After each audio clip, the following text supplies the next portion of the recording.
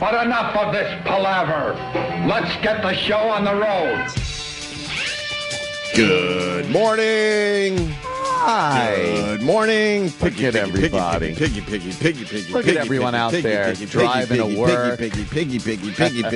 How does that one go? I like that one. We got to crown a winner today. Piggy. Everyone.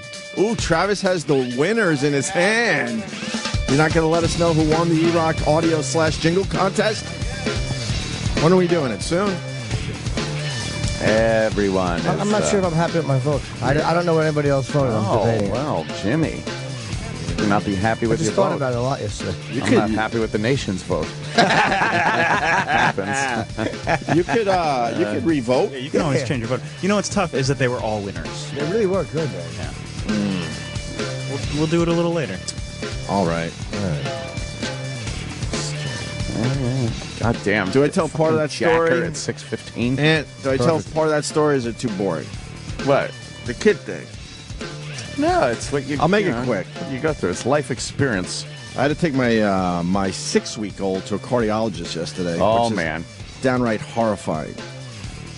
Going into it, to be fair, I'm not like... I don't want to oversell this. Like my pediatrician said, and this is something a lot of parents have to deal with. They're like, we think it's this, which would be no big deal, but just to be safe, let's get our heart checked. But I like spreading that insurance money around to all the rest of my doctor colleagues, so let's send out for a few tests. I like your translation, because you know what? I guarantee part of that plays into it. Yeah. So you're right. Yeah.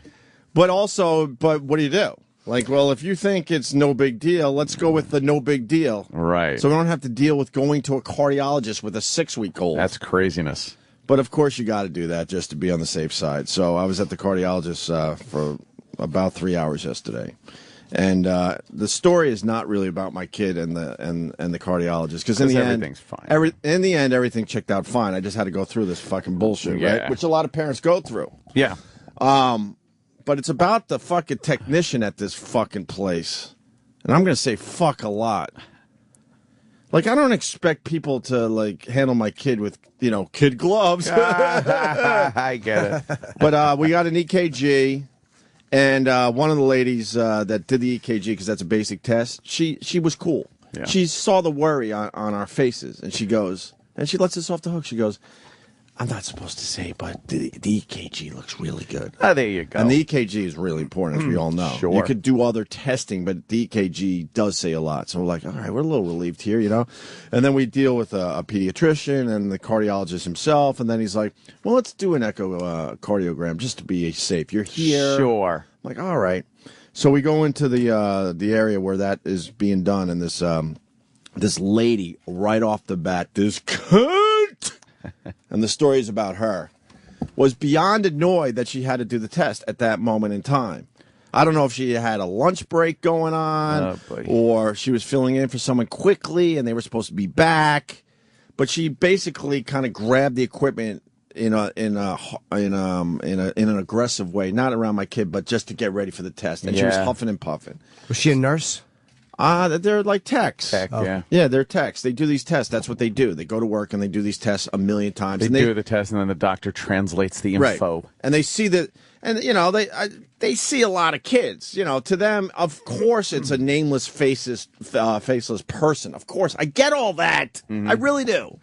So then we lay down our daughter, 6 weeks old, just in a diaper. She doesn't even warm up the freaking thing they use. Really, the little sensory thing? Yeah. Just puts it on her chest. Puts it on her chest in a way where if it was just this much fucking harder, I would have strangled her. Oh, yeah. I would have strangled her. And she's doing the test, and she's looking at her watch, and she's looking out of the fucking room. And we're sitting there like, you're looking at my kid's heart chamber right now. Could you have just a little respect, please? Part of their job is to put the people a little bit at ease. Not even put them at ease, but don't make it any more stressful than it has to be. It's an incredibly stressful thing, because you don't know what the fuck. You don't have the clear from the doctor yet, and she's just going through. And then we reference our daughter, and she goes, "Oh, it's a girl," and I mean, you can make all the jokes you want, but my baby looks like a girl. but she's not really paying attention. She goes, "Oh, I thought it was a boy," and then gets really mad because I guess she has to start the test over again, even though she was halfway through it. Because I guess I don't know. I guess the heart's different in men and women. I don't even know. Do you know? I wouldn't know why that would make a difference. But it made a difference. They must key it in or something. Right. So she's like Yeah. annoyed because now she obviously doesn't want to be doing this particular test because whoever the fuck was supposed to do it wasn't there. So she has to start over. So of course, almost aggressively, she's starting the test over. She has to punch in all the fucking buttons again. So then we do what every single person that is hearing my voice does. You're going through one of these tests, whether it's you or whether it's for your kid. You go, how does it look? Because you're out of your mind. Right. Because you don't want to go in the waiting room, wait for the doctor to get the test, and then go into his office and have that dramatic moment. It's happening right there. And these techs, even though they're not doctors, they know exactly what's going on. Yeah. They're not stupid. She turns to us, and she couldn't wait to say this, almost with a smile on her face. "Oh, I can't tell you. The doctor will be with you after the test is done." Then kind of gave one of these like smiles and went back to the test. She could have just said like, "It doesn't look like there's anything to worry about." Right, but something. But I can't say for sure. These techs, most of them are cool. We've all been through it, and I would say 8 out of 10 will go. Yeah. You know what? I'm not a doctor, but it's looking pretty good. You know, but I'm not the doctor. You know, they protect themselves. Yeah. So, but she couldn't wait to say that. Couldn't wait. And then, my kid, 6 weeks old, is crying a little bit. She's like, "Do you have a pacifier or something?" She's just so annoyed. Jesus Christ, it's your job. What a cunt. And I got my son who's about 2.5 now. Your son. And he's exhausted because we've been there at this point about 2.5 hours. So he's kind of starting his acting up, normal shit. So I just take him out of the fucking room, A, to calm him down, and B, because I was ready to lose my shit in a way in a way that wouldn't have been good. Just unload on her. Yeah. Yeah. And she had fuck me heels on and the tightest pants ever, which I would have enjoyed if she wasn't such a cunt. Was she pretty? No, she was a butterface. Nice body, though. Yeah, I told my wife, I go, those pants were so tight. When she bent over for something, I actually did see her pussy lips. Oh, and you've turned me around, Oprah. and I told my wife that. I'm like, and then of course I have to throw in, who goes to work like that? Yeah. For a cardiologist. Were they big lips? I mean, I know that's not the point of the story, but they were. Digress for a moment. The whole plot of the story has now changed to her plump pussy lips. They're kind of like corduroy, fucking nice pants, and just enough, just a little. Well, all right. So if you're tuning in late, there was this this nice lady was bothered by this awful couple. Okay. I don't even know why I'm telling the story. I guess because maybe people could relate. You go through I'm certain a situation. They know you're in a situation because they do this for a living, and they have complete control of your emotions and your fears. Yeah, they got to realize that the parents got to be freaking out in there, and they got to. She was so keep conscious of that. When she looked at her watch a couple times, she wasn't officially sighing, but it was like just short of sighing. She had a better place to be, and whether it's true or not, the parent doesn't want to think that they have anything more important to do than that moment right there. Thank you. Yeah, thank you. I mean, a monster like you even knows that. I'm kidding. No, but when it's something that's sensitive for them, it's daily routine. But for people, it's not. Look. Most people don't go in there and have their own heart or a baby's heart checked. They do 10 of those tests a day, but it's not like you bring in 10 kids a day to have their fucking hearts checked. Right. Yeah. It's I think it's a delicate balance because, to them, they don't give a fuck if there's anything wrong with your kid. I get that. Yeah. I see a million people walking around the streets every day. I don't give a fuck what's going on in their lives. But you're in a position where you got to kind of balance that out and figure it out a little bit, I think, right? It matters a lot. I had to talk to a doctor yesterday, all more apnea nonsense. And this guy has talked to me a few times, and I spent 10 minutes on the phone with him. And as we're hanging up, I said, thanks, man. I said, you're a good doctor. Thanks for talking to me. It's all it took was the idea that he gave a little bit of time and talked to you and didn't blow you off like you're a number in the system. And that's all you ask for. And I say that every fucking time when I have a good experience. The cardiologist himself was amazing, and I told him that. I told him how great he was, and I didn't rat her out. I don't even know why. Yeah. I still might call today, to be honest with you, because I was so fucking annoyed. I'm not one of those guys that calls and fucking tries to get people in trouble. But this was over the top, man. Always tell them if they're good doctor. I always do it. I go, I hope you understand. Right. This means a lot to people when you give them that moment. Yeah. The doctor that we shared for a while, I stopped going to her because she gave me an EKG once, right? And I go, so what does it say? And she goes, oh, it's saying heart attack, and then leaves the room. Why? And leaves the room. I think I stopped breathing, and then she Holy came shit. back in because I forgot what she had to do, but she had to leave at that moment. She goes, oh, it's saying heart attack, and then she goes back in and goes, but the machine is usually 95% wrong as far as that part of the test goes. You fuck. But she says that after the fact, and long story short, I didn't have a heart attack. I have an acid reflux issue. What a But bitch. She's the worst.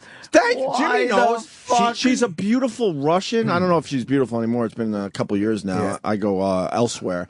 But she's the one I used to talk about. She'd walk in really sexy with the white blouse that's down. Oh, the yes. buttons are down a little too Yeah. far. And you can Very see nice. the bra. And she has the skirts. And she kind of, when she's talking, she almost is like twirling her hair as she gets the basic information. Dude, not far-fetched from that. Not Danny found far-fetched a from good the picture. nurse fantasy shit that you see. Yeah, out she there. was kind of what a sexy, but her good- bedside manners. It's like Club Soda Kenny if he were a blonde Russian woman. I don't think she was even a. Oh, we know her. That's her. Is that? Let me see. That's what's her name? Is that Victoria? Yeah, we know Oh. her. She's been in. Dr. Z. Dr. Z. That's Dr. I think Victoria's so. the drug, No isn't way. it? That's her all. She looks a lot better right there. Well, look at her face closely. I'm gonna bet money That that's looks her. like her to me. She's not a bitch though, Jimmy. All I'm gonna say, and we've said it on the show, that some of these Russians that are now living in our country have a very, very, I'll use the word stoic personality. Yeah, they're different. They're not aware. They're not being Right. bitchy. That's just how they their- are. That's how they That's are. how they give information. right. It is just what it straight, is. whatever. Like I said, it's a fine balance. So unfortunately, I fucking missed Oliver Stone yesterday. I'm fucking pissed off. Yeah, that was Cole. He's he's a little out there. He's But- nutty, He's but a little nutty. I think he smokes a lot of pot, but he had fun. Think? Really? I've heard that, yeah. Nice. I wish we had more time with him. Yeah. Yeah, that went very quickly. But Roland said when he was leaving that he was saying like how much he liked it and he wanted to come back. He's like, those guys are great. They read the book or they knew the Yeah, documentary. yeah. Like he was happy that we talked about the. Oh yeah, actual- we didn't talk about his movies at all, which was like fuck. I know, right? Yeah, And there's so many to talk about. I know. the time just went so fast. Yeah. Of course, someone has to ask, was the lady black? No. No. No. Matter of I fact, did- and matter I of fact, didn't guess ask. what? Guess what? The black lady, if you need to know, you racist dicks, was the nice one in this office. Oh. She was the one that said, look, I'm not supposed to say, but the EKG looks really good. So where is Bizarro Cardiology Yeah, exactly. Company? Where's this friendly nurse allegedly? It was the white broad. If she could chew gum there, she would have. She would have been snapping gum as she did her testing. Great. One of those. Jeepers. One of Dude, those, man. I was out of I haven't run across someone like that in a while, man. Yeah. And when they're dealing with your kid, they got your kid in their hands. Oh my God! A brewer told me this before I had kids. I was hanging out with him at his house once, and I think my wife was pregnant at the time, and he goes, the one thing about being a parent that you learn is you officially know you can murder somebody.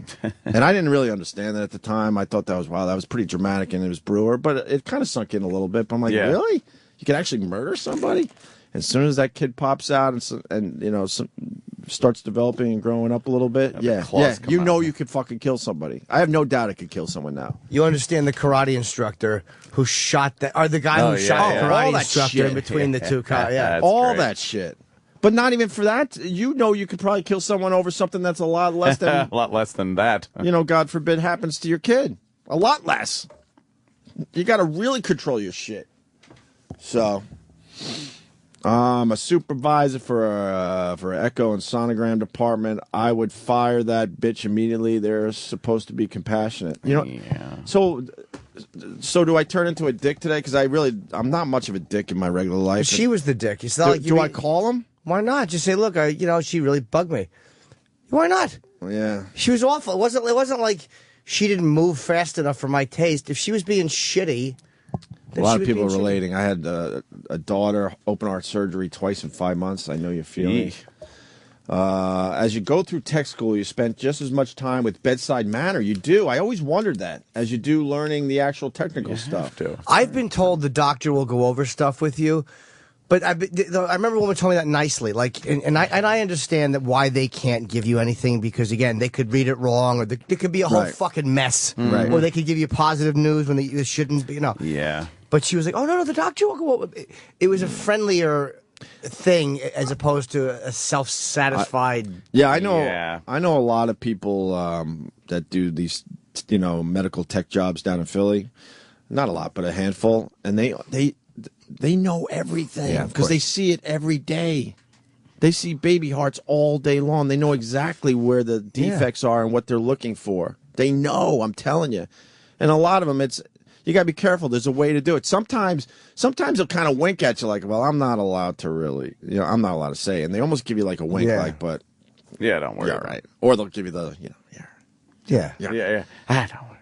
Just in case, like, God forbid, she was completely wrong. You can't, like, call her out on it because she'll go, no, I was just kind of smiling at you, know. I just want to talk to one doctor, and then we can move on. It's Charlotte. What's an EKG? I've heard of it, but I've never given one. That's why I love Dr. Steve, because, we all have just dumb things we want to ask doctors, and you can't get your regular doctor on the phone because they don't have time. And Dr. Steve is one of these, we beat the shit out of him. I'll give him a huge compliment today. He has that bedside manner, and we'll talk to you like a human fucking being, Yeah, he's knowledgeable a great too. guy. Right. Yeah. Dr. Steve. Considering his history sexually of arrest, he's a nice man. Charlotte, Doctor, Baltimore, what's going on? Oh, Charlotte, what's going on, Hey, Charlotte? Doc. Hello. I just wanted to say I work with a lot of techs in my profession in radiology, and you absolutely should call and tell the doctor about her behavior. It's not good for patient care. It's not good for the parent, especially. She shouldn't be working with kids. Work with adults. I mean... Well, she has an out because, like I said during the story, I hope you picked up on it, there was nothing I can't completely go, she did this. Yeah. You know what I mean? It was just a vibe. It was very obvious, though. The looking at the watch, the almost sighing, the looking at the doorway constantly, like, when is this? Basically, which we've all gone through if you have a job. You're like, when is this fucking bitch coming back? Because I don't want to do your fucking job. I get it. Yeah, but in medical care, there's no room for that. You're a parent, you're worried. It's the intangible stuff that you can't put your finger on that's the most important part of it in her job. So completely unacceptable. Call her out on it. Call the doctor, because the other thing is, the doctor probably doesn't even know that she's acting like that, and any behavior she has reflects on him. Right. So, you got to do it. Right. But she's probably got a power trip issue. She's not a doctor, but she's got a lot of control over you in your situation. She wanted to be, somewhere else partying or fucking blowing somebody, I think. But when the doctor walked up to her, like, can you do this test? She kind of gave him a quick attitude, but saw that we're in the room. Yeah. Like, well, Joan, I forgot the name. Joan, where's she's supposed to? And then the doctor's like, well, could you, start the test? They're waiting. He sees that, holy fuck, this family needs a little relief as soon as I could give it to him, but I can't give it to him until I, get all the test results back. What a bitch. All right, Charlotte. Yeah, no. Sounds like you guys tell him. And also, one You're driving Chitty Chitty Bang Bang? The hell is that? Imagine she really is. She's just fucking over Baltimore, avoiding all the fucking traffic. Yeah. What, Charlotte? The doctors don't send you to other doctors to spread the insurance money. Oh. It's more like he's probably afraid if, God forbid, there was something wrong, he would get sued by you. Yes, litigation. Well, it works out conveniently for everybody. Yeah. Well, good. I'm so glad. No, I mean, you got. I think it works out conveniently. Like for the insurance. You're always being sarcastic. Oh, everyone gets for the doctors. Grease. Got it. Right. Everyone gets their money, even the insurance companies. No, I believe my pediatrician when she said, "Let's just make sure." Yeah. And then you're in the back of your head like, "Oh fuck, that's going to be like more time, money, stress, all that shit." But it works out in your favor. Yeah, I mean, I suppose so, but really, like, that is not at all what it goes on in real life for 99% of people that I know. Okay. No, So, I know a lot. I know most of you guys are on the up and up. I understand. Absolutely.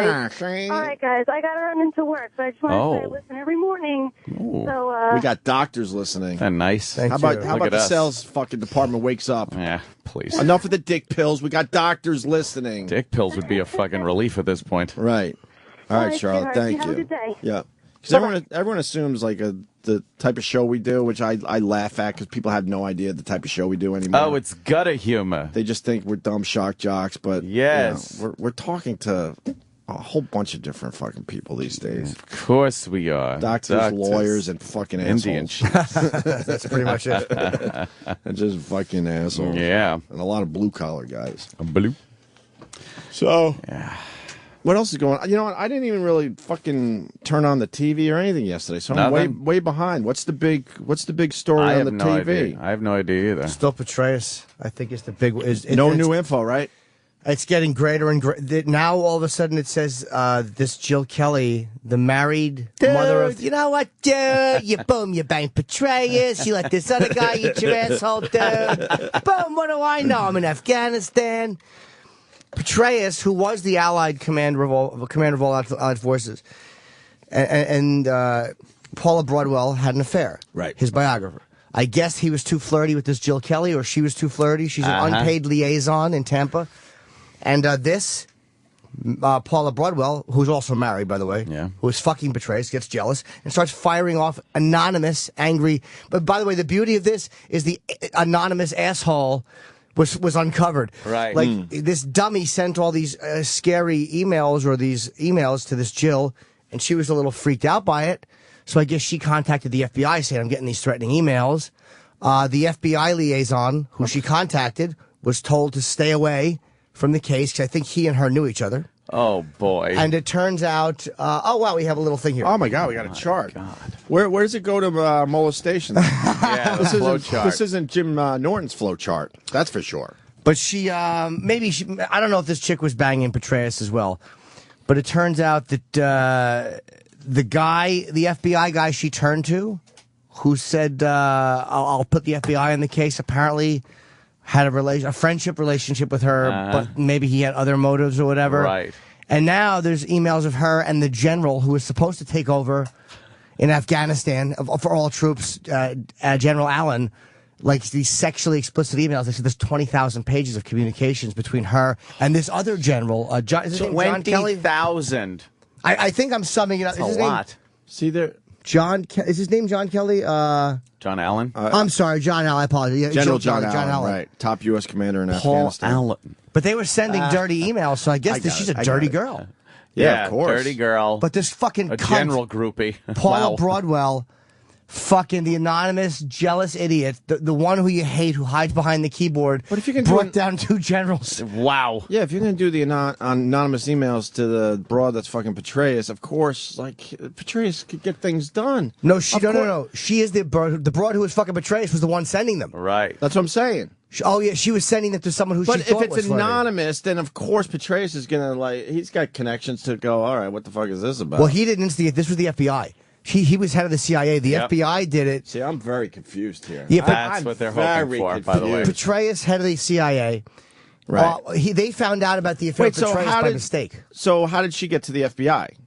Like when we get harassing emails, which we do, we can't go to the FBI. How was she able to go to the FBI? Well, Jill, the one who was getting them, had a lot of connections because she knew people in the military. Right. And she knew this guy who I think his name was Fred Humphreys in the FBI. He was the liaison, and I think he turned it over to the FBI. Gotcha. I believe the FBI said to him, because you're close to this, don't go near it. Okay. And I think that this guy actually ratted to somebody about it because he wasn't allowed near it. It's a whole bunch of fucking sneakiness. Hold on, Dan, leave that up for a second because there's one more. Well, then you got the twin sister. How is she involved? I think she has nothing to do with it. She's just the twin sister who has a cooking show with Jill Kelly. And what about Chuck? Where's Chuck? Chuck Klosterman. I used to read his books every once in a while. Oh, I don't know. This flow chart is a day old, so that we might need some updating. True. But I heard they mention his name, and I recognize him as an author. I read a couple of his books over the years, a long time ago. So why is he involved? I don't know. I am not sure.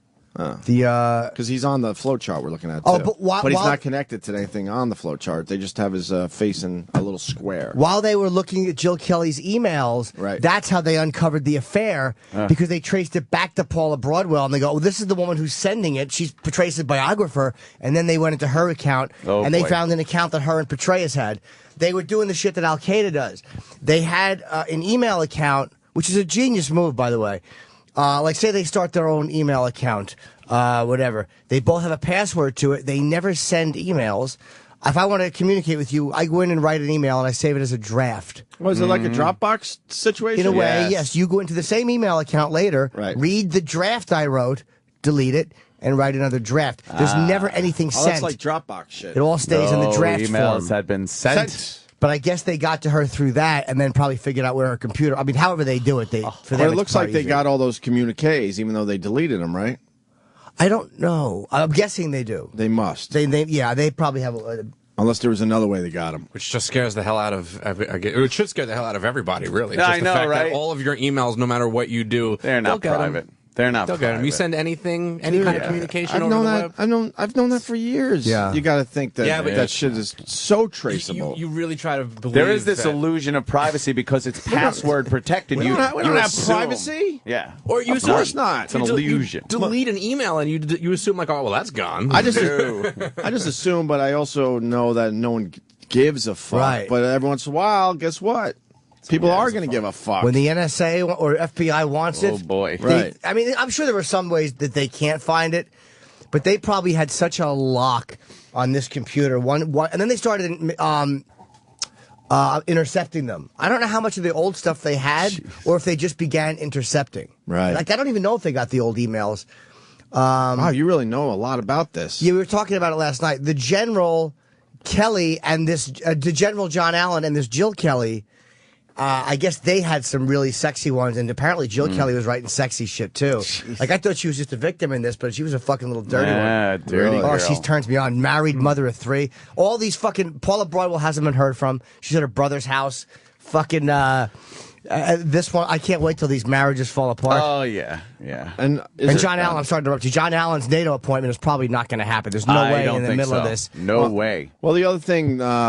It says FBI found classified information on a personal computer of Petraeus' mistress.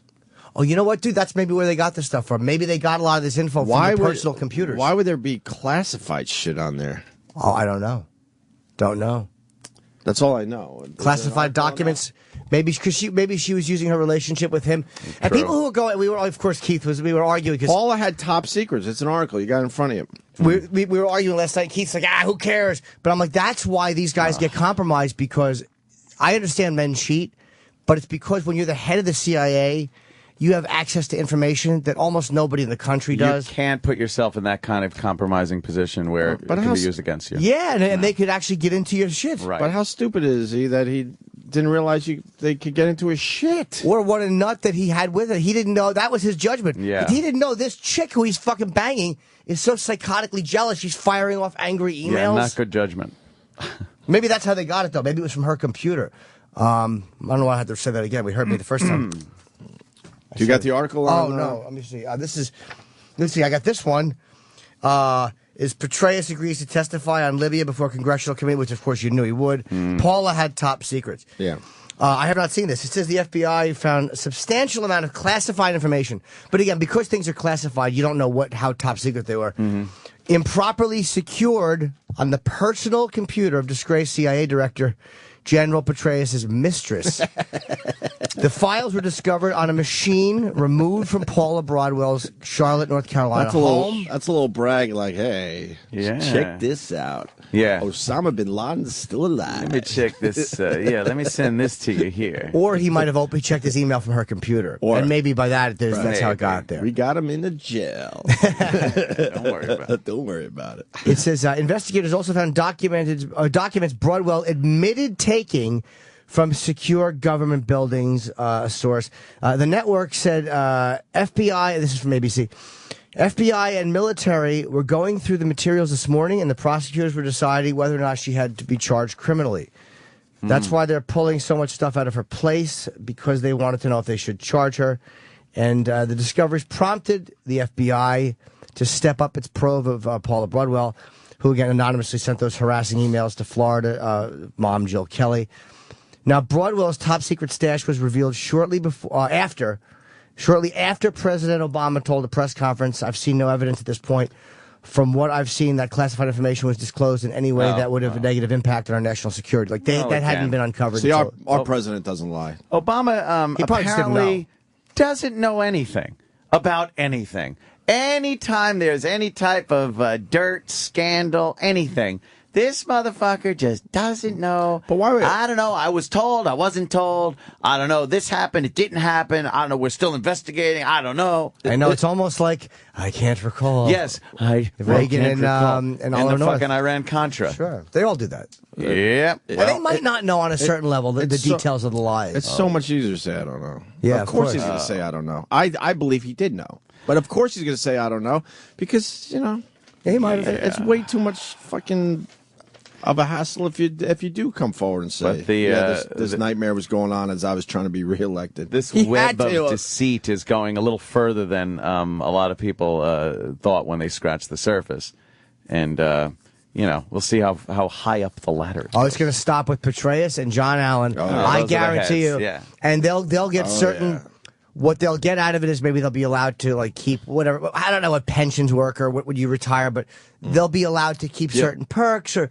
You think it's like a radio bit gone bad where they sit everyone down? Oh yeah. Let's see. Let's see who's involved, and then we'll get you back into the Who back else into knew? the war. Who else knew about they wanted us to rat out everyone. Yeah. I remember running out of the fucking building with my desktop computer. Oh yeah. Yeah, and they were like, "You got to bring that back." Like, yeah, right. Sorry, I sold it. Right. Remember that? They told me that was NEW, right?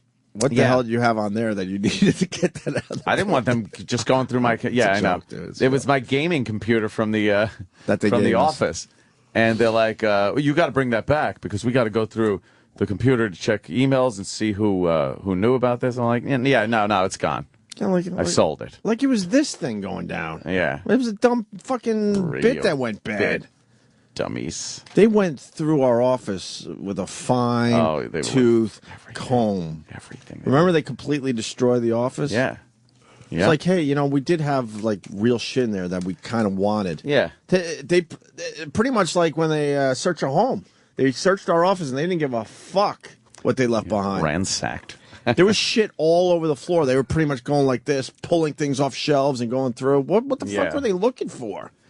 I don't know. Anything for litigation. Anything to protect them in a litigation if they make a decision to prove that they were on the right side or any of that stuff. This was the NEW prank, Sex for Sand, that went bad because we've gone through this, I don't know, 3 or 4 times now. Yeah. And I remember people that were still working there told us that they locked that office and no one was allowed in it or was allowed to touch it. And it remained like that. Yeah. We haven't talked about this in a while, so I don't remember. A long time. A long time is a very good answer. Yeah. A really long time. And then they finally just took all our shit and threw it away. We were never able to really go back and get any of our stuff. Maybe they were looking for something which would have because they had to pay you guys. Maybe they were looking for something that would have enabled them not to pay you. Some kind of a contractual breach on the computer, like maybe, you had kitty porn or anything that they could use to not whatever they were looking for to not pay you, and they didn't find it. Yeah.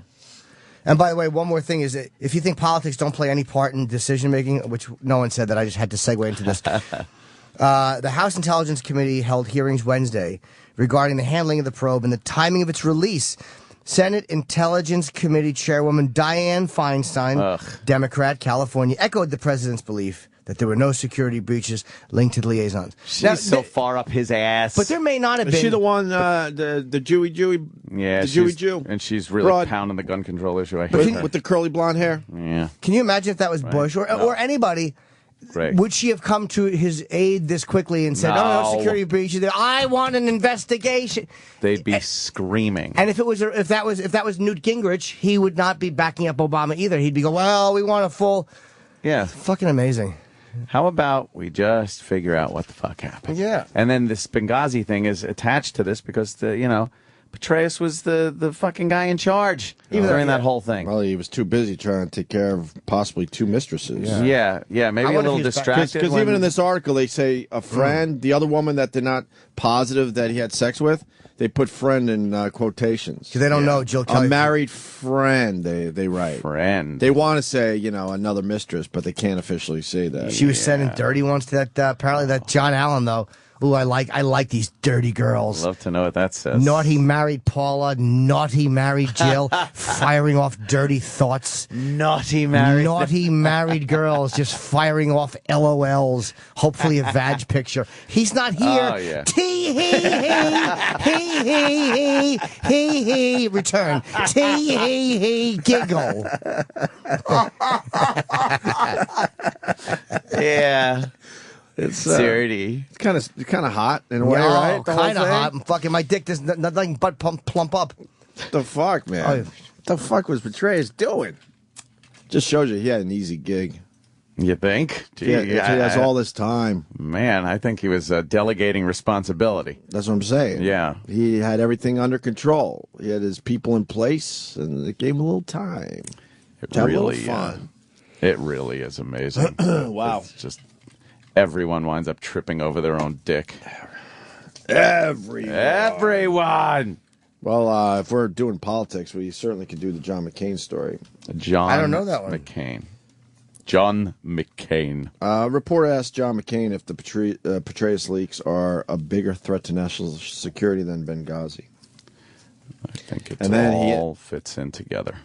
You don't know what he did? No. All right, I won't read the other part. It's classic, actually. Ooh. I'm going to hope he cupped the fart and threw it at the guy. It was totally unexpected. He farted into a paper cup and held it under the reporter's nose. Now, we're not big fans of the reporter, are we? I don't think so. But do you have a problem with what this reporter asked? I think it's a stupid question. Reporter asked John McCain if the Petraeus leaks are a bigger threat to national security than Benghazi. Okay. Not a bad question. Reporters have certainly asked worse. All right. I think there's a motive there. But, okay.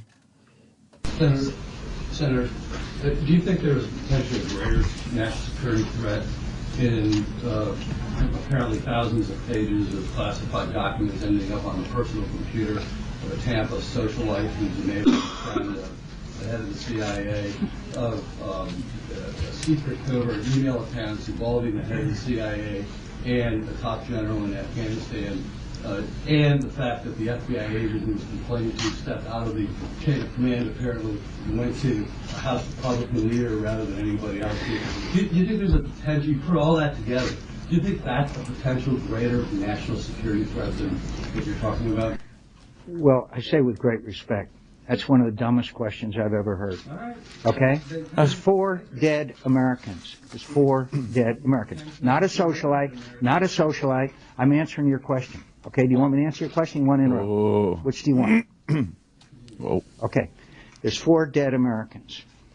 The lives of other Americans were put in jeopardy. This is a matter of 4 dead Americans. I think that the other issue raised is very serious, and I think it deserves a thorough and complete investigation. But it does not rise to the level of an attack on American consulate that took 4 American lives. And I'm sorry if I was... I think it's certainly a national security issue, but it doesn't rise to the level of 4 dead Americans. Pardon me? Could it threaten more than 4 lives? I think any security brief could threaten more, but the fact is there are 4 dead. Yeah, go ahead. Good for him. And you could tell that guy kind of knew his question was bullshit because he was setting it up in a way by saying, and when you take all those things and put them together, he didn't just ask it like you'd say, what's worse, A or B? Right. He knew he had to pile it on to even make the question sound right. Yeah, yes. Good for McCain. It's not good she's got classified shit on a computer, obviously. No, but that's not the same as an attack on a fucking embassy. Of course. And in Libya. It's two different issues going on. Top secret. Ooh. I wonder what it is, though. You know, the power of the pussy. Things are considered secret, top secret, even when they're kind of just, silly stuff. But I think he couldn't help himself. The power of the pussy was like, he probably got giddy. Like, He probably knew what he could probably show her that wouldn't be much of a big deal. It could be stuff because she's the biographer, right? Yes. So he probably gave her some information about him that might be pertinent to the book, and it's considered classified, but maybe, if the normal Joe read it, he'd be like, oh, why is this considered classified? And then they give you some weird reason. There's an address in there that we don't want out. I don't know. I'm just speculating out my ass. By the way, Jimmy did a great job of this whole thing because I'm very confused, but now I know a lot more. Notice how on top of this I am? The fucking dirty emails back and forth. And boy, that one I pour over every article. You explained that weird flow chart that's been going around. The one thing that you might have got wrong. That's possible. According to Matt Bishop, he says that they never deleted the drafts. Bishop? Oh, I didn't know. Okay, you know what? That was actually told to me. I didn't realize that. Okay. So all the drafts are still there? Dummies. Matt, I trust Matt, but... He might be right. But I would say he's probably right. Is he on the phone? No, he's... Okay. He's on the instant. You might be right, Matt. That was told to me last night in conversation. So maybe someone describing the method did it wrong. Wow, that's sloppy to save dumb, the emails. Yeah. But then again, you want to go back and jerk it's not emails officially, like you're saying. It's this. Or the drafts, yeah. But why not delete them? It's kind of like the only way I could describe emails. it is like a Dropbox. When someone sends you something, you go in and sign in. Sure. Oh, all right, that sounds cool, and then you could add to it or whatever. Maybe it was Dropbox. Maybe you could do that with emails. No, this was a Gmail account. This was definitely a Gmail account. Just leave it in drafts. Yeah, without sending them. Yeah. Yeah. But I don't know why they didn't get rid of them. I see what you're saying. Yeah. So if you both have the password to the Gmail account. Right, you're just reading each other's drafts. And then, okay, I'm like, why wouldn't they delete those drafts? Yeah. Oh, okay. I thought it was another special there's service. no trail. Gotcha. But they could track you going and coming from that email account, but there's nothing going zipping back and forth. Yeah. Thousands of emails. Oh, I want to know what the Paula Bravo we already know is dirty, the dirty biographer. But I want to know what that Jill Kelly was sending the general. Oh, yeah. Oh, my husband's away, and so are the 3 kids. Here's my cunt. LOL. I sure could use a 5-star fucking right about now. Yeah, he fucks me like a corporal. I'd like you to eat my ass like at least a colonel. Yeah, I'd like you to plow me like I'm a Taliban mistress. You got to think some of those emails will come out. Oh, dude, I think they will. They have to. Yeah. They're on the record. And Keith Michael, I guess he tried to call into the show, but he's saying Sal panicked. Oh, yeah. What is He Sal? called in, Sal. and he says now you got Sal nervous. But this guy wanted to say, but Sal didn't put him on hold for whatever reason. I'm not saying Sal was wrong because I have no idea. Could assume it, though. Yes, he retired to save his pension and an honorable discharge. Yeah. Okay, yeah, that's probably the smart move. Yeah. But this other guy's waiting for his NATO appointment. Oh, I don't see that coming anytime soon. No. And she's not allowed on the base anymore. This chick, Jill Kelly, has not been allowed back on that base. Oh, no shit. Yeah. So by complaining, look what she brought down this fucking. But then again, by sending the emails. And there's another part. Always something like that. Oh, fuck, this guy hung up. I was just about to go to you. She contacts the FBI guy. I think you said this. Humphreys, I believe his name was. And then the FBI guy decides to send the fucking topless photo of himself. Yeah. Yeah, but I think that he's saying that was an old photo as a goof, and they might have known each other prior. It's a goof. I'm assuming they knew each other, and that's why she contacted him. It's a goof. What are you gonna do? Send a shirtless picture to chick. Like that isn't fucking putting your toe in the water. Oh, brother. No. Unbelievable. Yes. Oh, I love these. I love these dirty Tampa girls. Yeah. What are you doing? Oh, I'm just here in Florida pulling my thong between my ass cheeks. What are you doing? Hubby's away. Fucking dirty Tampa girl. I'll bet you that fucking Paula Bridewell would make him fuck her with the uniform on. Oh, She'd probably leave the uniform on, Jen. She'd call him Jen. He'd hold her head. Is Florida officially like the craziest girl state? Yes, degenerate, crazy, lunatic, fucking. Wasn't that remember that astronaut? That crazy astronaut with the diapers. That was to in Dallas. Florida. Yeah, she drove to Dallas. She drove to Dallas and be from Florida. Yeah, she drove to Dallas in a fucking with a hammer and diapers. Yeah, to make a doo-doo in her pants and then build a house. Remember that winter? Oh yeah. I mean, how fast do you got to get somewhere where you can't pull over and quickly take a duty? Very, very focused on her plan to cave the chick's head in with a hammer. Yeah, Florida is just a weird ass. I love that. Weird ass state. Yeah. Holy shit. Yeah, that was lovely. Well, we got to get to the E-Rock contest. Yes, we do. And I'm so sad that the great story about Anthony in the paper, too. Oh? Yeah, I was surprised. It's a man distraught over presidential election results kills himself. Some guy just killed himself. There you go. At least that guy had some gumption. He's a mover and a shaker. What happened there? He said... At least he's not one of these fake guys. You hear people go, if he's reelected, I'm leaving the country, or you do hear sometimes, I'll kill myself. Well, this guy wasn't lying. Well, of course, he was Key West, Florida. Oh boy, psychotic fucking state. He said he was distraught of the presidential election results, and he worried about his business. Killed himself, and they said that they found Henry Hamilton's body. It was in his bedroom on November Hamilton. 8th. And he had a living will, and with the handwritten words, "Do not revive. Fuck Obama." 2 empty prescription bottles were found in the dining room. His partner, Michael Cossey, told Key West police he saw Hamilton when they watched the election results together. According to the police report, Hamilton was upset and said, if Brock gets reelected, I'm not going to be around. That's probably because here's what was probably happening. Obviously, a gay couple. The one guy was probably saying, I want to get married. I hope he wins. And then he's like... well, if he wins, I'm going to kill myself because I'm not marrying you. Sure, I like when you put it in my ass, and I like your beard on my back, but I'm not going to marry you. We can't, remember? And then he got elected, and he's like, oh, fuck, I'm going to have to marry this guy and give him half my shit. Fuck it. Have some pills. That's my take. It's a good take. Man. Yeah. That guy's, This whole fucking thing is going to get figured out. They all, like, the weird thing was Broadwell, they did the biography, and they began fucking in Addison, Texas, which is such a weird place, considering I'll be there tonight, tomorrow, and Saturday at the Improv. Tickets available. When are you going to come to Dallas? I'm coming, assholes. Where are you? Hey, little Jimmy, you got the Dallas plans? Yeah, tonight. Isn't that the worst? Holy shit. How many fucking times am I going to get emails and go somewhere and the fucking room's half sold? Fucking Jimmy, you got to fucking come down here, man. Yeah, you got to come down and do some shows in Texas. On my way. You got a lot of... How many times you hear? You got a lot of fans in this blank. Yeah, exactly. In this blank. Yeah, it should say in this room, meaning his house. Just because you and your pal stumbled upon the show doesn't mean the rest of the fucking town knows us. Right. Can't just go to your town. We're realistic where we are in our careers. Absolutely. Yeah. We got the stunt brain calling in. He knows this shit. Oh, well, yeah, he definitely knows. Oh. He's with the Blaze. Stunt brain, our ex-producer. He makes believe he's a moderate, but he's a right-winger like Anthony. What's up, Stunt brain?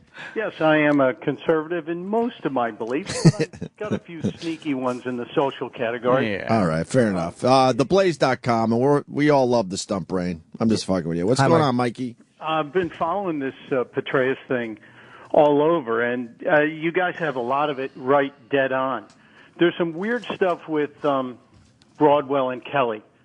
As you've talked about Broadwell, she had security clearance that just got shut off. Yeah. Because she was traveling with Petraeus, and she had access to stuff for his biography, but they just slammed her and closed the door on all her clearances, so she can't get at classified stuff anymore.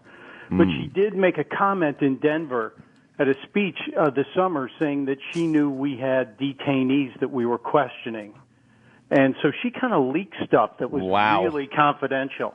And the video's on the Blaze, obviously, you can see that. And the weird thing about this Jill Kelly and her evil twin sister. Why is her twin sister Is she nutty evil? or something? Yeah, she has a twin sister who's apparently a little unstable.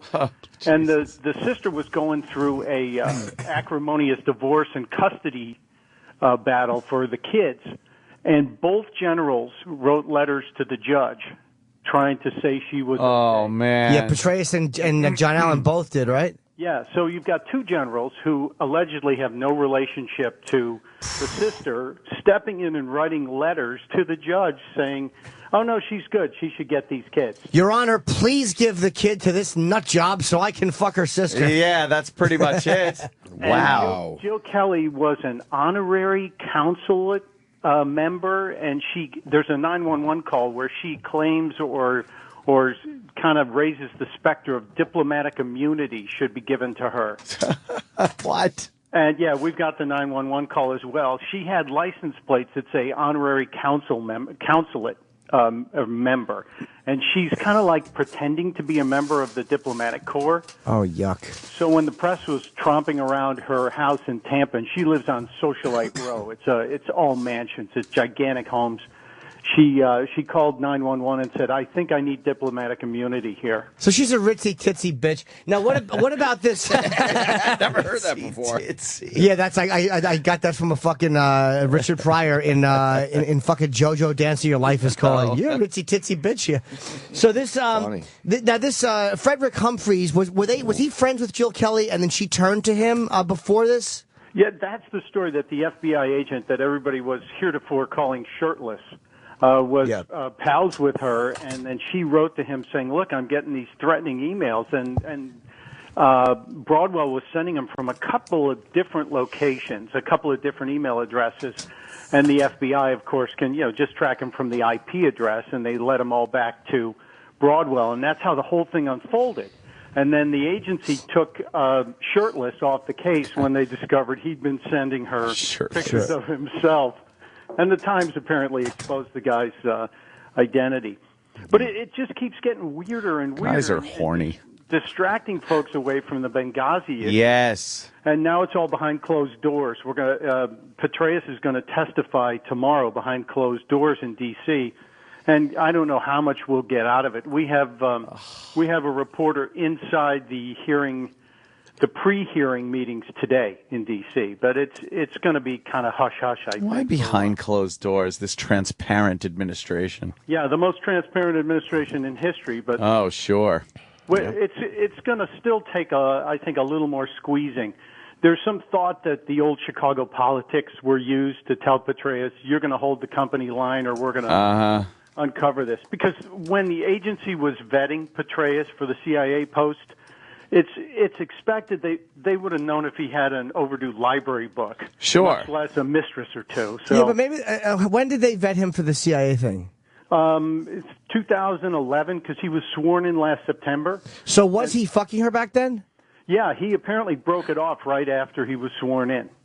So maybe there really was no connect. Like maybe they just didn't know. Like maybe he was just banging her overseas, and there was no way for them to know. They should know. They know everything. They know. Yeah, you got to think they know. When they do backgrounds on these people, oh my God. I think I agree with you on Well, that. I had one more question too about this. This Humphreys, right? This guy was not allowed in the briefings or anything, right? He was kind of taken off the case from the very beginning. Yeah, pulled off once they realized that he had that little connection with Kelly. Aren't these great girls though? I love girls like this. Just these rich, fucking dirty ones who want to be with the military guys. Well, the weird thing is I was trying to explain it to my wife, who's a soap writer, and she goes, we never would have gotten this past the network. It's too implausible. Right, it does sound ridiculous, right? So the whole thing is just crazy, and it just keeps getting crazier. And by the way, the little email trick they were using with the putting the things in the draft on the Gmail account, yeah, they learned that from Al-Qaeda. That's what the terrorists use to transmit their messages to each other. So nice to know we're learning from the terrorists. Well, it is a smart move. I actually heard about it first in a Don Cheadle movie, where he played the guy who was he was the star of the movie. I don't know. He was either the lead FBI guy, wherever he was. But that's how I heard about that first. Was in a Cheadle movie. Wow. Well, yeah, it was an Al-Qaeda trick. It's only going to get better, and part of me wishes we had Harvey Levin in the Senate hearings asking all the questions, because I think he'd ask the questions we all want to know. Yes. Yeah, hang with his cup of coffee, that dumb smile plastered to his face. In between sips from his straw. Yeah. His sugary coffee drink. Ugh. He doesn't want to get his white teeth stained. Right. That's why that's the model trick. You're a fan of Harvey Levin? I'm so disappointed I'm mocking in you. him. All right, good. Thank you. I got scared for a second there. No. But anyway, we're on it. We're following it, and it just keeps getting stranger. It is I don't know what odd. to expect next. But it is odd. It's juicy. Yes, it is juicy. It is juicy, and I'm enjoying the accuracy of Jimmy's coverage. I'm fascinated. But the sex is the bait, Jimmy, to get you in and follow it. It very much is. Benghazi. Look, I don't know who this guy is. I mean, I've never met Ben, so I can't comment on him. Oh, boy. When it bombed the first time, I had to really clarify it with the name Ben. Thank you, Mr. Stunty. Thanks, Mike. Thanks, boys. All right, Mikey. Blaze.com. Yes, theblaze.com. Stunt brain, everyone. We like the stunt brain. He knows that that political shit. Let's eat our food before it gets cold. Yeah, then make out. Yeah. You wanna crown the winner of the E-Rock audio / jingle contest next? Finally, Yes. Sure. Yeah. We wanted to do it yesterday. Then we got so busy with all those guests, and they were all terrific yesterday. Indeed.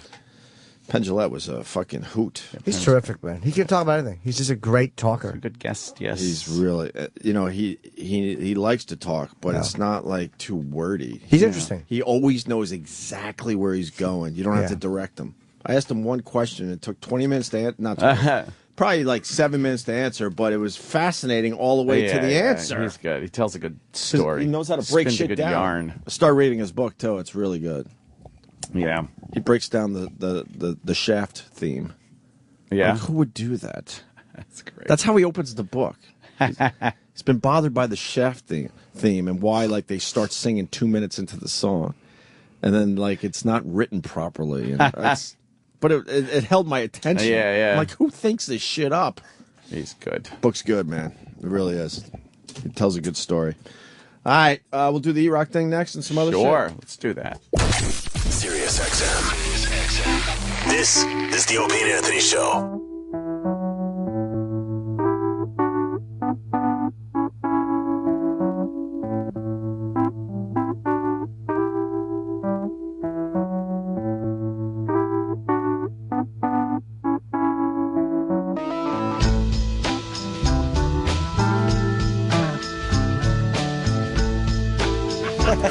We're such faggots. Not in the way where we take dicks, by the way. Well, relax, people. We're talking about how we like our tea. That's right.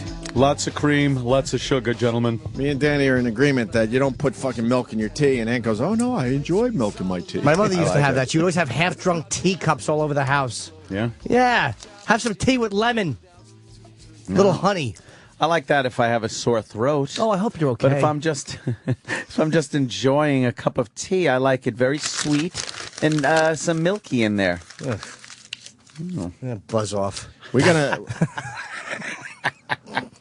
more importantly, we got a mystery caller. Okay. Mystery Surprise caller. caller. I have my theory as to who it is and what they want. I've already told the boys off air, so they'll confirm if I'm correct. All right. You don't know, right? I honestly do not know, but I'm guessing. No, but I have an idea. I don't know. Right. It's not going to be pleasant. I don't know, but I think I completely know. All right. Does that make sense? Sure. All right. Mystery caller. I'd like to register a complaint with Opie and Anthony. Bingo. I was right. So was I. I wish we And wrote me it too. down. I was right. How do we all know that you were the mystery caller? I'd like to register a complaint with Opie and Anthony. Yes. About their third wheel. Yes, mystery caller. Here's the problem. The problem is, people. I get a text from this ass last night about 7:30. Then, literally, I'm in the middle of doing something. 45 minutes later, I get a phone call. I don't know if you got my text. If you don't jump right away and answer this little worm. And in the middle of it, he's making some piddling offer. And he's going, there's not a lot of money, by the way. Like every horrible producer that we hate, but when it's him, it's like, hey, you know, there's not going to be a lot of money. So I'm supposed to just let that slide. Listen, you cheap idiot, there's not a lot of money. Don't call me. Now, here's why. Shut your fucking mouth. By the way, Shut up. when they said there was a mystery caller, I said it's probably Colin ridiculing my text. Your text. Yes. That doesn't stop the fact that you did it. I'll tell you why I did it. Your psychic ability doesn't change the fact you're an ass. Now, what were you doing at 7? Here's why I texted you, and here's why. I was at Creek. It doesn't matter what I was doing, but I was at Creek and Shade performing my Constitution show. Now, here's why I called you after a text, which I never do. I never give follow-up calls. Shut up. Yes, you do. No, I don't. I was voted least likely to give a follow-up call. I didn't realize that. And then he tries to throw Kenny under the bus. You never got back to Kenny, but I got back to Kenny the same day. Oh, you see? Text. You idiot. He hasn't gotten that. Well, you see that? What we have here is a failure to communicate. Oh. I thought that for some reason I knew that your power was back on. For some reason, I'm like, I wonder if he's having phone trouble because I hadn't talked to you in a few days, and I hadn't seen you. So I don't know why I thought that, but I sent Colin a text, a small offer, but it is literally all I have to offer. And I cleared it up, and then I didn't hear back from him. So I'm like, I wanted Colin to be the 45 minutes. Oh, that's what he also said. He goes, yes. He goes, you're the first person I'm putting this out. Whoa! He's the first person who's putting it out to. He said, you don't have the balls to offer any of your bigger friends that piddling offer. No. I have 4 different things to offer, but you were the first one I wanted to ask. And I was letting you know you're the first one I'm asking, but I wanted to put out a couple of other texts, but I wanted Carl to be the first one. That means Jimmy's got something. What do you got, man? He says it like it's Scott Rudin. Who's Scott Rudin? Some big producer. Oh, we're really out of it. I only said that because I had a thing that Scott Rudin was there. I wouldn't have even known that great reference myself, probably. I don't know who he is. We're out of the loop, guys. Let's face it. I should have said Scott Rudin. If we were all in showbiz, we'd be like, ha, ha, ha. Yeah. More important, I don't want to listen to Norton's rationalizations. What I want to say is, the fact is, Dice Clay's in the new Woody Allen movie. If Anthony doesn't have 20 minutes of Dice in Woody Allen movie. We actually did do a little of that. Yeah, when we first heard about it. I can't wait till it comes out. Absolutely. I want to see Dice and Woody Allen. It's going to be the greatest. Oh, hell yeah.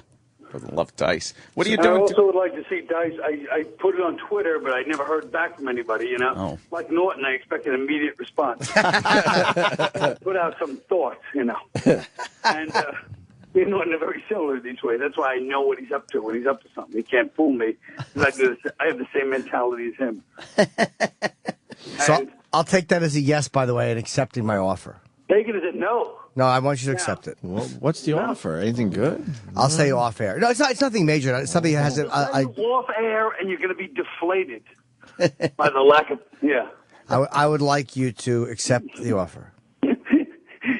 But also, I want you to see. I just laugh and blow them off. but all I want is for. I want Anthony to do the Petraeus. Dice talking about the Petraeus case also. Andrew Dice Petraeus. Well, maybe there's a little deal that can be cut here. Talking about Petraeus. What's that? You want to hear Anthony do Dice and Petraeus? No, I want a yes from Colin Quinn. How about we all talk this out? Oh. No, I don't need to hear it. I was just throwing out my suggestions on Twitter. I was hoping all the fans would say, hey, Colin, great idea, and like retweet me and Anthony. That would be good, because there are just a couple of hooers. A couple of hooers. I thought I'd start a mild brush fire. Everybody just ignored me. What are you doing today, Carl? But honestly, I'm meeting Jer for breakfast in a few minutes. Oh. Why don't you bring him by? We'll all have a hang. Yeah, bring him by. Maybe. It's about time. Well, Jer. Can I tell everyone where you go for breakfast? So maybe. Boy. No, it was going to bug me. Well, they won't bug you. No, they won't bug you. Bug you? They'll ask you to hold the camera. They'll bug me. Yeah, because you're going to have to take a lot of pictures. I still think I'd goddamn Anthony that time. He goes, I like Colin, but what's he doing? Sorry, Carl. You're one of my favorites. Hey, it's the mystery caller. Why are we pulling back the fourth wall? Yeah, that's true. Yeah, don't treat the mystery caller like this. That's right. You're still... I'm leaving it off to him one. Go ahead, I'm sorry. I was going to say, you still working shit out at that place in Long Island City? By the way, did anyone ever in the history of O&A just stop in the middle and go ahead, I'm sorry? No. But Colin did you are say, the first. Colin did say that at the beginning of his call that he was at Creek and Cave. Oh, is that what he said? Oh, okay. I didn't hear that. I would like to go down there again and see Colin. It was very I would love you to. It's very really fun. Together. It was very fun. But here's all I have to say. All jokes aside about the Jim thing, because I'm obviously I'm like, I don't want to do it. Jim, call my manager. Hi, guys. We'll call the manager, but I just wanted to put the offer out to Carl first. All right. Of course. Yeah. All right, Mr. I had a lovely conversation with Kenny weeks ago about this project. No, that's a totally different thing. I know. Okay. The fact that you actually threw him under the bus as if I wasn't calling anyone back. No, but that's why I thought your text. That's why I thought you might not be getting text messages, because if Kenny contacted you and for whatever reason your response got lost, I know you'd call him back about that, so I'm like, maybe Colin's not. You lost. I spoke to Kenny on the phone. Oh, I didn't know that. Kenny didn't relay that to me. Angry Colin. Why are you so angry? Kenny didn't tell me that. I'm angry because look, you go like this. That's why I figured it was literally 45 minutes later. He calls it. Excuse me, Jim Norton gets returned in 45 minutes. Something must be wrong with your text. Well, I was just leaving you a follow-up message, that's all. I was anxious. Follow up. Because if we had gone right to Colin's manager first, he'd be calling and going, will you fucking see me? You can't fucking talk to me. You don't got me. I'm right here. You got my fucking number. So I figured. That's exactly what he would have done. So done. I figured I would text you and let you know that I was asking you to do this. And then. Did you take a course where you're like, try the personal touch with people, Yes. I've been told that I'm too business oriented. They said, Jim, sometimes a smile goes a long way. Yuckaroo. All right, mystery caller. Enjoy your breakfast with Mr. Seinfeld. Yeah, have fun. I just give a prize to anybody that guesses who the mystery caller is. Bring Jeremiah. We'll all have a hang. Sure. We'll all have a chew. All right, guys. All right. That's stupid. Right. Stupid. Notice he doesn't even answer that really. No way. You think Jerry Seinfeld hates us or this type of radio? He would not want to be part of these shenanigans. We'd be cool. We have Chris Rock in from time to time. Doesn't matter. No? Jerry is a whole another breed of animal. What is he about, you think? Porsches and millions of dollars. Yeah. So he doesn't need shit? He's not exactly the guy from the show, but he's got enough of the guy from the show in him. I'm sure. I don't think he'd like sitting in this atmosphere. Speaking of the greats, Patrice O'Neal. Yep. It's almost been a year. My God. Jeepers. I'm surprised at myself. I still have not listened to his voice in a year. Really? Yeah, no, I kind of want to. A couple of things. A couple things out there I want to check out. That CD that came out after he passed. I want to listen to that. Yeah. I hear it's great. And we got more new material from Patrice O'Neal. New 20-minute stand-up consists of never-before-released all-new material recorded on April 17th, 2011 at the DC Improv. Better Than You was originally considered for a bonus track on O'Neal's Mr. P album, but was too long to fit on the same album that O'Neal had approved before his death. He's like Biggie and Tupac, coming out with shit afterwards. It's crazy. Yeah. So it's a CD, basically, a 20-minute CD called Better Than You, and people are saying it's great. Very cool. Release date, so it was released already? Yeah. So how do they get it? I'm going to guess iTunes. You can definitely get it on iTunes. Yeah, I think it's iTunes and Amazon, I believe. Well, it says reminder that Mr. P is available on iTunes and Amazon. So this material, all right, just search Patrice O'Neal and look for Better Than You. $5.99. And I believe the money going to a good place, right? Yes, as far as I know. Yes, I think his mother and Vaughn. I believe so. Who's doing all right. She wants I to hope come. so. She wants to come in. Good. I said, yeah, hell yeah. Maybe we'll get her in next week. Yeah, before the holiday. For the holiday. So there you go. Patrice O'Neal. We fucking missed this guy. Big fucking time, man. Oh, yeah. It's been almost a year. That's unbelievable. That's a quick year. Mm-hmm. I didn't realize it was that late in the month, the 29th. It was the 29th because I was trying to figure that out. I didn't realize it was after Thanksgiving. We walked around like zombies for a while there, huh? Yeah. All right. Better Than You, Patrice O'Neal on iTunes and Amazon. There you go. And we'll put this on the Facebook page there, E-Rock. Yes. That'd be good. You want to go to E-Rock now? Oh, boy. E-Rock. So we had good intentions yesterday. We went through all the finalists of the side contest that's going on now. You had good intentions. Yes, we had good intentions. We have the O&A jingle contest that is still happening.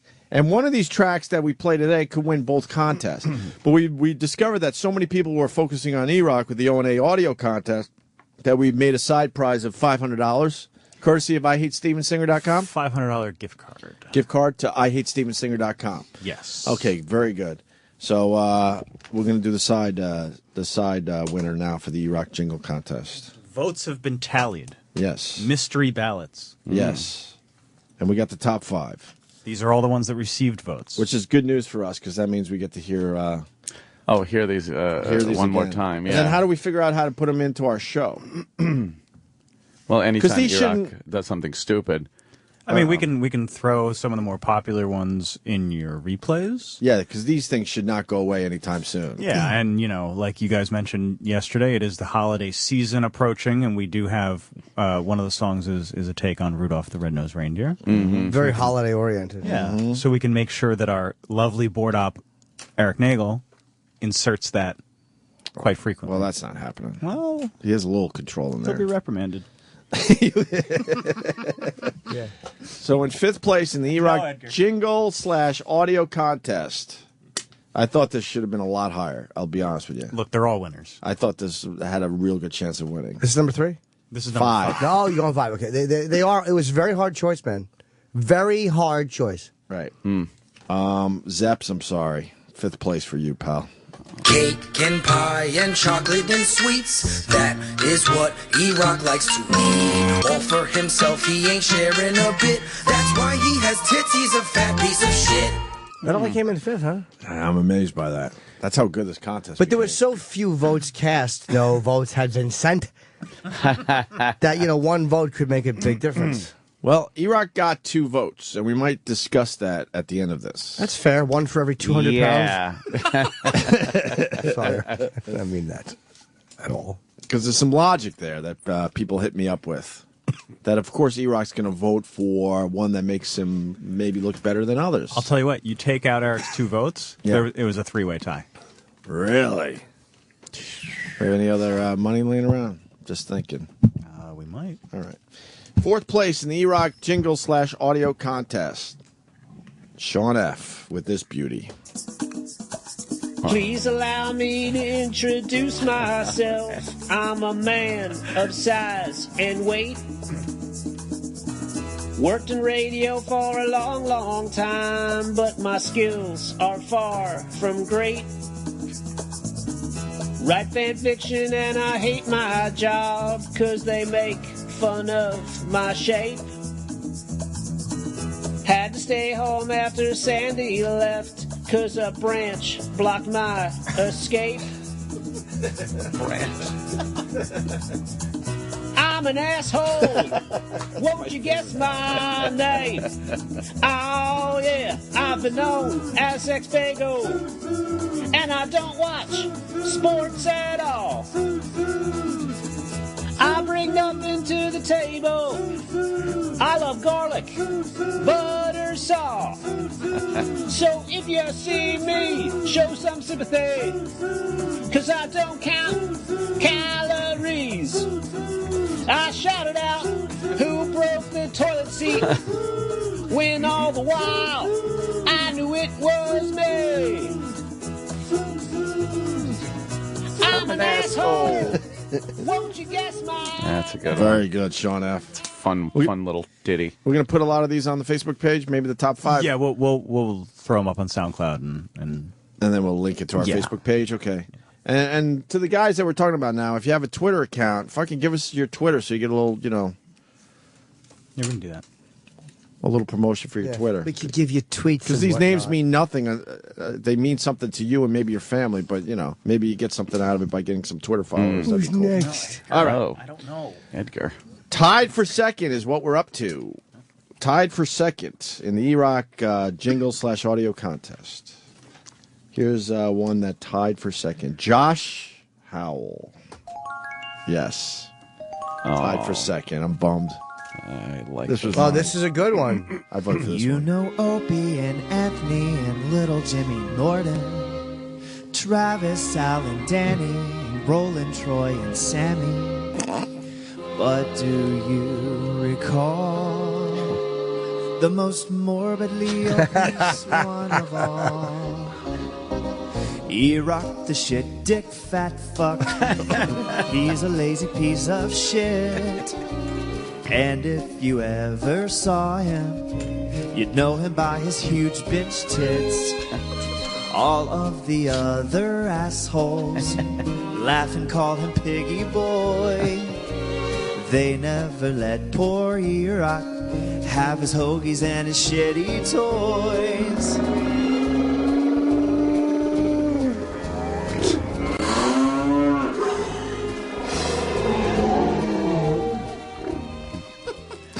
It's a great one. Yeah. I quickly checked my Twitter. A lot of people are fucking pissed. They're saying the 5th and the 4th place were the best ones. Wow.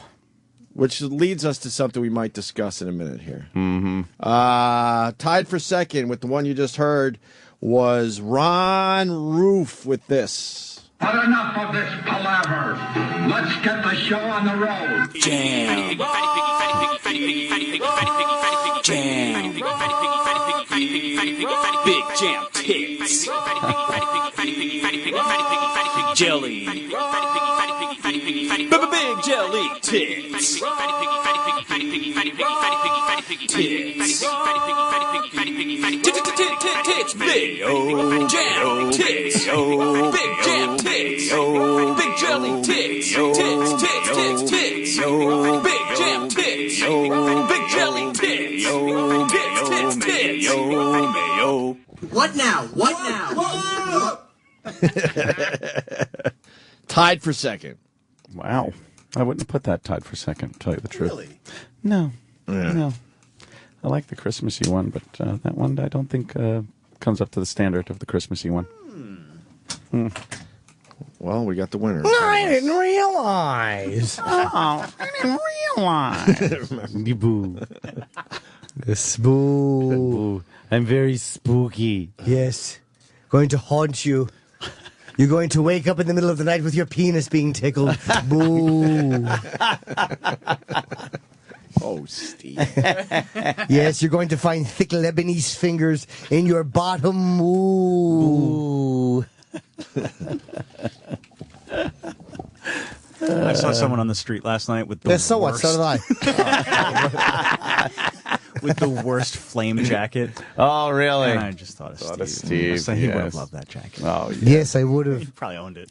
Just a jacket suspended walking down a hallway. Boo. Yes. Flame jacket. Fire shoes. Yes. There's been a haunting. There's fire in my hallway, and then it disappears. And 2 dangling earrings. Looks like Guy Fieri, but gayer. Yes. Boo. I get it. I'm gay.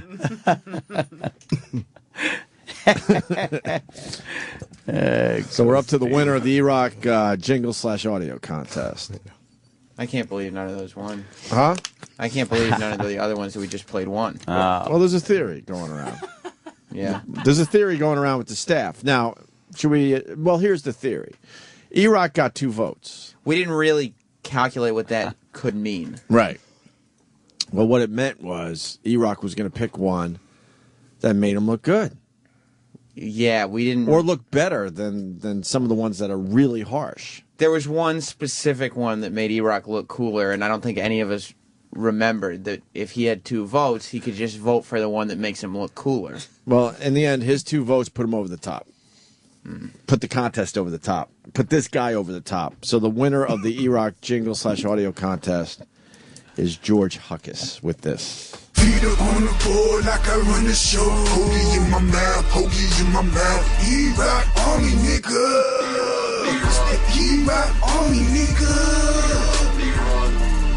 Fat boy in the seat, bikini girls on the screen. Coke floats in my cup, Coke floats in my cup. So there you go. George Huckus wins the $500 gift card courtesy of IHateStevensinger.com. I voted for that one. You did, And I'll Jimmy. tell you why. I didn't know 100% because I love the reindeer one. The reason I voted for that one, and it was hard. I think everybody by the time we had got to the contest, we've heard it so many times. Right. But there was just something about the Coke floats in my cup. It was just such a funny thing to say. Hoagies in my mouth. Like, what a weird, original thing to write. And even though he was calling him a fatso, E-Rock Army nigga, like what a just a very original. It was too good too fast, and Yeah. the guy should have waited to hear some real duds before he sent That's it what I in. said. That's how a lot of this shit works out. You need that wiggle room. Coke floats in my cup. I like, That's the really- second, I like the second time it repeats because he goes, E-Rock Army nigga. Yeah, he gets Like, he squeezes it out. Yeah. That's a fucking funny one, man. That's just a funny one. But they were all funny, but that's why I like that one the most. That is a good Because one. it didn't go after E-Rock's obvious piggishness as much, like his fat tits or his side fat. No disrespect. Well, and that's why we feel there's a theory going around that's why he voted for that guy. He voted and his for two, it his twice, two yeah. votes put George over the top. To be honest with you, Yeah, I'm not sure if it was a fair competition when it gets. I don't think E-Rock voted for that because it was the best one. well, he's not going to vote for the really harsh one. No, Exactly. He voted for one that's kind of cool. E-Rock, comment? Yeah. No comment. I got to vote for what I wanted, and that's what I did. Well, whoa. Well, we decided that maybe. Do we have more money laying around? I think if you want to give away another 500, Another 500. I think we can do that. Because we wanted to see what the contest would look like if we took E-Rock's votes out of it. Yeah, because And it's different. George Huckus would not have won if E-Rock wasn't allowed to vote. George Huckus was really and good. don't get me wrong, George Huckus, that was amazing. It was It was really great. good. Right. But I also think that even though that was early, taking that aside, there were ones that at least were funnier than his. Mm-hmm. Like, there were ones that I laughed harder at the first time I heard theirs than I did the first time I heard his. Yeah, probably. Like, I laughed harder, I think, at the reindeer one or another one, but I just liked this one the best as far as it being original. Right. And I enjoyed it. I loved Zepp's. I did too. But then I let him down in the end, and the reindeer one influenced me at the last minute. Oh. I voted for reindeer. What did you vote for? I voted for reindeer, yeah. And Jimmy voted for nigga. I'm making a movie called Reindeer Games. What? This is already one. I'm spelling it with a Z at the end. Oh, okay. That's totally different. And spelling rain, R-A-I-N. Yeah, that's fine. And deer, D-E-A-R. Right. So do you guys want to do a side contest quickly? Yes, throw them on the table, boys. If we have another $500 or $500 gift card from Yes. IHateStevenSinger.com, why don't we take E-Rock's vote out just to see how it would have been? It's a good idea. All right. And do you do have that tallied? Yeah.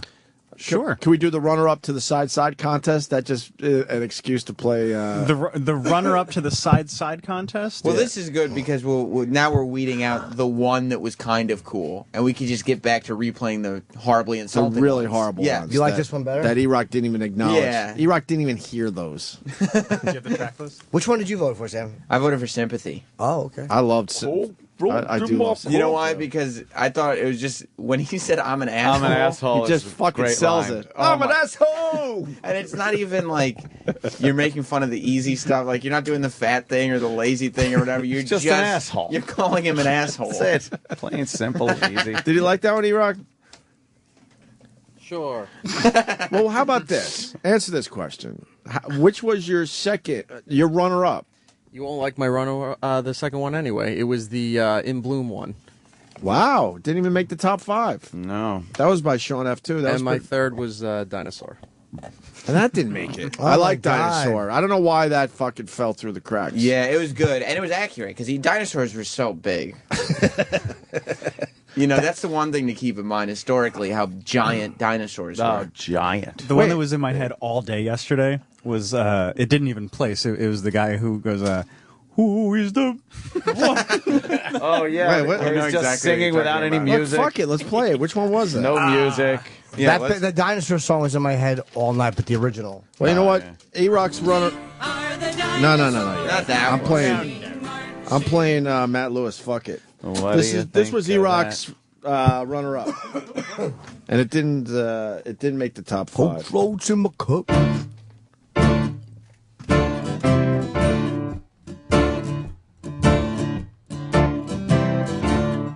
E-Rock's the size of a dinosaur, He eats everything. Why do you think he's fat? E-Rock's the size of a dinosaur, He eats everything. His belly's not flat. His belly's not flat.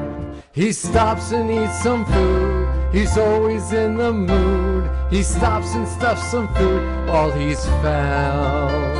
He stops and eats some food, and then he takes a snooze. He stops and eats some food, then he sleeps at the board.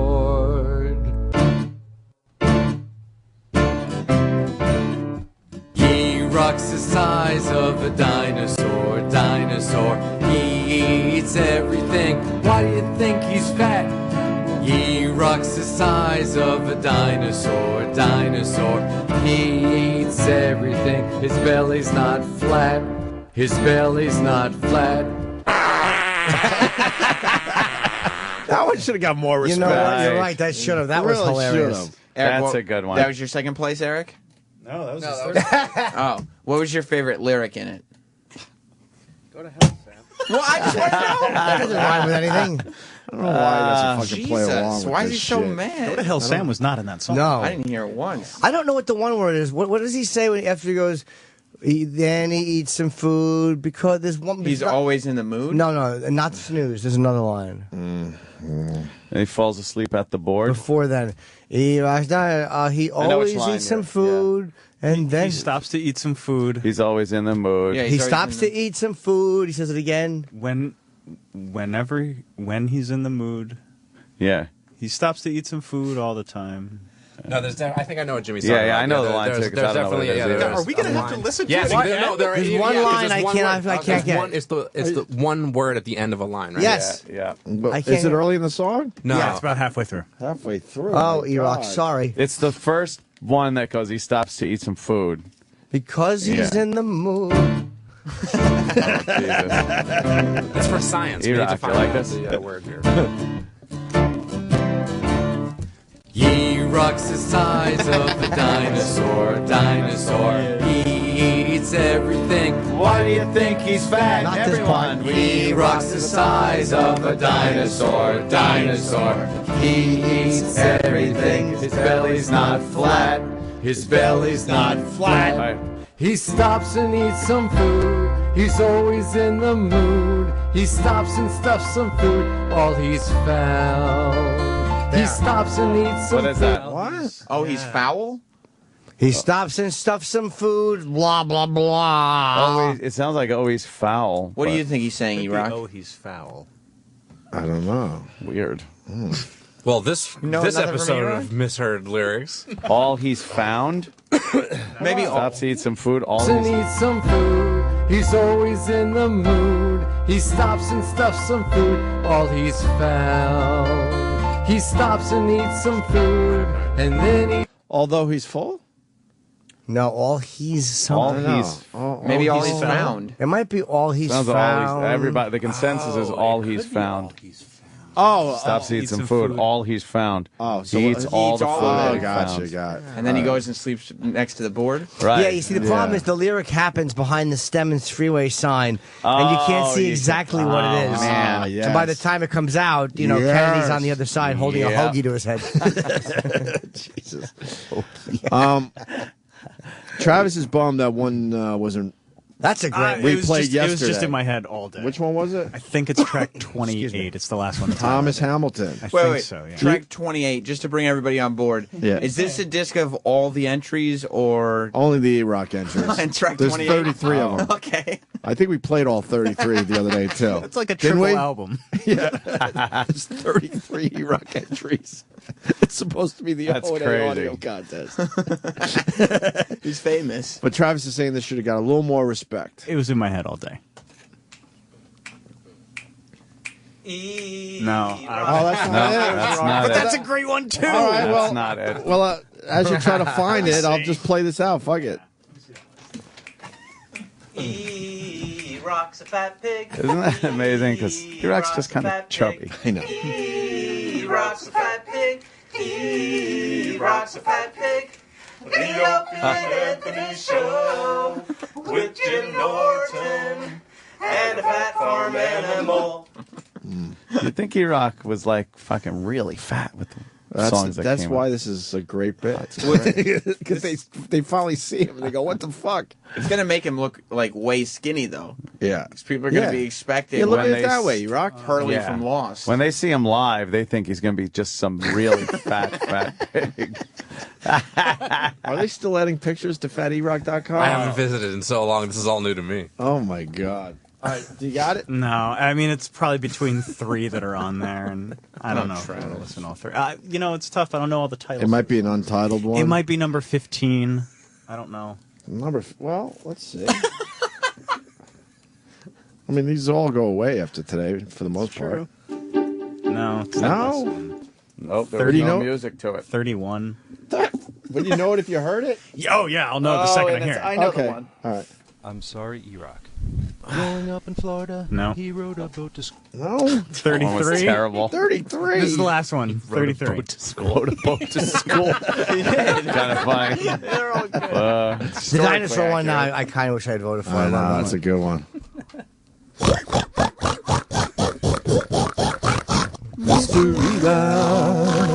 No. I would have to go in the back. Not it. Rock. Some of these are really insulting. They really are. Wait, how about we try this one?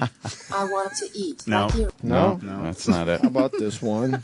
I like just hearing the clips. It's actually funny. No. It's music. Well, how does it go? You know, Anthony knows I know exactly exactly the one. Yeah, yeah. Well, is there a word in there? Nope. Probably fat. He-Rock is a dinosaur. Wait, what did that guy say? Weird, though? The way he Oh, sung. no. We got to replay this one. Yeah. That's how he says dinosaur. He-Rock is a dinosaur. He-Rock is a dinosaur. Marching, marching. He-Rock is a dinosaur. Dinosaur. How so fat? What? He-Rock is a dinosaur. Dinosaur. Marching. Wake up, little piggy boy, and fucking take us out. You know what just made me laugh while I was listening to that? Yeah. All these songs are about a human being, and he's literally sitting in the next room listening to everything. And this is the third day of this. Are you saying it's overkill? How dare you? How dare you? He's a person, and he's in there. He-Rock is a dinosaur marching. Hey. He-Rock is a dinosaur. Is it the Boom Police? That's fucking my favorite word in the contest. Is dinosaur. Dinosaur. Is it this one? Nope. No. Is it this one? No. I want that dinosaur. It's not. Dinosaur. It's not this one. Before we move on, we were talking about. No. Nope. Come on, man. Now we need to know. No, I'm sorry.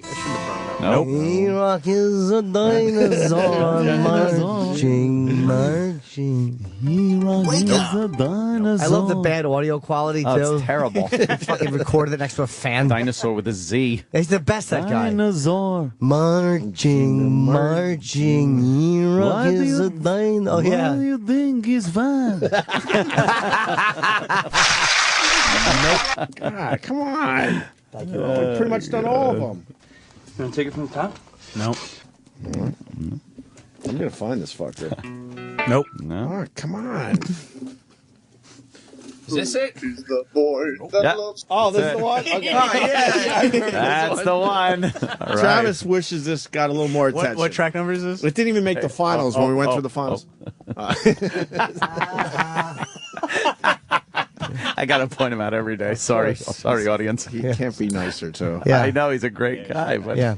but Jesus. Until he's fucking at 2. I know who we're talking about. Yeah, exactly. Pew, pew. That guy fucked the dinosaur. She got him fired. Fired. I figured it out. Fuck the stormtrooper. Help me, Obi-Wan Kenobi. He's going to buy the fucking radios. Oh shit! Oh, that's right. Oh no! He went walked right by past the radios. office. Are they? Oh. No, the one guy by like the office. No, we got a guy that likes listening to our show way down the hall. Are we He on a can't delay? possibly think He we're puts it talking on to him. really loud. He can't possibly way. think we're talking That about would just him. be a paranoid thing to be. Yeah. Oh, they're talking about Talking me, about obviously. Yeah, Star especially Wars. since he just walked by the radio and we're saying he just walked by the radio. That's very covert. Is he still there? Is he still standing by the radio? Well, if he Because didn't know the chick is before, out. he knows now. Oh man! What are you going to fucking talk about until you're in the coffee room? The dinosaur. A lot of these should have got more attention. That's the best one. We might have to go through all of them again. I Make like sure, that one. make sure these guys get their proper This is why we attention. can't do contests. Make sure we didn't leave a good one out. No, I think you got to put top 5 on our Facebook page and maybe a couple honorable mentions. That dinosaur has to go. I love that one. And now this one that I really do like Oh, let's hear this one. I don't know this one. Yeah, this one got kind of thrown away early on in the contest, but Travis is like, no, man, you got to bring this one back for a little attention. He doesn't get anything. What's his name, by the way? I don't know. Use your Twitter names, man. At least you get some promotion out of it. Alan Casper. Ooh.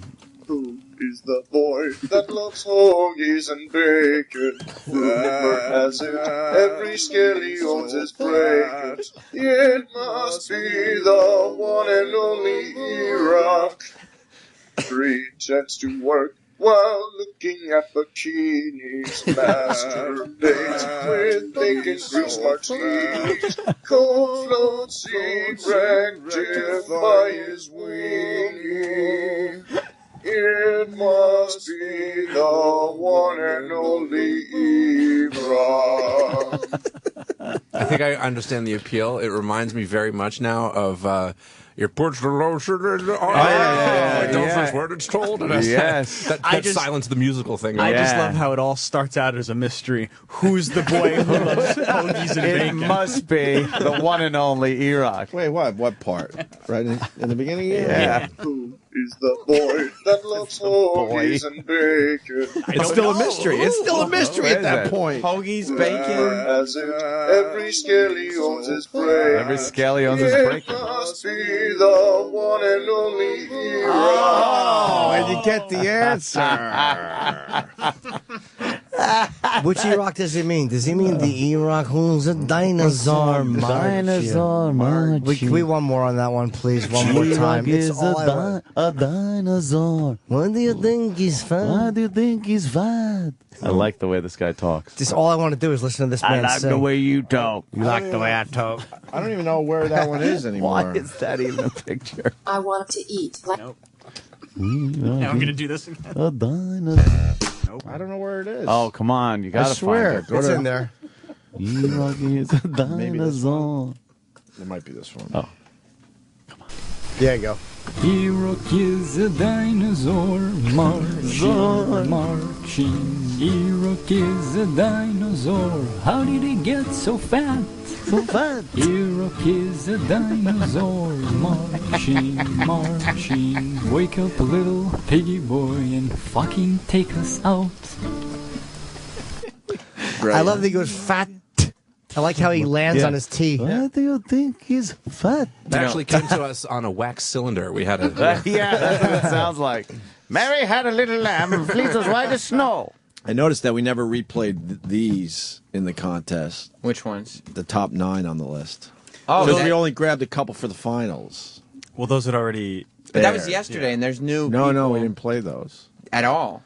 Well, they got one airing. That's it? I mean, if yes. you want to replay them. I just want to make sure there's no nuggets in there. I want to make sure everyone gets their proper attention. Hey, look, they're all good. The show's got to be fair, if nothing else. Whoa, we know E-Rock's fat. He has more chins than Chinatown. He likes to look at bikini pics while he's at work. He should die in a hole. But he would not fit because he's so fat. We all know. E-Rock on me, nigga. I know. Is that the same guy? No. What? Couldn't even use a synonym for What fat happened at the was end. these. No. I don't even think these ever aired. I think what you did was you gave me some of the better ones and said, "Look, they're really awful." I don't think we ever played that one. That was not awful. He can't fit in the hole. These are the awful ones. I got a couple awful ones, and then we're going to give another side prize out, and then we're going to finally be done with this. I don't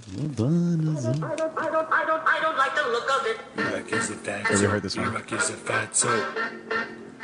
E-Rock is a fat soap. E-Rock is a fat soap. Fat soap. E-Rock is a fat soap. All right. Oompa loompa doompa-dee-do. XM Sirius Radio. Oompa loompa doompa-dee-dee. This one had a More great next line. with Opie and Anthony. E-Rock is a fat soap. E-Rock is a fat soap. E-Rock is a fat soap. What do you get between 6 and 10? Something before Sam's shit show begins. But it's repulsive, revolting, and wrong. Jamie has different voices all day long. Yeah! E-Rock is a fat soap. E-Rock is a fat soap. Hang on. That's great. E-Rock is a fat soap. Oompa loompa doompa-dee-doo. E-Rock looks like Honey Boo Boo. And then have a nice day. Opie and Anthony are here to stay. It's the only redeeming part of that song. I like that a lot, actually. I can't look at him. Is he laughing? Let me check. Laughing? Oh, he's laughing. No, he's not. That stinks. Did you get the honey? I thought the group was one today. Yeah. I know we all have our issues. But I thought we all were coming together today. E-Rock doesn't look like Honey Boo Boo in the face. No, not at all. Poof in the face. Just in Wouldn't it the be- tits, you're talking. Oh, Danny. He's had so many years. Like, he could have fucked everybody over by, like, just cut down on the eating, work out. He gets all fucking, like, ripped. And it's just like, fuck you guys. Right. Well, that's the beauty of Fuck it. you don't guys. give a fuck in the end. He doesn't give a fuck. You don't think? You don't give a fuck. I could buy a gym membership or Right. some Legos. Oh, right. Well, that fucking, Here's that's another one that pretty good. was deemed a bad one Millennium that we didn't really play. Maybe played once. Maybe. Some of these I don't think we ever played. E-Rock is fat.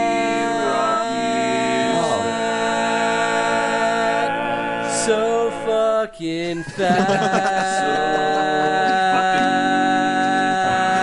I like this. Hey, E-Rock, if you're awake, take us to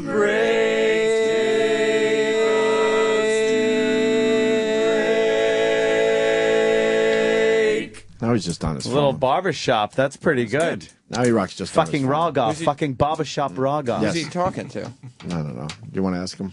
Price Human Resources. Why is he qualified to call them? Who should he be calling? Bovine Resources. Oh, poor Eric. Wow. And I don't Jurassic mean. Resources. Oh my God! What are you doing? Yeah. Chip couldn't figure it out. E-Rock's fat, he weighs 1,000,000 pounds, and he keeps pocket money so he can buy more treats.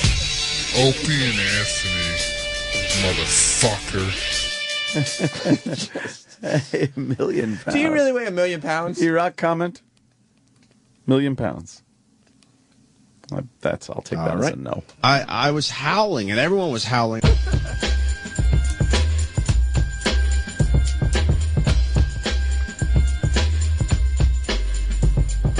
E-Rock, were you howling? E-Rock, were you howling? E-Rock, were you howling? Fucking howling. E-Rock, were you howling? E-Rock, were you howling? I was howling, and everyone was howling. E-Rock, were you howling? E-Rock, were you howling? E-Rock, were you howling? Fucking howling. E-Rock, were you howling? E-Rock, were you howling? Laughing my ass I was off. howling.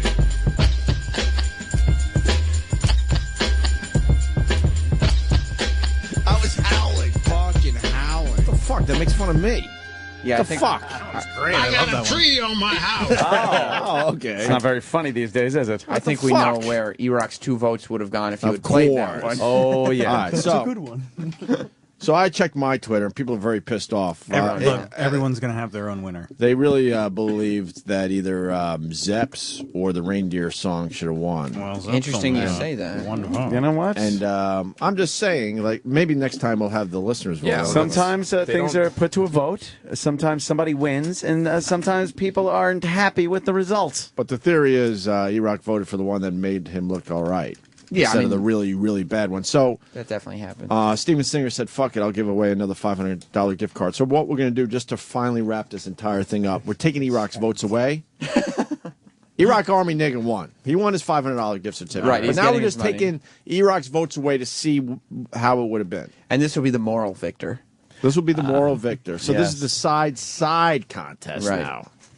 So who's the runner-up in the side contest? Do you want me to tell you, or do you just It's the Continental Belt. Yeah. The Intercontinental Just give me a Belt. number. Yeah. It's not really you as have big. Oh, that Yeah. CD?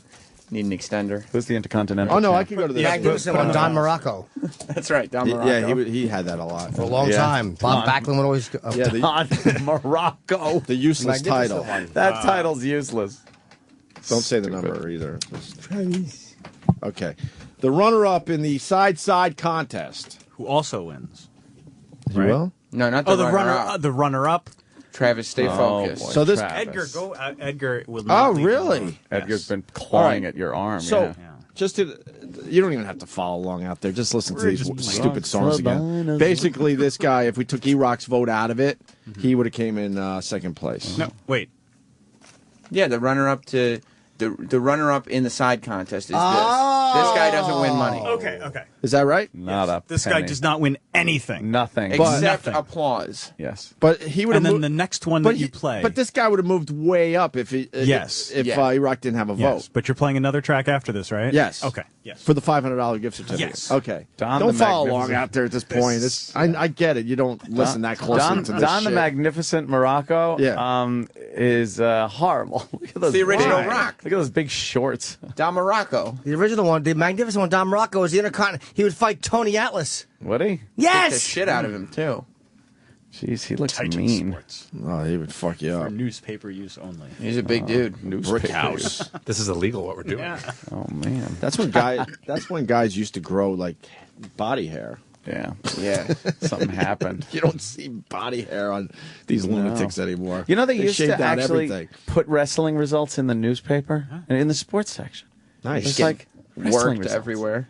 So is that Don Morocco now? I thought it was. Oh man, It might could have be. been. It kind of looked like him in the Did face a look little like bit. him. Let me see him. You sure? Go back to No, that. that looks like. Put Donnie M back. No, that's not him. No. Nope. He's got a name tag that says Bert something. I bet Don Morocco's dead. No, he's not dead. No. You've seen Don Morocco. He's the magnificent one. Oh. I've seen him at conventions. I've never gotten How a does he picture look? with him. Does he get a line of people? He does all right. How's his muscles? Better than Virgil? He does a lot better than Virgil. Yeah. Right there. He's thick. He doesn't have the definition he used to, but he's still thick. Think he still fucking could punch somebody in the mouth? Oh, hard? God. Yeah, He would yeah, knock yeah. your teeth out still, no problem. All right, so this guy would have moved way the fuck up the list if E-Rock didn't have a vote. Right. So one more time, and probably the last time, unfortunately, you get to hear this. Please allow me to introduce myself. I'm a man of size and weight. Size and weight. Worked in radio for a long, long time, but my skills are far from great. Write fan fiction and I hate my job, 'cause they make fun of my shape. Had to stay home after Sandy left, 'cause a branch blocked my escape. What are you? Oh man. I'm an asshole. Yeah. Won't you guess my name? E-Rock. Oh yeah. Yeah. I'm known as Sex Bagel, and I don't watch sports at all. Food. You hear food, I right? bring nothing to the table. I love garlic, butter, salt. So if you see me, show some sympathy, 'cause I don't count calories.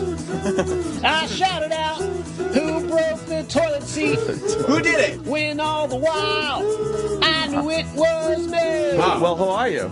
It's me. What are you? I'm an asshole. Yeah. Won't you guess my name? E-Rock. E-Rock. Sex Bagel. Sex Bagel. We got some creative, talented people out there. Talented people. They should send in some shit just out of nowhere, man. yeah. We'll Why play not? more of your stuff, Sean F. That was really good. By the way, this is all leading Really towards Bageling with the Sex, which Oh. premieres Saturday night. Premieres? 2 days away. 6 p.m. Eastern. Meaning it's not a one and done. Yeah, right now it's only scheduled at once, Oh, okay. but that's not to say. All right, finally. So if we took E-Rock's votes away from the contest, Bageling with the sex. this guy. I don't know. I don't know who came up with that title. Bageling. I think it was E-Rock. So if we take E-Rock's votes away, we have another $500 gift card for the moral victor here. Yes. Right? You've used the noun and the verb. That's why it works. You could have sexing with the A bagel. lot of people suggested that. It was turned down. But bageling with the sex it works. So stupid. It works. I love it, but it's really stupid.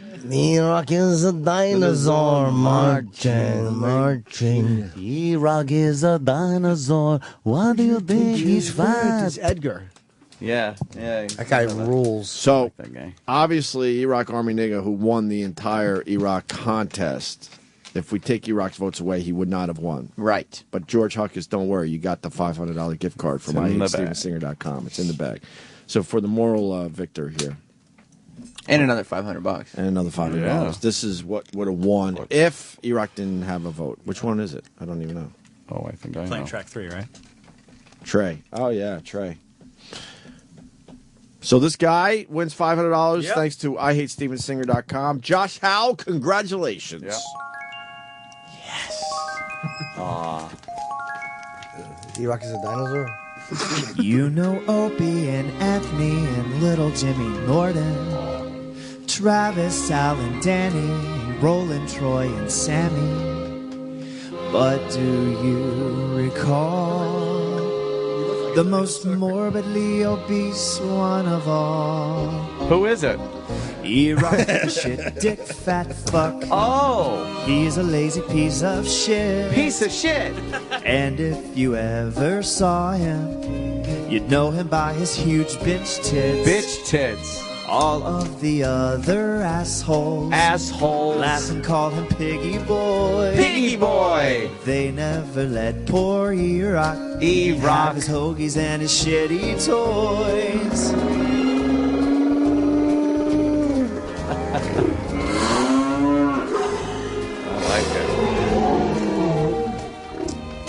And there you have That's a good one right there. How dated is that song going to sound when Sal gets fired? Because it's like his name's at the beginning. It's going to be like, oh, remember Sal? We're not going to be able to play it anymore. Yeah, it'll be like, no one's going to understand. We'll just bleep it out. Yeah. Put in somebody else. Someone else. John. Easily replaced, just like a lyric. Name. That's it. Totally different voice. Put in another name. You know what Sal was doing yesterday? Nothing. Well, I figured I'd play the odds. He kept playing E-Rock jingles every time E-Rock walked into the office. Oh. So it was a little something. Cute. A little something. Eric on What his is back, that? I know. I saw him earlier. What is that gnome lummox? That idiot. Gnome. A giant gnome lummox. Yeah, that hat has nothing to do with the weather outside either. No, of course not. It's like all it's one about of his those guys? look, man. It's a one lot of of those wool pointy hats with the long wool fucking payas that come down like from like it. a ski hat with one of those little pom-poms on the top. The hipster fucking. He's going for the it used look, to you be think? the grunge hat. Yeah. It's the worst. See that in L.A. a lot. I like to wear a hat that just says team on it. Nice. Really? Nice. All right, so that's it for the E-Rock side contest. Yep. That was great. But here's the beauty of it. We still have the O&A audio contest we're going to get back into. Of course. Probably tomorrow or next week. I don't know. We'll give it away by Thanksgiving, right? After Thanksgiving. We can. Yes. Do we have new entries to play that we haven't heard yet? I can get you some. Yeah, we should. Maybe tomorrow. And now look, we're back on the O&A audio contest. But here, I know what you say it. I know what you're going to say. Well, I was going to say the ones that we played weeks ago are even going to sound new, to a lot of people. Plus the fact that some of these E-Rock ones do have a chance of winning the entire fucking contest. So you might hear some of these again. And here's what's even tougher is that so many of these E-Rock ones we all love now. Yeah. How do I put... I'll tell you what the winner should be. E-Rock is a dinosaur marching. E-Rock is a dinosaur. What do you think is fat? There you go, the T. You got his voice already. That guy. But I'm happy we got... who is it? Thanksgiving. Right around the corner. Giving. The turkey, mashed potatoes. We are gonna have a good time. The turkey, mashed potatoes. It's Thanksgiving, giving. That is better than the Hanukkah song. It's a huge hit as far as holiday songs go. That's the number one. That's moving up the charts. 7.5 million fucking views already. Look how it's better than iPhone 5. Hell yeah. What's the likes dislikes ratio? Because I've never seen a video like that has millions of views. Yeah, but give a little volume. 15,000 people like it. Okay. How many don't like it? 111,000. Wow. Uh-oh. Let me full screen this Thanksgiving bitch. coming up. I want to see me some little girl. Come on. Danny, I can't see it. What are you, at home hanging out? Steak. Thank you. She's barefoot. Yeah. You could do a turkey foot on Yeah, it. nice tootsies. Was it? Yeah, what is that? Oh. How cheesy. My new favorite part. All right, everybody. Oh, it's Thanksgiving. Giving. We were gonna have a good time. Oh. It's Thanksgiving. We What are She's you gonna pouring stuffing. What are you gonna have on Thanksgiving? This is lame. Oh. mashed potatoes. Yeah, look at her tootsies. She's a foot goddess. Worship those tootsies. Oh, mac and cheese, yay! Oh, no. What happened to the fucking video? Danny's jealous. Because I used to like his bottom. Thank you. How does a 12-year-old get away with dancing until dawn, by the way? Especially with a black man over their house. She's got a shirt on the whole video, dance until dawn. Oh, look at this guy. Is that the Elmo guy? That looks like him, right? Was Easter big dummy earrings. and the 4th of July. Uh-oh. Why does he make like that whack-a-mole entrance? It's He ridiculous. does. He kind of pops up out of nowhere. We are gonna have a good time. Fucking Chris Hansen sitting at the table. Eating turkey legs. Why don't you have some turkey and mashed potatoes? Why don't you have some turkey, mashed potatoes? Well, I see you brought the turkey, mashed potatoes, and condoms. Oh, great. And Zima. Oh, God. Black guy runs in dressed like a turkey. Why does he have to be in the video? The rap. Forgiven? It's good. It's all wiggerish. Is this It was written for her. She was just reading it. Yeah, of course. Is this Bon Jovi's daughter? Ribs. He's eating ribs in a chicken suit. Why wouldn't he be? Of course. Getting chicken in a rib suit. Thanksgiving. Come on. Come on, what? Oh, now she takes I the love when turkey she leg. sings into the turkey leg. It's like a microphone with hair on it. Sing into the hairy mic. Salt and pepper hairs on it. With dandruff on my thighs. You know what? I give this 2 thumbs up. Yeah. Yeah. Show those tootsies again. Thanksgiving. And there's a criminal in the video. Oh, Is that brother. it? Where are we at with Jimmy's That's the party big one. video? Are we doing it? I would love to. I can't wait for a big follow-up song Christmas. Yes. We need. And It's New Year's. Christmas. The presents. We need someone that's going to do us a favor for the radio show and produce the Jimmy party video. Yeah. Because we need real shit. We need a nice set. We need real cameras, not our Let me get shitty that ones down. that we Just walk like around with. What do you think? Can I someone agree. help us out? Yeah, we got to do that. Maybe we could promote your company or something. We can't really pay you. Yeah, is Noah's dad listening? Please get in touch. Oh, yeah. We do want to make a Jimmy parody song video, like these videos that are popping up left and right now. All right. Christmas. Can we take a break? Thanksgiving. Thanksgiving. Time to get my picture. Thank you, thank you. She's going to be eating turkey and stuffing, having fun. Yeah, at Thanksgiving. 2 thumbs up. 2 thumbs up. She should write a song about what really happens at Thanksgiving, where like your grandfather gets too drunk on bourbon, and just passes out on the couch. Yeah. Thanksgiving. Have to sit next to the uncle who molested you and you never told. Now pass him the corn. Yeah. The fat aunt puts raisins in the stuffing. Someone mumbles cunt and she hears him.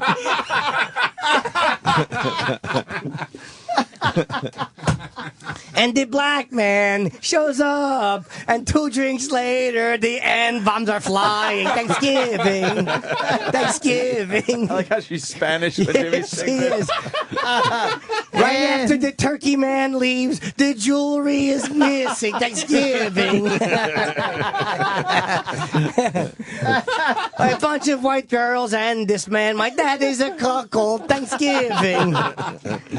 Daddy is prepping the bull for Yeah. Thanksgiving. Yes, he's breeding my mother. The black cock, the cream pie. The white Oh, my You God. really have a dark meat, white meat thing going on. Yeah. Yeah. If I was 2 witty enough thumbs like a up. Jimmy Norton. Very good. All right, we'll break, I guess. Big hit. Big hit. It has potential. I don't know what the fuck we're going to do next, but we're professionals. Whatever. We'll certainly figure it out. It's going to be great. It certainly will be, Sam. Coke floats in my cup. E-Rock Army, nigga. E-Rock Army, nigga. E-Rock Army, nigga. Sirius XM. The Opie and Anthony Show.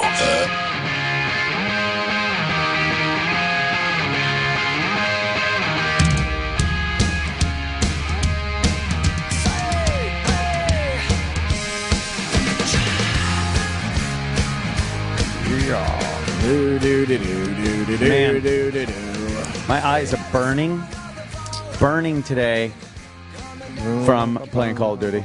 Really? Black Ops 2. Getting better online. Well, let me tell you something. I got my what is called a Zim Edge. That's XIM, not a commercial, just something I use. It's the Zim Edge, and what you do, you plug that bad boy into your Xbox, right? Then you plug a mouse and keyboard into the Zim, and that fucker rocks just like a PC. No lag, no bullshit like the old adapters you used to try to hook up, and you'd move the mouse, and it would take a while, or it would clip, or it wasn't fast enough. This fucking thing brings the whole PC gaming experience, which I like playing, to the platform games where everyone's playing. See, I can play on PC, but no one I know plays on PC. So you're playing with a bunch of computer nerds. So I can play on Xbox now with all my pals out there, and I'm not handicapped with that stupid fucking controller that I never grew up using for video gaming. I grew up using mouse and keyboard, and I know how to fucking, maneuver and shoot using a mouse and keyboard. So you got a lot better. Because you're using this way. In seconds, I am fucking owning. Do you watch over-the-air broadcast television, or have you learned to use cable? All right, Danny Ross, purist motherfucker. It's a fair question. I watch the technology that is available to me and everybody else. Well, availability does not mean that it is a prerequisite to play the game. Look, and I feel that a console game is a console game because everybody is playing it in the same way. So a race game, you shouldn't have a steering wheel? Well, I don't know the detail. I can't argue the steering wheel aspect of this. Obama? No, because I'm not prepared to argue it. Honestly, like I don't know. In a racing game, there's never a need to turn around instantly. Yeah. Okay. There is a need for that in Call of Duty. Yeah. So when you could turn around instantly in Call of Duty, that gives you an advantage. There's not a turnaround button. I have to move the mouse. Sure, but there's also auto aims in Call of Duty. So not only are you being pinpoint accurate, but you're being pinpoint accurate with help. No, not with help. It's no auto aim. I got to fucking put that reticle right on the bad boy. But I could fucking shoot him square on the face and right across the map. Because there's sensitivities issues that you can get around with something like this. I'm more accurate with a mouse than I am with that stupid joysticky thing. The device allows you to move your axes quicker than you would be on a joystick. Perhaps not, because I've seen people fucking own with a controller, and I don't win every match. I'm down in the middle of the pack. I'm sorry, what's the name of this device? I can't remember. The XIM, the Zim Edge. Oh, the Edge. That's right. Oops. It's not called the Zim Leveler. It gives an edge to the people that are used to playing with a mouse and keyboard. It gives an edge to the people who have never picked up an Xbox controller and figured out how to use it the right way. It's affirmative action for the people it's called I suck at this game. What can I buy to make me better? Am I the judge here? Danny's kicking your ass, but I'm closer in age to Anthony, so I kind of get his point. We didn't grow up with the controllers. We stink. When you're in your 40s, you stink at it. Do you just mouse over to the guy's head and just right click for headshot? At what point do you start doing that? No, you can't do that. I mean, I could. Where does it stop? Where does it start and where does it stop? Well, I'm still only using what's available on the controller, but I'm using it on my mouse and keyboard. So I can move it just like you can with the joysticks on the controller. And I don't have extra buttons that do special things like spin around 180 degrees. I don't have that button. Because you haven't figured out how to program it that way. No, it can't be programmed like that. I got to use the mouse. It's available to everybody. It's technology that's available to anyone that wants to get it. When I buy my Xbox 360, does it come with this? No. Well, then you shouldn't use it in a game. I mean, I'm not saying that you shouldn't use it, but saying that just because it's available to everybody doesn't mean that just because you have it, everybody else should go have it, and then fuck you because you don't have it. There are people that hate mouse and keyboard that use controllers and do very well with a controller. I don't, so I got this. What about ergonomic controllers then that are actual controllers, but they're you're talking about laid out you're trying to argue a third-party controller system. You're saying, hey, I don't like my controller. I want to use a different controller, and you're saying, well, I'm using a different controller. My controller happens to be a mouse and keyboard. What I'm saying is that a platform gaming as a whole is because we're all using the same hardware. Everybody has the same graphics card, the same processor, the same output for the most part. It's a all-in-one system so that it cannot be fucked with, so that everybody is on a level playing field, and that boils down to the control system as well. So when a system is packaged with a controller, that's the controller that's meant to be used. That's when these games are being designed. They're being designed for use with these control systems. So when you then put a mouse and a keyboard in, you're taking that and turning it upside down. So you're being selfish because you want to play with your friends when you should just buy the goddamn game for your PC. No, I need to play with my friends. Exactly.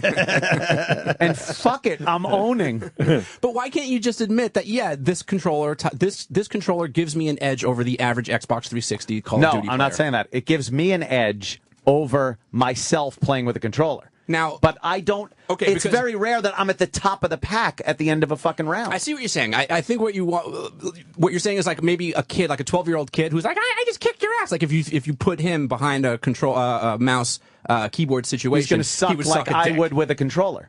I agree, but the game was designed to be played with the Xbox 360 controller. If you want to play Counter-Strike, be my guest. Where are the Danny Ross rules of fucking? I haven't seen this written out that you have to have the controller. No one's saying it, but when it comes down to it, if I'm playing a Call of Duty game, and 9 out of 10 people are playing with the controller, and there's this one guy who's tearing shit to pieces, and he's using one of these Zim controllers. Well, then fuck you, and I don't want to play with you. Oh man, well I won't tell anybody on there that I'm using it.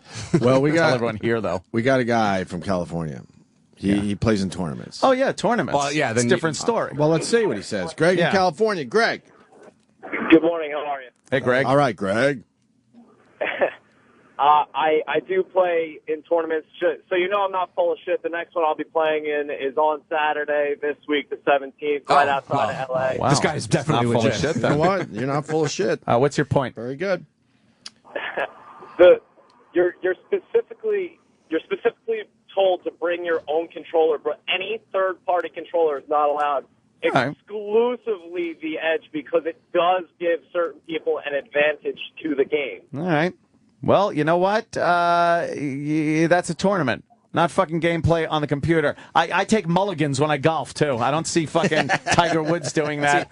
I take gimmies on the green. And Anthony seems to think that just because Microsoft won't ban you from Xbox Live for using it, that it's morally okay to use it during a multiplayer session. It's allowed. It's allowed because it's just simply a third-player device. Because there's no there's no official. You're not hacking anything. You're not altering any code maliciously in any way. No. So that's Microsoft's stance. But I think morally, your fellow gamer is like, fuck you. Well, you know what? When I have 2 kills Give him and 51 deaths with the controller, I've had it. Well, I wasn't a happy boy, switching over from PC gaming. Can you shut the fuck up over there? Yeah, I got rid of him. I wasn't happy going from PC gaming to the controller with everything. Yeah. It was difficult, but you just gotta. Yeah, that's where it's going. I will be honest with you. Before I got the Zim and I got the game and I was playing it yesterday, I was getting better with the controller. But just keep going. No, this is fucking great. Because other people are out there using this. Well, so you might as well use whatever's available to you. Great point coming in on my Twitter. Somebody said you might as well. Steroids are available to everyone, and that's cheating. It's illegal. Caught. If you get caught. This isn't illegal. If you get caught. Wonderful. But it's an edge giving thing, and it's available to everybody. It makes up for my fucking upbringing and my lack of. It's affirmative action for gaming. Exactly. I am a poor black boy as far as gaming goes, and I need a boost. Yeah, but you know what it is? It's the game that it's the big game that everyone's playing, and how embarrassing is it if you suck? And that's where it comes in, is where it's like, I can't suck. I have to be better than suck. And I'll spend money on third-party peripherals to do whatever it takes to make sure that I'm not eating my ass in public. every day of the week. You know what? I'd rather be able to run toward an open doorway, right? Spin around backwards and run through the door backwards while I'm covering myself, then forward in slow motion, not even be able to get through the door because I'm bouncing off the door jamb. You don't have because I can't even figure out how to go through an open door. You can't buy your way to the best of everything. Yes, I can. Maybe this could just be something that you're not good at. No, I rule now. You're not good at the game. I rule now with Just the not good at Zim. it. Ant is sticking up for the middle-aged man. I love we it. want a game too. I thought you were a child of the 80s. Wow. Oops. I love the Zim and fucking Stick up for us, brother. Yeah. Stick up for us. Black Ops 2. Yeah, go That's use your, right. Go use your fucking mouse and keyboard for Donkey Kong. Which Oh, man. Wow. is it left shift or right control that jumps over the barrel? Jesus. I'm all for this, Sim. You know, the Zim rules. Zim. The Zim rules, and fucking Black Ops 2 is the shit. It's a pisser. I was playing last night for hours on end. I fell asleep. Literally fell asleep playing the game. Oh, we got. hold on. We got someone that has been listening, and he's got a very good observation. Jeremy in Dallas. Jeremy. Hey, Danny is a communist. Ant is using his means to get a leg up. That's capitalism at work. Good work. Good work, Anthony. I don't think that was really a compliment here. I don't think he was really on my side, that guy. By the way, Jeremy, you're going to the Addison Improv to see little Jimmy Norton. I certainly am. I can't wait to see little Jimmy. Oh, the laughs are going to be abundant. Starting tonight, so get your friends to go. Yeah. Yeah. We don't have radio down there that we could depend on anymore. No. So you use the Konami code in Contra, but you beat the game, but you just tell everybody that you beat Contra? No, I don't use cheat codes when I play single-player games either. I made it through the original Half-Life years ago without any cheat codes. Wow, yeah, really? Very difficult. Yeah, but you had to use a mouse and keyboard, you big faggot. Well, it was a PC. Hold on, man. Let's go to Mike in Delaware. The observations are coming in. Go ahead, Mikey. Yeah, Danny has to realize it'd be no different than somebody wearing a pair of glasses. Nice. Oh. It's the handicap that Anthony has. It's cheating. And we all know another middle-aged problem. Yeah, but I'm not trying to see better than other people in some kind of public forum. Hi, Danny. What about a big screen TV, Turtle Beach headphones, so you get the ambient sound behind you and shit like that? What about all that stuff that makes the experience easier? That's all stuff that's coming out of it's coming out of the game. Like 5.1 sound is provided to you, and if you're not taking advantage of the 5.1 sound, then this who hooks on right you? up to it. Yeah, but you're No code? You can't just. But hang on, you can't just plug. Okay, so can you plug a keyboard and a mouse directly into your Xbox and play the game? No, I need. Then go fuck yourself. Sorry, you need something to interfere with it. I don't know. You need something to interface with it. It's just a game. Yes, that's what we're doing. Yeah, You're manipulating code. Well, and when the game spits out a big screen, 1080 lines of resolution and 5.1 different audio channels, you're not manipulating anything. You know what? right. We got another All observation coming in. It's still out for debate here. Greg and DC, go ahead. No, it's not. I won this a million years ago. Nope. Go ahead, Greg. Yeah, gentlemen, I'm a middle-aged man who has sex with women. Whoa. So I don't have time to sit in front of a computer all day, every day. Oh, do ya? Do ya? This argument was coming. Somebody said something the other day. Like, I don't have time for video. I'm out banging shit. Bang chicks. But how do you not find the humor? It is funny. All right, good. But he's an asshole. It was I comic love books. how he's. Hey, gentlemen. Somebody said, I don't have time to read The Walking Dead. I'm out banging. I'm just like, if you read The Walking Dead comic books, you can bang girls who have read it. Right. It's a good way in. But hold on. Greg and DC, I think, is siding with you, Anthony. Basically, he's saying because he bangs chicks, he doesn't have time to figure out the controller for Call of Duty. Oh, is that what we're saying? So he's going to go with what he... Even that's stupid. Why? I'm banging chicks. That's right. Are you banging chicks? Greg, you tell him. You are, right, sir? Oh, God. Yes, I'm banging chicks. Yes. All right. Well, then why would you do the Steve voice? I know. Let's go to Canada. Canada. Check it out. Kelly. Hey, how's it going? Hi, girl name. Oh, Good thanks. evening. No, I was just going to side with Anthony on this one. No, there is no edge because those guys are wired in with that joystick sensitivity set so high Well, that's true, that too. it isn't going to matter what he does. What? Yeah, you could set the joystick sensitivity on the controller so you can spin around in a snap That's what the guys really. Oh, is that what you're trying to say? The people that are playing are really good at it. No, I still think there's definitely you're holding you're in a completely different way. It's a completely different avenue of playing the game. There's no more of an advantage. What he's got. So why can't he play on a PC? Because my friends are on the Xbox. So they play with an Xbox controller. How am I supposed to play with Drunk Golf Pro? You learn on a controller. How am I going to play with Drunk Golf Pro and fucking and big duties? We're done learning at our age. Yeah, exactly. If Anthony can't learn that 1963 in the South is over, how do you expect him to get on a fucking joystick? Jesus Christ. Yeah. Nice. Hey, if people think I get an advantage doing this, then let them fucking pick it up and they can have an advantage. Yeah, but no one wants to spend another $100 to play a fucking video game. We live in America. Sorry, Russia. Maybe in Russia they could play that game. That's right. Putin would do it. Answer this question. But so you could readily admit that without this, you're decidedly worse. I suck. So then it gives you an advantage. It gives me an advantage over myself playing with a shitty controller. But there's a lot of people who suck just as bad as you. And and then you have an advantage over them. So now you're leaping over people who are your equals from simply buying a peripheral. You've made your point, and now we got the observations continuing to come in. Steve and PA. Steve. Yes. All right, little Jimmy, you're cheating. Give up your sleep apnea mask. There you go. Yeah. That's true. There you go. I'm buying, what is it, a periphery? That's right. He should be dead. Yes. Yeah, my soft palate and tongue have been complaining. We're trying to murder this fat-titted zilch, and you're keeping him alive.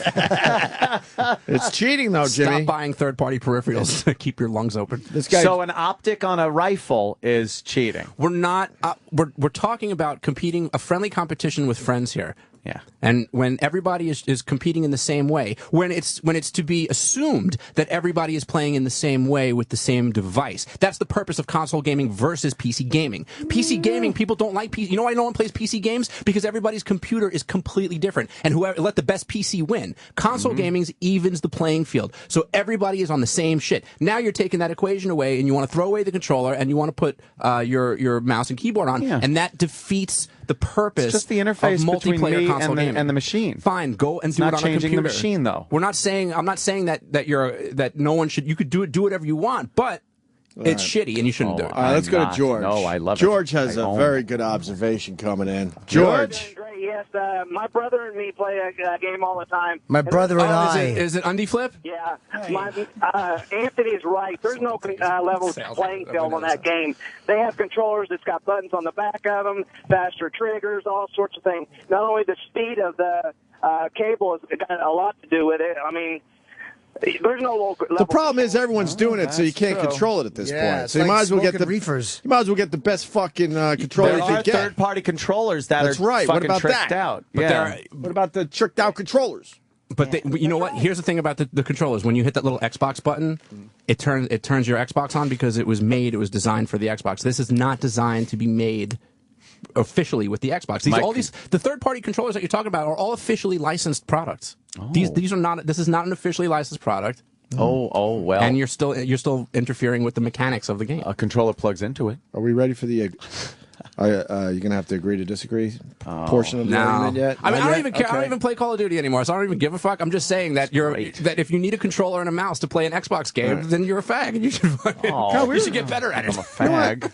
I fucking hate our listeners. You should get better at it. We've been talking about some great shit today, and the phone's just like crickets. But they're all about it. Well, it's a giant game. It's a microcosm, Opie, into society. There you go.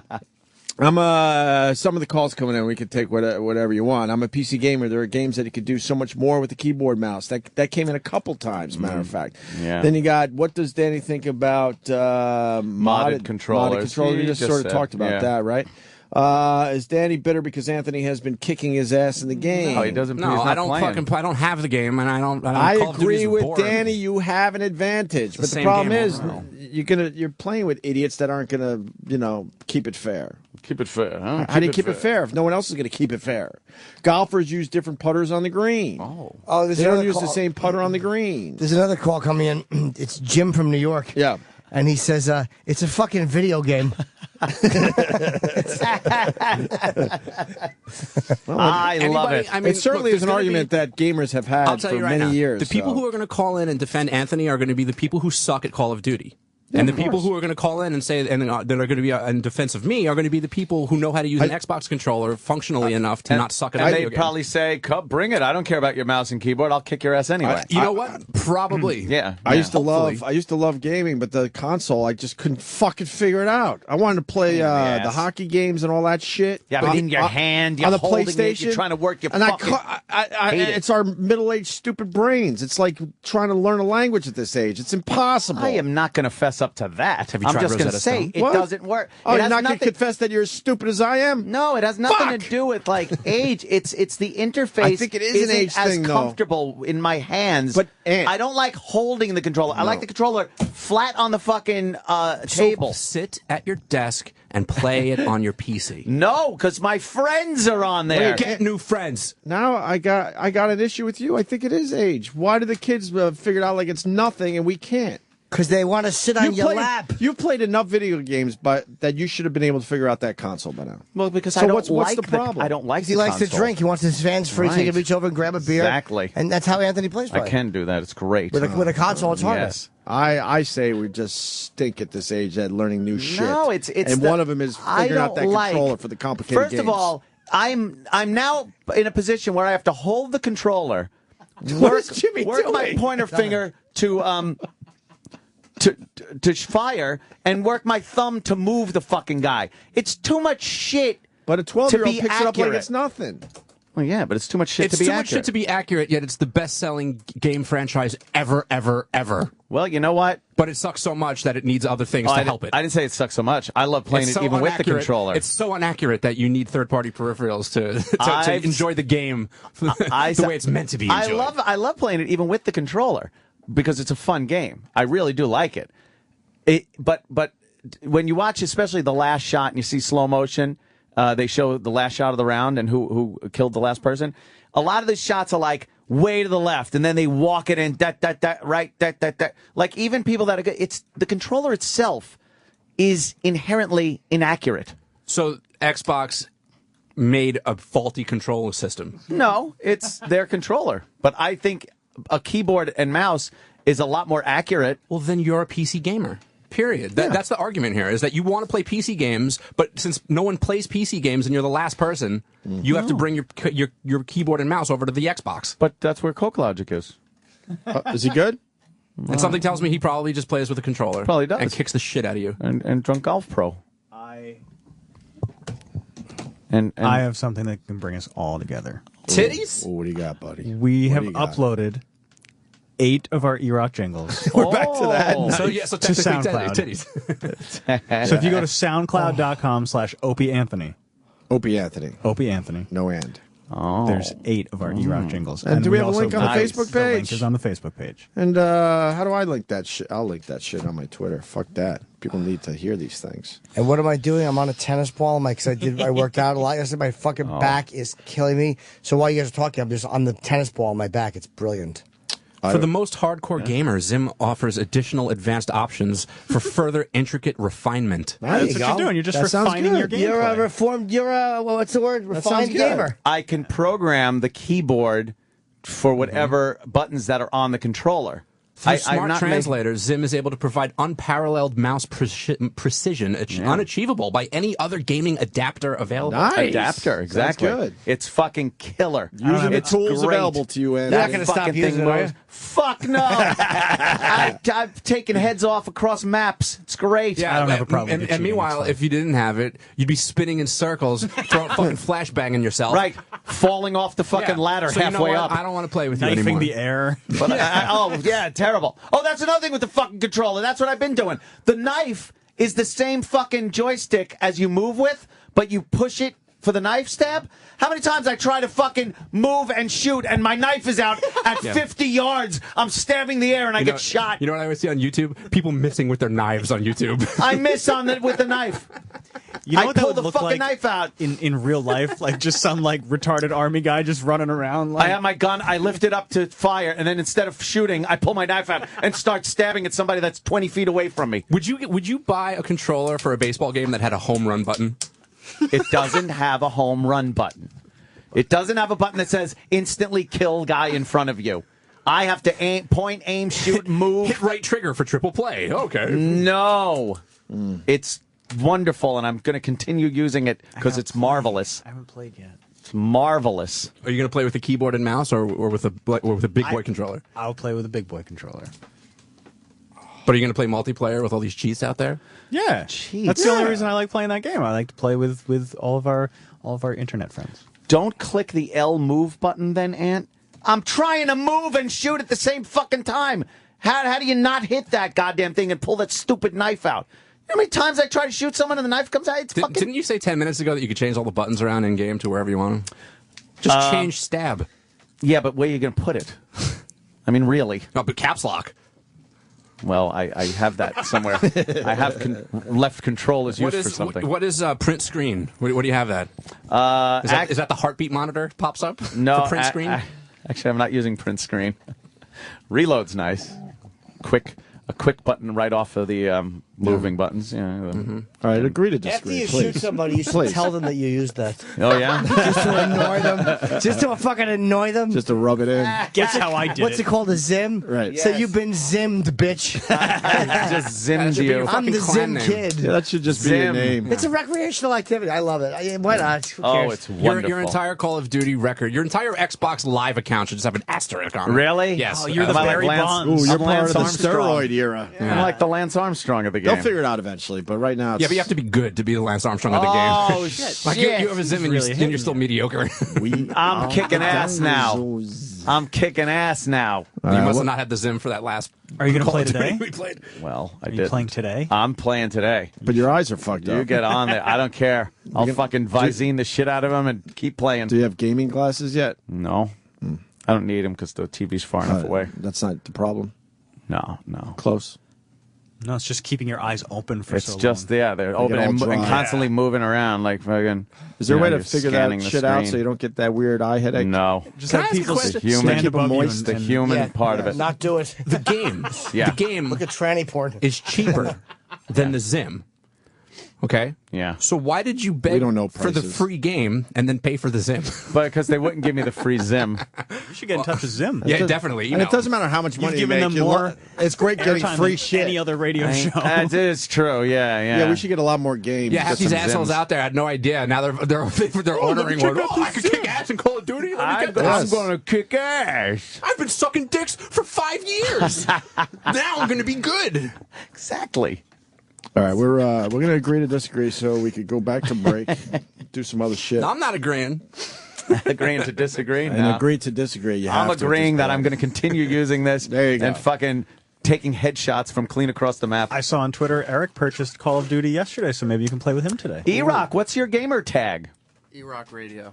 All right. I had to stop myself. You're not going to play. It doesn't matter. What? You're not playing with me. It doesn't Why matter. not? We all play together. Look at him. He's like the kid in the schoolyard. You don't want to play with me. Let's all get together. He's like Ralph I like Wiggum. me. Let's like all me. have a game. My friends like me. My wife likes me. Yeah, but they're all chewing the same piece of gum, though. Oh, shit. It's not like one person had Chulies gum and everybody else haven't tried it. Why don't you just have a stick of Chulies?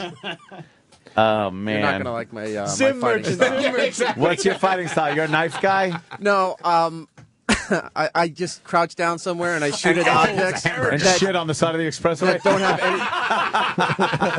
any... Eric hides. You're a hider, aren't that. you? Oh, you're camp? You just you're a camper. No. I just crouch down in a spot and I shoot at things that have nothing to do with the game He even doesn't going on. move in games. Oh, look who's talking.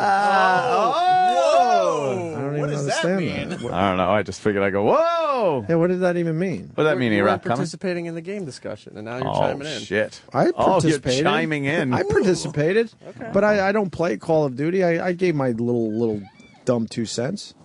I openly admitted I can't fucking play these complicated games because I couldn't figure out the controller. Opie just chiming in now. I'm not good at the multiplayer sections when you're on like Or aircraft radio. carriers or the yachts. No, you can fall stop off into the water. You're constantly falling off into the water.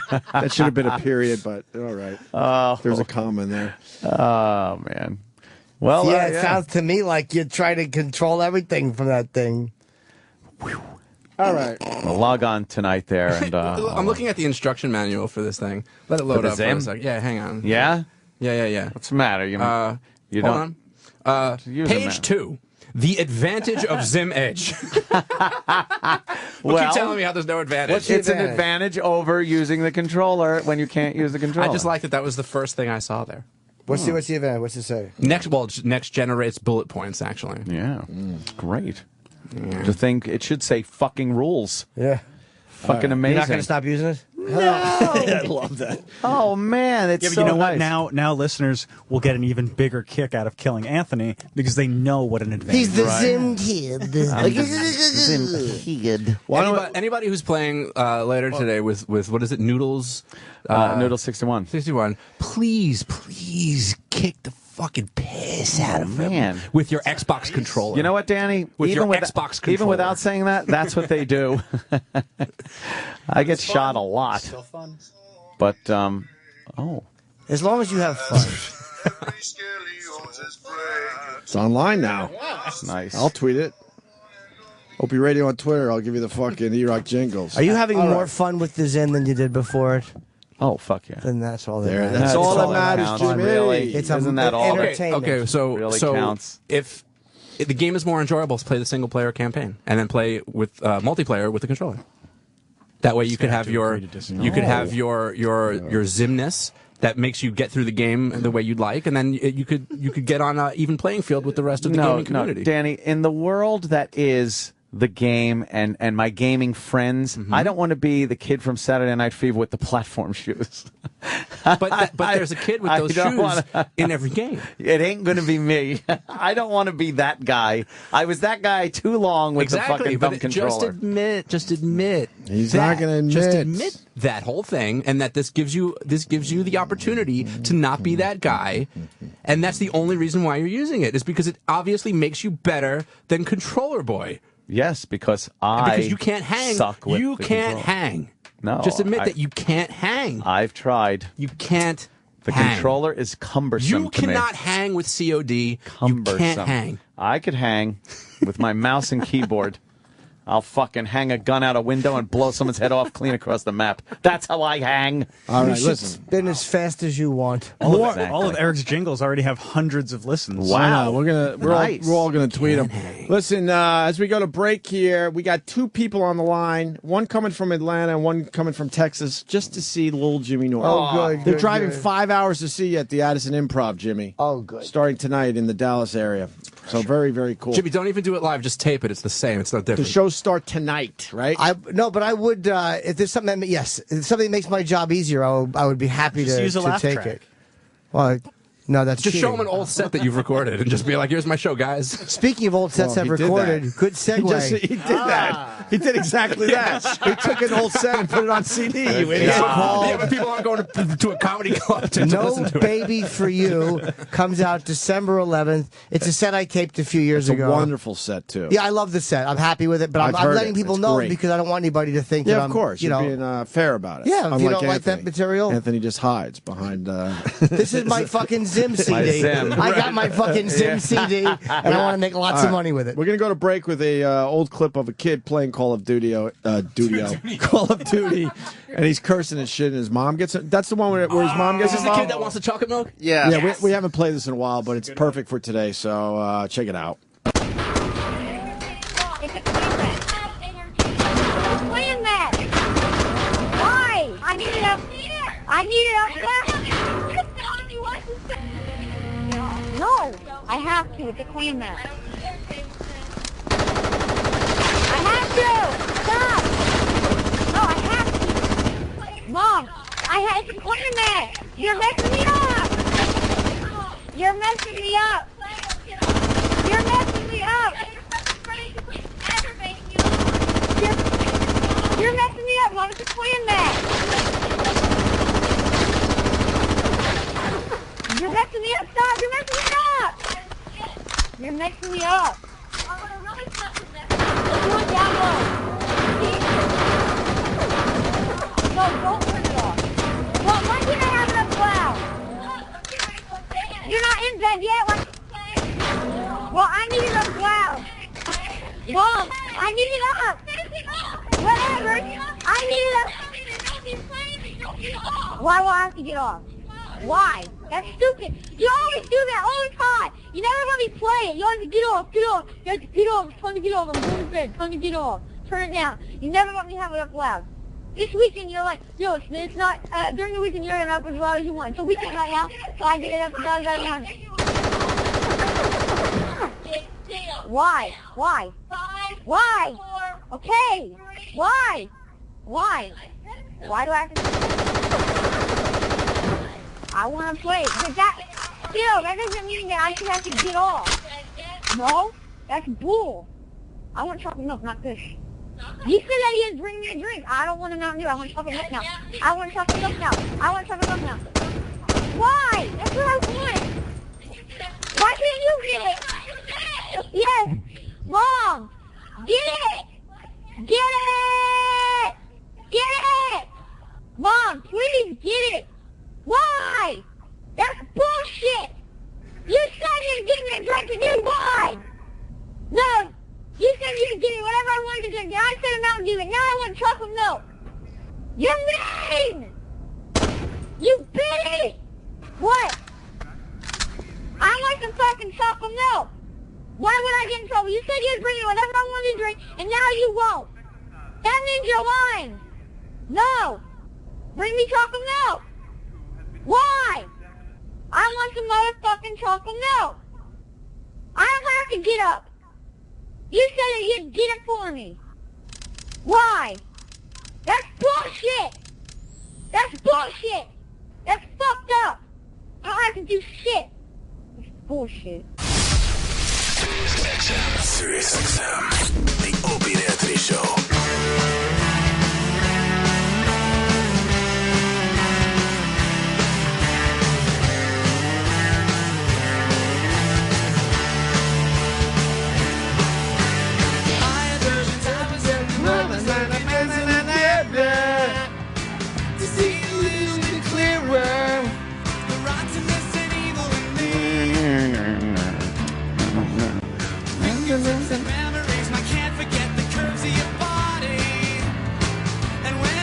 What's the verdict on this song? I like it. Around the room. I don't hate it. It's okay. Danny?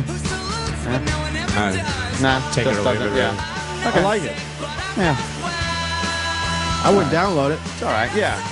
Okay. If I hear it, I'll listen. I don't go out of my way to. So it's apathy. To steal That's this what one. we got. I don't steal this one. Okay. I openly steal my music, though. Oops, that's cheating. Yeah. I shouldn't steal music. Hey, John Bon Jovi's daughter. This was very disturbing, huh? Arrested after a suspected heroin overdose. She's only 19 years old. She was non-responsive in the paramedics. Non-responsive. Scary, so man. she's extremely lucky. That's Rock fucking when we scary. need something from the. Hey, yeah, exactly. Why don't you stop ODing on horse?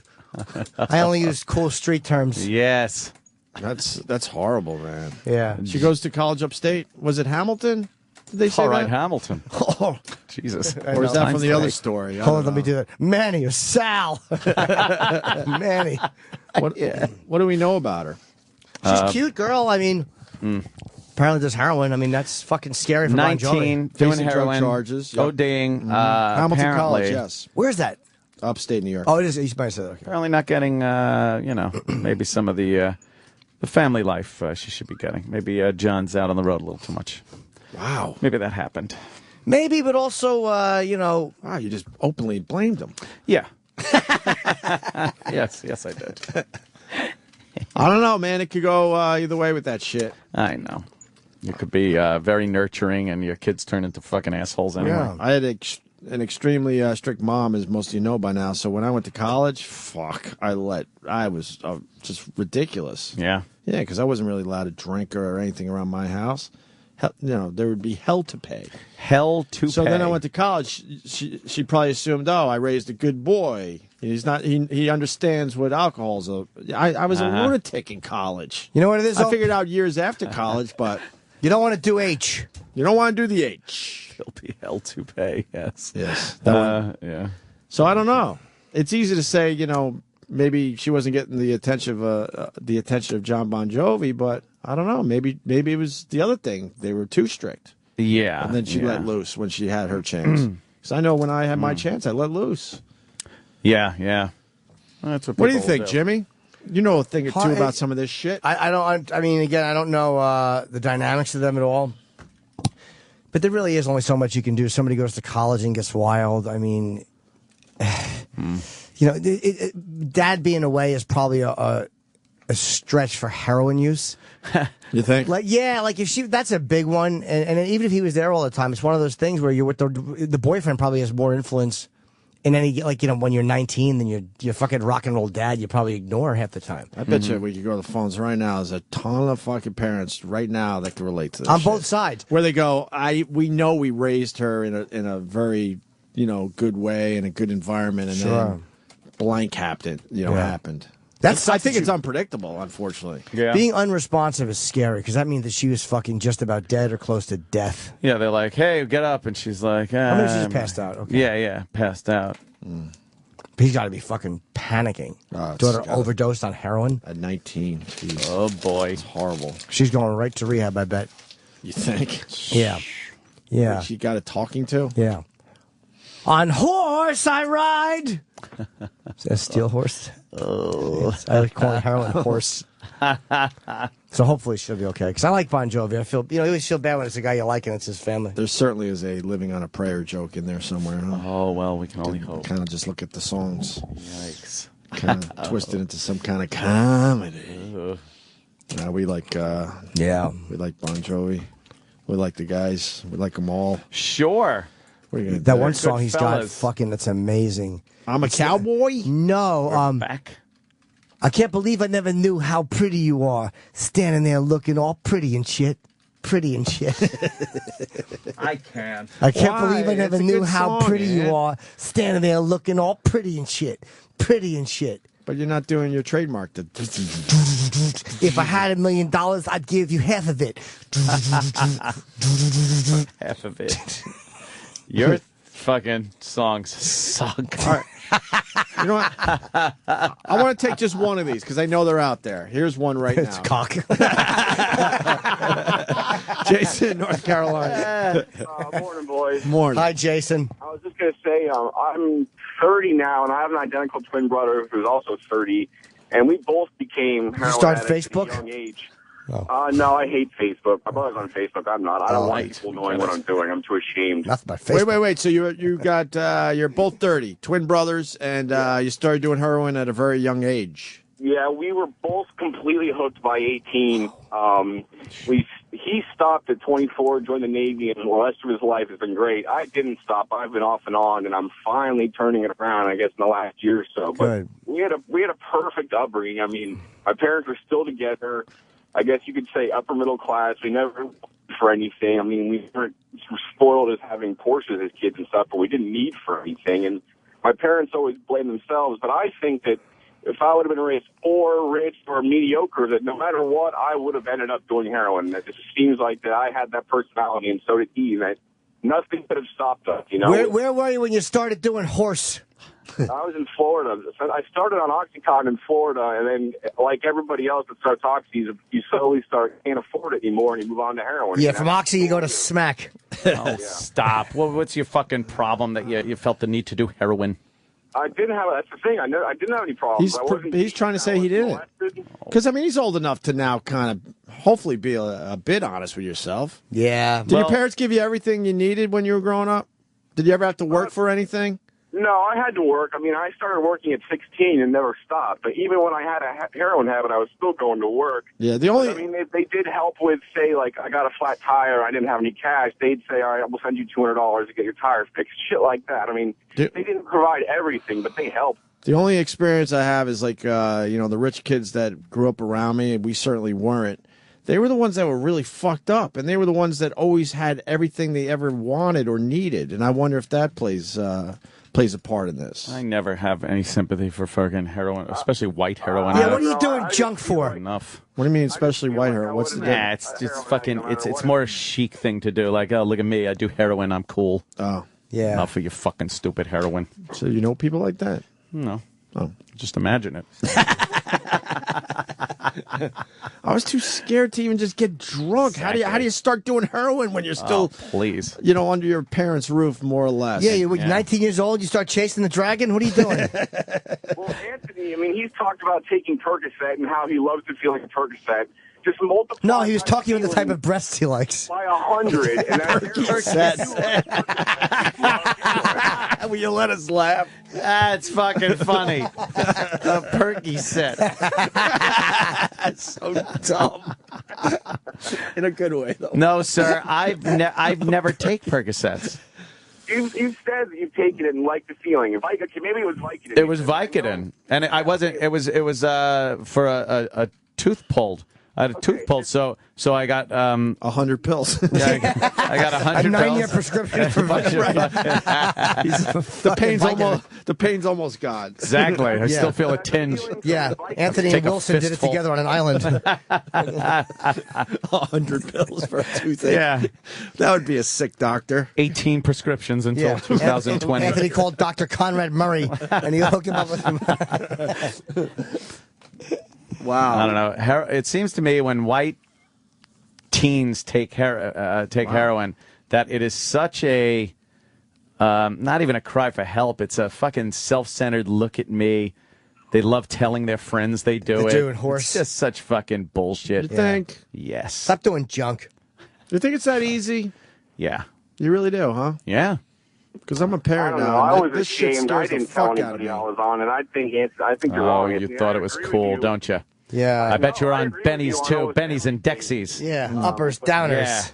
Well, Goofballs. When I was doing it, I knew I was destroying myself. I knew I was ruining my life, but I just loved the feeling too much. I mean, it's like taking Vicodin. Only multiply that feeling by 1,000, and that's Oh, heroin. please. All right. Here's that's what happens when a mongoloid gets a teabag somebody. They get goofballs.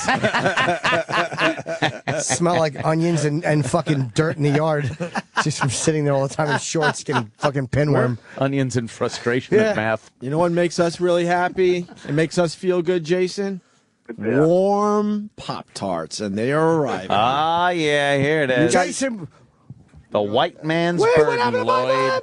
The white man's burden. We only have one I toaster. gotta go, boys. I'm at the methadone clinic. What's the matter? Sorry about Gotta do some Obama. heroin? At the clinic. I'm worried about him. He's a twin. He was with a girl named Abigail. They were doing junk. What kind of junk, Quince? They were doing heroin. Raising a good upper middle class home. Never wanted for anything.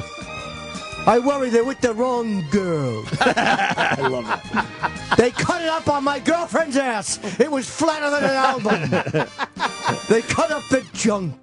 Quincy's girl's got a really flat ass. It's terrible. You see it at the beginning of the show. Detective Monahan. He's always ragging you, Quince. Man, if this guy voted for Romney, you should have had a little more sympathy for him. Oh, yeah? Yeah, he's one of your guys, man. My The fuck? guy. Yeah, because he's white like your heroin. All right, man. I prefer brown heroin like Sam. Sam's dark hair. One time my girlfriend found a bunch of dark Asian hairs in my underpants. Uh-oh. I had no explanation. You don't even know where they came from, Quince? I said it was an autopsy. Autopsying pubes in your underwear. Yeah, I said he was so dead I jumped for joy and scraped the table. You want another story? About about the H? All right. Another story. We got Nick. Nick, what do you got, buddy? Oh, just glad you got here in time. My father's a judge and my mother's a high school guidance counselor. I was raised perfectly, and I wound up becoming a really bad addict. Started out with psychedelics, led to Oxycontins, and then when I got into the heroin is when I decided it was time for rehab. Oh, boy. How old are you, sir? Me? 33. Don't forget you were raised by law and order people, though. Guidance counselor is like a school person, and a judge is a judge. Maybe you always had to be on the straight and narrow or arrow. Straight and narrow, I would say. Yeah, sure. something like that. And maybe that influenced you in a way. You knew you couldn't ever get away with any shit having a father that was a judge and a mom as a guidance counselor. I don't know. My father actually arraigned my doctor when she got arrested for prescribing pills to people. Kind of weird. Whoa. Are you clean now? Yeah, 5 years. Got my own business. Now I'm voting for Republicans because I'm worried about my taxes. It's possible. It's possible. Well, good for you, man. Yeah. So I've been listening to you guys a long time, man. Before Jimmy was part of the show permanently. Whoa. You insulting me, sir? And he's not permanent yet. We're One still year. deciding You'll on make it, that. Jimmy. Yeah, he's still on the bubble. All right, Nick. All right, boys. Thank you. Punching out. Yep. By the way, I have to say to King Clark on Twitter, and I very rarely will bring out Twitter people's names in public, you're just a fucking blocked cunt. Oh. God, fuck you and your obsession with politics. Uh-oh. I got mentioned on IMIT, and he's not even being that insulting, but this is why I despise people. If, LOL, you were mentioned on Imus. No surprise. I'll bet You don't do they as your name on Fox and Friends as well. Your conservative BS is coming to an end. Feel free to invest in a time machine which can transport you and your fellow neocons back to 1952. First of all, you blocked fucking cunt. First of all, gay marriage and all that shit that I'm for, yeah, real neocon views. Second of all, Imus probably mentions me because I fucking stuck up for him in my HBO special, and this show has a relationship with him. Third of all, it just feels good to block you, you fucking fruity, boring, fucking politically obsessed liberal. Yeah. Fuck you and your fake Twitter name, cunt. I'd hop in a time machine if I thought for a second in this environment that we could actually build one. Yeah. Get the technology. You know what, though? It would be built in China. If you could have a time machine and you could go back somewhere in the last 70 years, where would you go? No. I'd Probably to a water go fountain. way back. I go way back. I go back to 1937. No, man. You got to live in this. Yeah, the old days, high school. Early 70s. High school. Man. I'll go 50s. I want to live in that there could be a nuclear war at any time mentality, like that whole vibe that was going on. Like, I just got my new bomb shelter, Joe. Right. Come check it out. Sure. Hey, you tell come him home about and it. belt the wife in the face. Yes, Danny, they were wonderful times. See, I hate this music. That's why I would have to kill myself. This is bad music. I'd have to bring some metal or something. I can't do this. You'd freak people out. I'd They'd be Marty. like, oh, Marty. That was very interesting music, Marty. I was doing the remix. Now I got my warm Pop-Tarts. Nice. If you went to the 50s and auto-tuned something, would they think you were a wizard? Imagine that. Wow, really? Imagine Like, that. what is that? That would be scary. Elvis, fucking auto-tuned Elvis. Yeah, or just like bring some Skrillex to the 40s. Riding on the line. You ain't got nothing but a hound dog. I'd be great back in the 50s. It'd be great knowing Parents what you telling know. you to turn this devil music off. Oh, There was no one like him, though. There were other guys around at that time. This fucking guy stood out, man.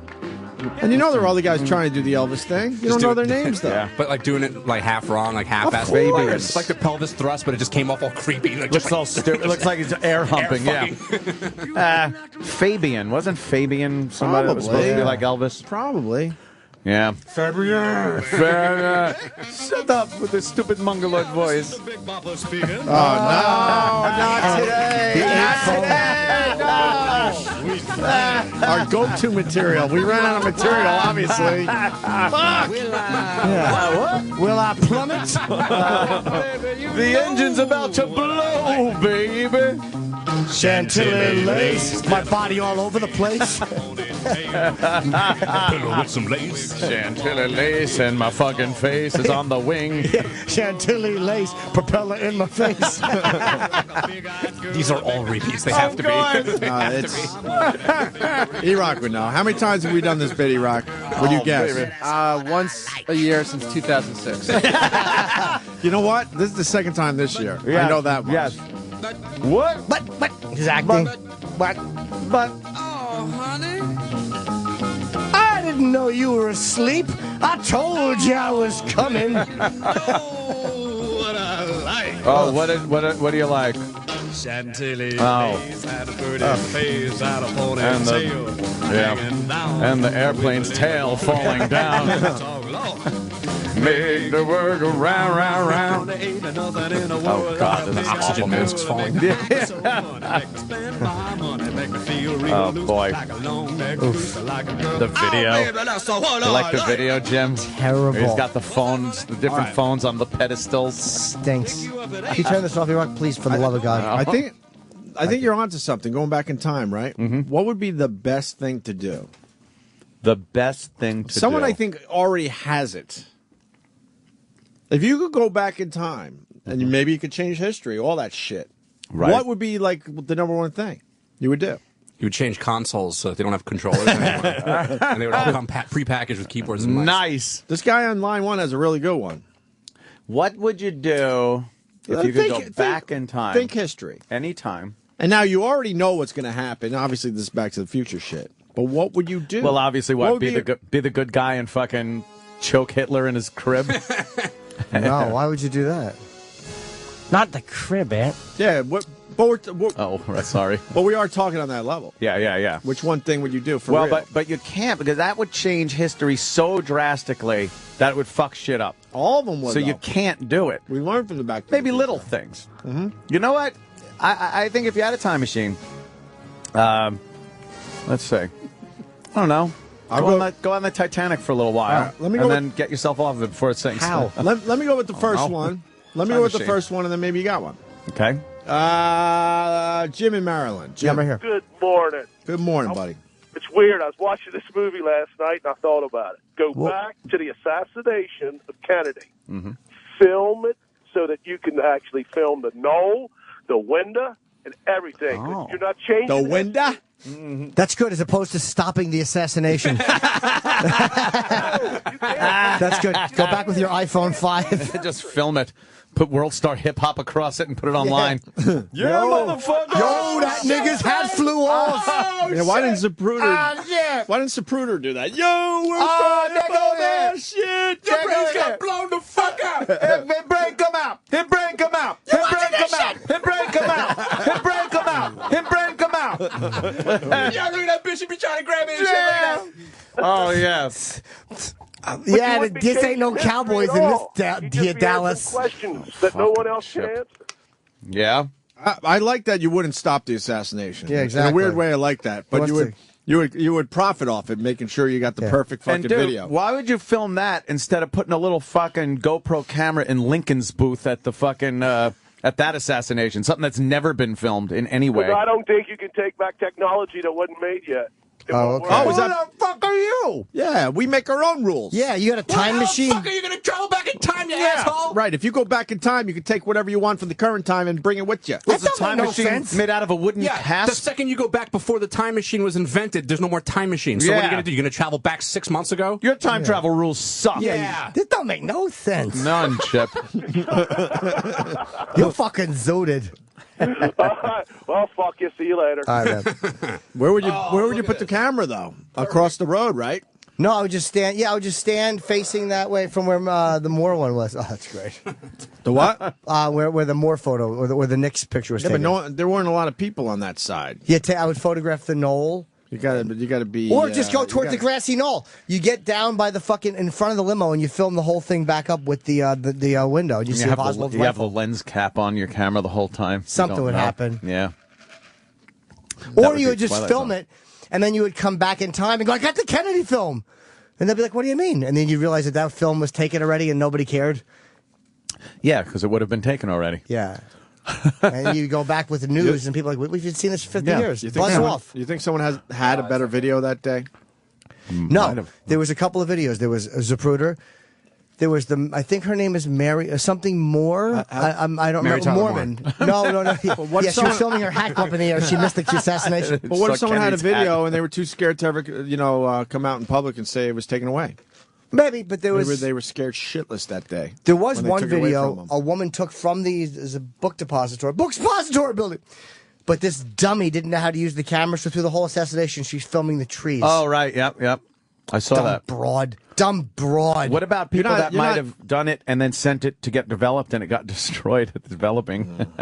Look, man, I'm in that category. I don't appreciate what you just said. Oh. What? Because when Sully was landing his plane in the Hudson River, literally right outside my fucking window, I, at the time, was not home, but there were a lot of people in my house with lots of video cameras laying around, and no one could figure out how to fucking get the camera working in time. I'll give you the difference. Dude, you know how much that video would be worth? Make them do it again.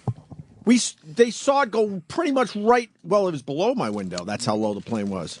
Here's the difference. And then it crashed in the Hudson River a mere 3 blocks from my house. That's something so sudden that you'd have to get the camera, turn it on, and you'd miss the event. That's true. Very hard to do. But the Kennedy was coming down. People were already filming him, and an event happened. Like, it isn't like...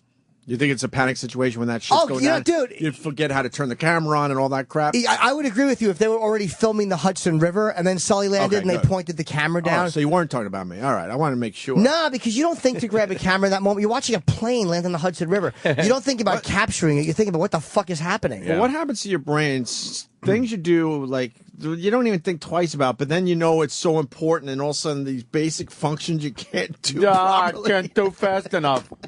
What is that about? That's pretty good. Yeah, there's a few like security cameras. That's about it. I'm telling you. Yeah, a few security cameras. Yeah, that was it. This thing flew right below our window. I was fucking my ex-girlfriend in the ass when that happened. Why are you offering that up? Because I remember it was weird. Because he was on the flight.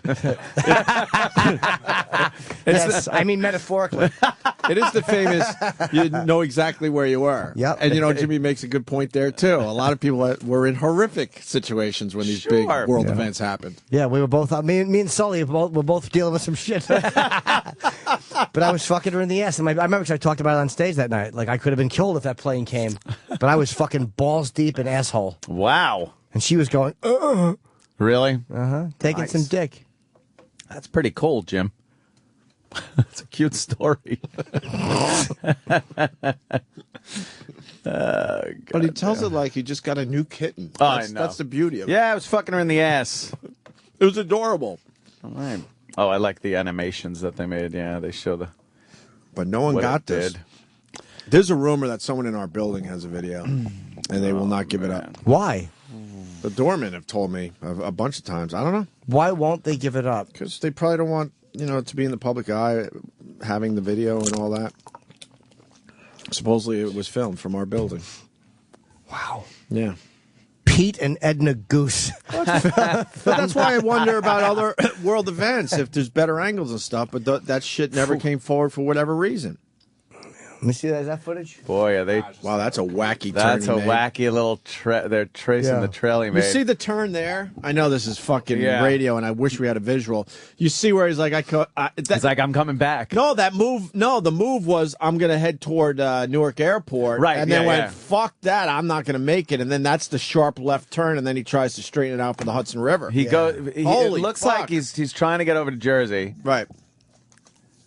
Or maybe not, because he didn't turn from the initial takeoff. It looks like he went to turn to come back to LaGuardia. Right. And said, no, fuck that, and then went to turn to go to Jersey, and then said, fuck that, I'm going on the river. Do you know how scared people must have been when they had to go and they saw the Jersey and New York on each side of them? Dude, that's a sharp left. What does that feel like in a plane? Oh, man. We've all been in those banking turns, but that's way worse than a banking and under no turn. power, so you're falling. Oh, he lost both engines. Yeah. Right. Wasn't there a third engine, though? No, just two little old engines. Oh, the bird flew into the engines.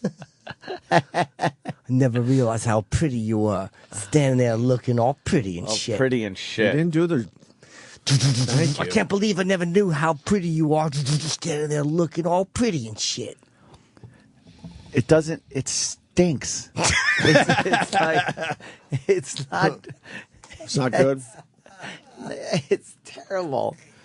It's pretty. Is used twice and shit. What is that? Jim. Oh my God. You don't think that one's good? No, it's awful. It's not awful. Oh, it's terrible. It's just Chip realizing something about someone. He can't believe how pretty she is. I can't believe I never knew how pretty you are, standing there looking all pretty and shit. Pretty and shit. Like, why would he not know how pretty she is? He just didn't realize it. And if he had $1 million, he'd give her half of it. Yeah, it's part of the lyrics. And then she's standing there looking, let me think. Oh, all pretty and shit. Yeah. It's just so lame.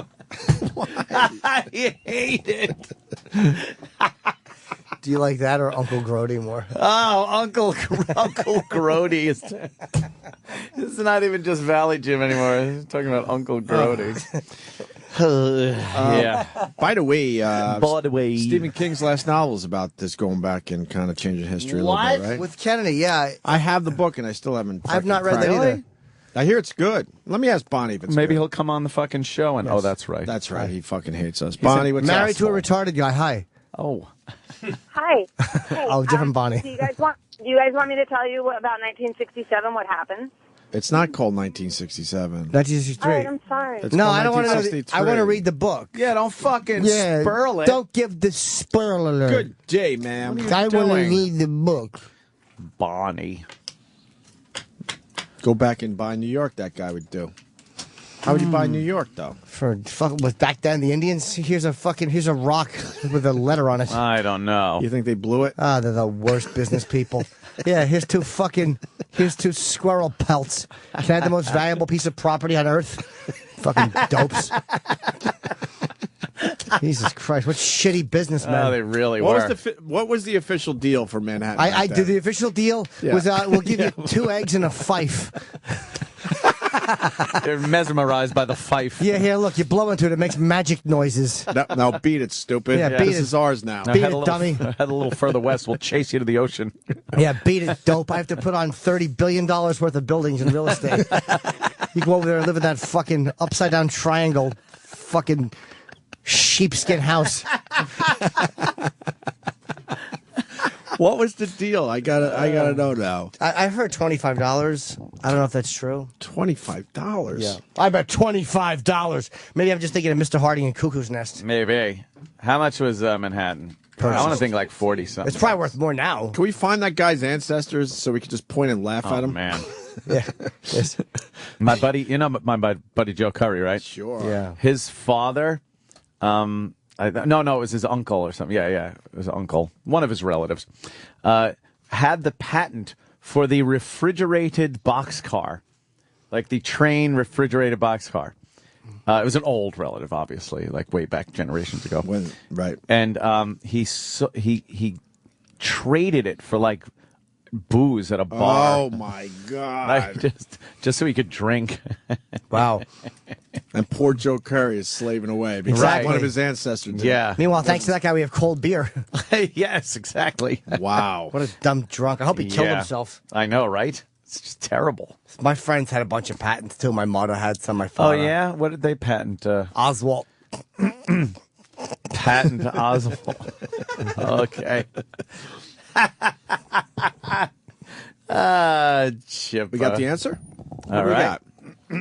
Jimmy, read that. I can't read. Paul Minute. Well, I can read, but I can't read that. Paul Minute Yes. is not mentioned Yeah, he was explicitly always here. quick. Is not mentioned explicitly here. Acquired Manhattan in 1626 from Native American Lenape. No. It's Chief Dumbella. Whatever those people are called, in exchange for trade goods worth 60 guilders. Nice. Often said to be worth $24 US. Though by comparing the price of bread and other goods, it actually amounts to around $1,000 in modern currency. You think Indians make themselves feel better in that tribe going, it's actually 1,000. It's a grand. People say $25, but it was 1,000. Yeah. Yeah. Imagine if we had Manhattan, how much that would suck owning this. Worst deal in history. Oh. Terrible. Some Indians got pissed off or something, I guess. Victoria's Secret was doing one of their fashion shows, yeah. Right. and the hot fucking model is wearing an Indian headdress thing, a big, ceremonial, colorful feathers. It was real long and everything. Sure. It looked cool. It looked great. And then, we don't like that. And they discontinued using it. That's a load of shit. Why is that a big problem? Only they can wear it? Well, they kind of feel, just their answer would be that they feel they're being, like that you wouldn't wear a Muslim They feel like that's their religion. Like it's become kind of cartoon, but that's their religion. You think? I mean, no, I've heard them say it. That's why I. Oh, they've said that. Yeah, that's why. That's the only reason I agree with them is because they made a reasonable explanation when I heard them talk about it. Indians are very fucking sensitive. Holy shit! What the fuck? I know. Jesus, can't you just take a good raping and pillaging and having smallpox hats given to you? Jesus Christ, there's a Yankees hat with smallpox on it. Took Manhattan for $25. All they said is, hey, could you not wear our religious garb and strip shows? And we're like, go fuck yourselves. And then we get mad at them for lending us payday loans at astronomical interest rates. Crazy interest rates. How come they get the casinos? I don't know, because they had everything at one point. Oh, and when there was nothing here. Yes. Boy, did we show them how it's done. Exactly. I don't mind. They're getting us back. Yeah. Like to see them fucking make a skyscraper stacking up those stupid teepees. They'd get fucking 2 floors and it would tip over. Yeah. They can't even put a second floor on a teepee. No, you have to turn them upside down. Yeah. And someone has to live upside down. That's stupid. I told you when I went to Camp Mason, and it was over the summer, but we'd had a Halloween party, and I didn't have an outfit. So I went as backwards man, and I put my clothes on backwards. I was the backwards man. Backwards man. Could you do that for us? No, it was too good of a costume. Backwards, No, man. do it for us, though. I'll do it when I come back. What about Monday. the hair? I just put a hat on. Oh. I was back. Yeah, but you could draw a face on the back of your head. You're ripping off Tom Green. No, this is before Tom Green did it. Oh, you ripped off Tom Green. No, He ripped sir. you off. He ripped me off. I was 13. He's the backwards man. I like Tom Green. I love Tom Green. He's so The backwards. He's so fucking weird. This movie man. takes so much heat. It's like silly stupid. Like you Yeah. can't not laugh at it. It's fucking retarded. All right, Jimmy. Addison Improv, right? Yeah. Tonight? Tonight, tomorrow, Saturday. Good. Fuck. I wish I could go. Yeah, we went to Dallas. What was that, 2003? I went a couple times. Dallas was a cool little city. I'm going to see Tyson when I'm down there. He's invited me to the Cowboys game But Sunday. Tyson doesn't live down there. I guess he's going to be there for something. Oh, nice. But I can't go to the Cowboy game because I have to fly home. I would love to go to Texas Why don't you Stadium. stay for a little while? Have you ever been to Texas Stadium? No. That's your opportunity. I can't miss it. When does Jim Norton enjoy himself? Jim Norton doesn't enjoy Jim himself. Norton enjoys he himself. does. I'll tell you the moment Jim Norton enjoys himself. Yeah, go ahead. When those fingers go from behind, past the thighs, into the asshole. You really like that? Here's what it looks like a massage. Picture 2 fingers circling the event horizon of a black hole. How fast they get sucked in when they pass it. Does your ass actually suck things into it like Nothing that? escapes my asshole, including Lee press-on nails and light. And that's better than seeing Texas Stadium? It's better than fucking owning Texas Stadium. Feeling those fingers plummet. Fair enough. Addison Improv God. for Jim Norton. Go see him, motherfuckers. Please. Yeah, man. There's a few tickets available, right? Yeah. So you still have a chance to see Jimmy? Yeah. Tonight, Friday, and Saturday. Fucking Jets. Ah, Christ. Why are they on That's how we're getting TV? Oh. Rex Ryan standing by Sanchez. Jets players coming out saying that Tebow stinks. The whole team is in a bad spot. And why would you put him on the team? Oh, that's because the owner wanted him. Woody wanted him. Woody Johnson. Rex Ryan never wanted Tim Tebow. It's pretty obvious now. All right, we'll take you out with this. Fuck it. Thanksgiving, have a good time. It's Thanksgiving. We'll be eating. Hey, we. She's gonna make the turkey potatoes. All right. The Opie and Anthony Show. Opie and Anthony on Sirius XM. Sirius XM. And now, the Opie and Anthony Show continues. This is After O&A Live. Here's your host, Sam Roberts. Yeah, it is. And I gotta tell you this. First things first. You should know this by now, but if you don't, if you ask any woman what gift was the best gift she ever got, without hesitation, she never even has to think about it. It's always her engagement ring.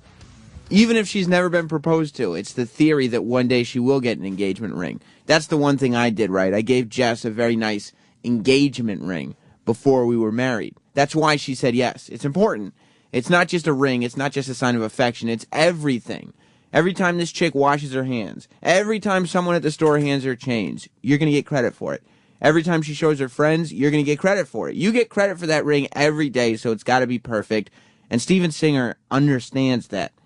At Steven Singer, jewelers, they have the perfect system to make sure you get the perfect ring. Steven knows how important it is. It's painless.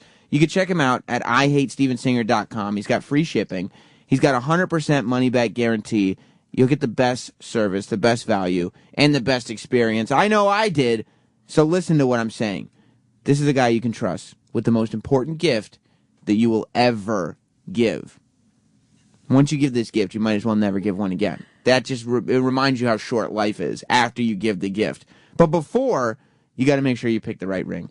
Go to Steven Singer at the other corner of 8th and Walnut, on the phone at 1-888-I-HATE-STEVEN-SINGER, or online at IHateStevenSinger.com. Just one of those organic ways we start after Opie and Anthony Live sometimes, Jesse May Peluso. Was that Walnut? Did you just say? On the other corner of 8th and Walnut. The other corner. You know, you go to Philly, and there's one corner of 8th and Walnut. He's on the other corner. Okay, so you shouldn't be able to miss it. No, that's exactly right. It should be pretty apparent where he is. Jesse May Peluso is here. We also, you know what we're doing today? I don't. I have this copy of Call of Duty. Of course. It's the biggest game ever. It changes many lonely men's lives. Right? Yeah. Some men go to women. Some men go to Call of Duty Black Ops. But I have a copy of Call of Duty Black Ops 2. And this is the hardened edition. I don't know what that sounds like a medical condition. I have no idea what that means. Yeah. It's hardened? It's hardened. It's like, if you go and just buy the regular edition, it's a little frilly, a little like, oh, look at my Call of Duty. This is like, yeah, I'm a man. Because it comes with all kinds of, like, yeah, it comes with a cape. Yeah, it does. It comes with a pair of boots that are red.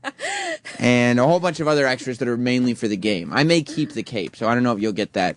But there's bonus content on it for the gameplay. There is. Where you can play the game, but you're shooting at zombies. Because everyone likes zombies. Look at him nerding out in the corner over I here know. out of nowhere. E-Rock, you better be saving this for your show.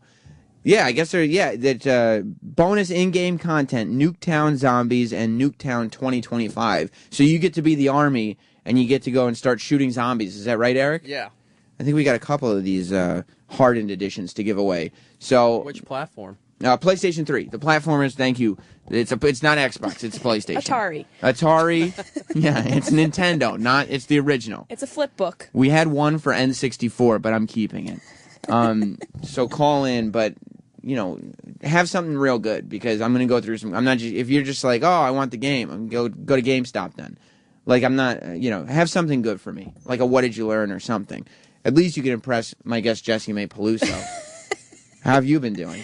I've been good. Yeah? Yeah. You just got back. You look all tan. I know. I have skin cancer is really what it is. I'm sorry I brought it up then. I didn't realize. Pigmented patches of melanoma. That's all it is. It looks great. Thanks. I mean, you wear it well. Is the takeaway. Yeah, I was in the DR. Dominican Republic? For all those white people, it's the Dominican Republic, not the doctor's office. Yeah, I was at the doctor. Well, that was where he diagnosed me. My mom's like, what happened? Did you hurt yourself, hon? Why were you there for a week? Your mom's from Syracuse. Yeah. She doesn't understand that people's skin color changes sometimes because the sun doesn't come out there. Yeah, on purpose. What were you doing in Dominican Republic? Vacationing? Doing a little vacation, doing a little joke telling. Love it. Yeah. Do they get where? At the resort? Yeah. Oh, okay. Because I was gonna say I wouldn't think that like the locals would have any idea what you were talking about. I wouldn't be back here. I would still be there, probably shucking coconuts. Yeah, they would kidnap you. Have you gone overseas for comedy before? I've gone to Norway. Oslo. Well, you could fit in Norway. I fit right in there. Yeah. Does Norway understand, like, because there'd be cultural differences? Yeah, there's a lot of cultural difference, but they're so much smarter than Americans, so they just almost understand your jokes before you're done telling them. Right, like they know exactly where you're going. So they're laughing at your setup, like, I know where she's going to go. It's going to be great. Yeah. It's going to be hilarious. Sam, we had Bill Burr on a while ago. He was talking exactly what you were saying about going over there. They love American comedians. They love it. And it's weird because, here people laugh after jokes. There they clap. Really? It's a weird adjustment. Yeah, they clap after. They don't laugh. It's more of a clapping than laughter thing. So it's a weird adjustment as far as your timing goes. I applaud your attempt at humor. Yeah. Very good, American. Very good. It sounds so condescending. Keep dancing. Why are you applauding?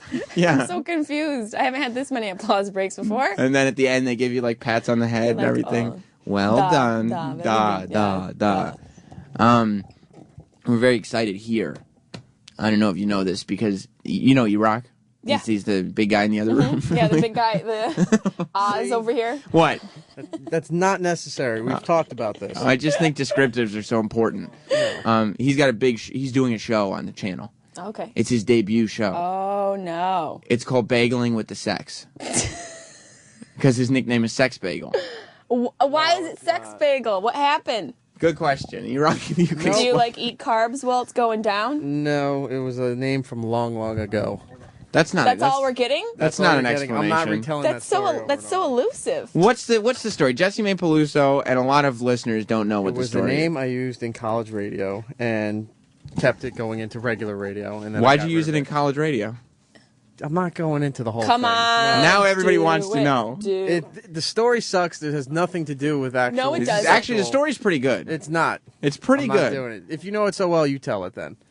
Sam, you're a good storyteller. Well, Be the voice. I think, what did you give, sex advice on your show? I was filling in on somebody else's show. To do what? Because the main host wasn't there. Mm-hmm. So I was running the board while the other host was talking, and they were doing some dumb sex advice shit. And they asked me a question, and I gave my answer.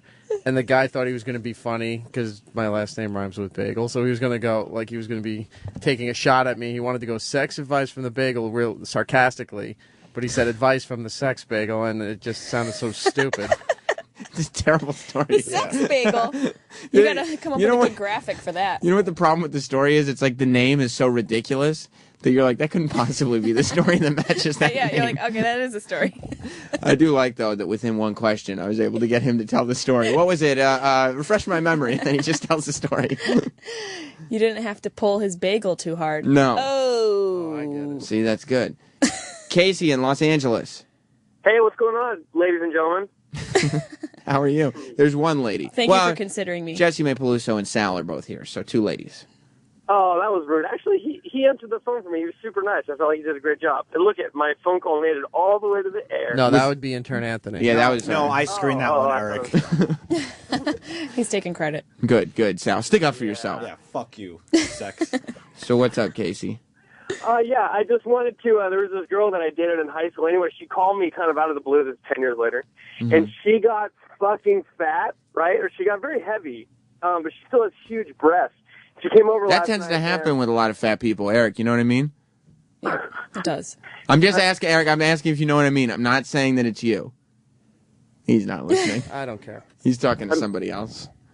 Go on, I'm Casey. honestly sorry for the content here at E-Rock. I didn't mean to do that to you this morning. He's not listening to you. Yeah, he's Yeah. terrible. He's terrible at producing this show. He's really bad at it. Go on. So she came over last night, and I don't know what it was, but she literally she sucked my dick like a Hoover. Like she couldn't get enough sperm. You out went of from her. A to Z very quickly, Casey. Well, yeah, no, but I'm just trying to get to the point. I mean, I know you have a show to do You're right. and everything, so I want to, right? Yeah. And then she when she left, she said thank you to me. It was like it was as though She just blew you and then said thank you? I feel like you made this whole story up. Do you think it's a lie, Jesse May? No, I swear to fucking God. You're very intense. Did you say like a Hoover? That's like such a 1980s reference. Who has a Hoover vacuum anymore? Nobody has a Hoover. It's a Dyson now. That's right. My Dyson doesn't even. Well, actually, yeah. And Doesn't Dyson make chicken? Delicious chicken out of a Hoover. She blew me like a Dyson. You mean like a chicken? Yes. Have you ever gotten blown by a chicken? No, I haven't. Was that question directed towards me? It didn't work. It didn't work, did it? It didn't work. He wanted to do like a fun story. Maybe I would give him the video game. And look, you got to get through Jesse May Peluso. I'm so sorry. She I didn't is mean to the shoot you down. roadblock. Look, somebody's got to do it. He said Hoover. Let's see. That was my nickname when I was 7. Hey, So. what? What were you Yeah, doing? because I was so awesome at softball. The ball's going to get by me. He called me the Hoover. Oh, I thought you just had a lot of adult friends at 7. Oh. And Justin. Hey, what's going on, Sam? What's up?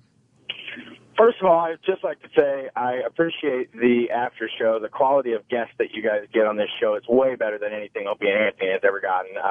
Sitting right next to you is one of the most beautiful women I've ever seen personally. Okay, Roland is making motions like you're jerking everybody off in the room to try to get a video game. Well, that's part of it. That's part of it. Uh-huh. But you don't mind Jesse May. No, but he hasn't seen me this early in the morning, so he might retract that comment. With skin cancer. I don't even get to listen to O&A. I get in my car just in time to listen to Sam. So Okay, all right. Is that it? What else do you want? All right, I'm hanging up on you. That's bullshit. Yeah, there's supposed to be a story. This is a big prize, so this better be a good call. I mean, It's sold out. Children spent hours and days in blood, sweat, and tears to make this video game. So That's somebody right. better have a damn good story. They had to shoot children to get the accuracy, the bullet time, and all that stuff. Where was it made? Does it say where it was made? Like made? Find out. That wasn't made in America. China. The actual fabrication of that box. The box itself, I would say Taiwan. Yeah, definitely like Taiwan. It looks like a Taiwanese box. So how much do you love a Taiwanese child? Your story better reflect that. That's exactly right. Sal? Yeah. You're going to be the executive producer on Bageling with the Sex. Jesse May, you're going to be tuning into that, right? I mean, it sounds too I'm good. going to be tuning in and cream cheesing in at the same time. Nice. Like That's that? something you could do while you're bageling with the sex. Bageling. Bageling. Yeah. It's an action word. An action word, I like that. Mm-hmm. Sal, how is everything coming along? Are you guys going to be ready? Because Eric's not going to be here tomorrow. Yeah. So that means that the last big brainstorm sesh before Eric's big show with his executive producer Sal has to go down today. But didn't he just say "fuck you, sex" like a few minutes ago? He did. You did say "fuck you, sex." And you're the executive producer of the show. Yeah. It's very tension. There's that which could make for a good show. As Roland did just say, it's very tension. Very good. It's very tension. It's very tension in here. You could cut the tense with a knife.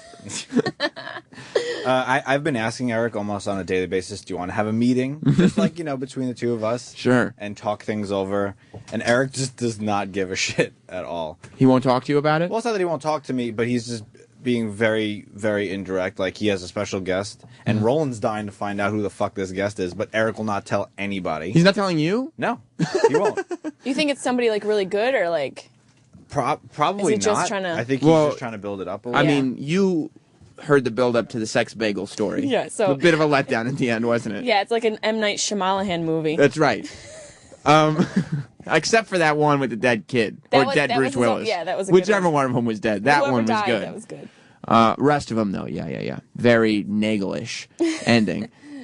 How come you're not talking to your executive producer, E-Rock? I talk to him, but I just tell him what he needs to know. You won't tell him who the secret guest is? No. I kind of like that. You're just. I didn't even bring it up on the air. Right. I never mentioned a secret guest on Yes, the you air. did. You brought up there was a guest that might come in. You said it the other day. But I never said a secret guest or anything. Do you have a secret guest? I have somebody coming in. Is it a good guest? Is it a secret guest worth people wondering, saying, "Oh, I wonder who the secret guest is"? I would think so. Yes. It is. They're coming in. Yes. Am I gonna be excited? You might. I don't know. Is Jesse May Peluso going to be excited? Only if it's John Stamos or that other dude from True Blood. Then no, she will not be excited. Then I'm out. At least she did narrow it down for you, though. You didn't have to guess. And we're working on a phone or two, so. You only got 1 hour. Yeah. Good for you. I love it. Is this a TV star who's coming in? What's your name? I guess in some.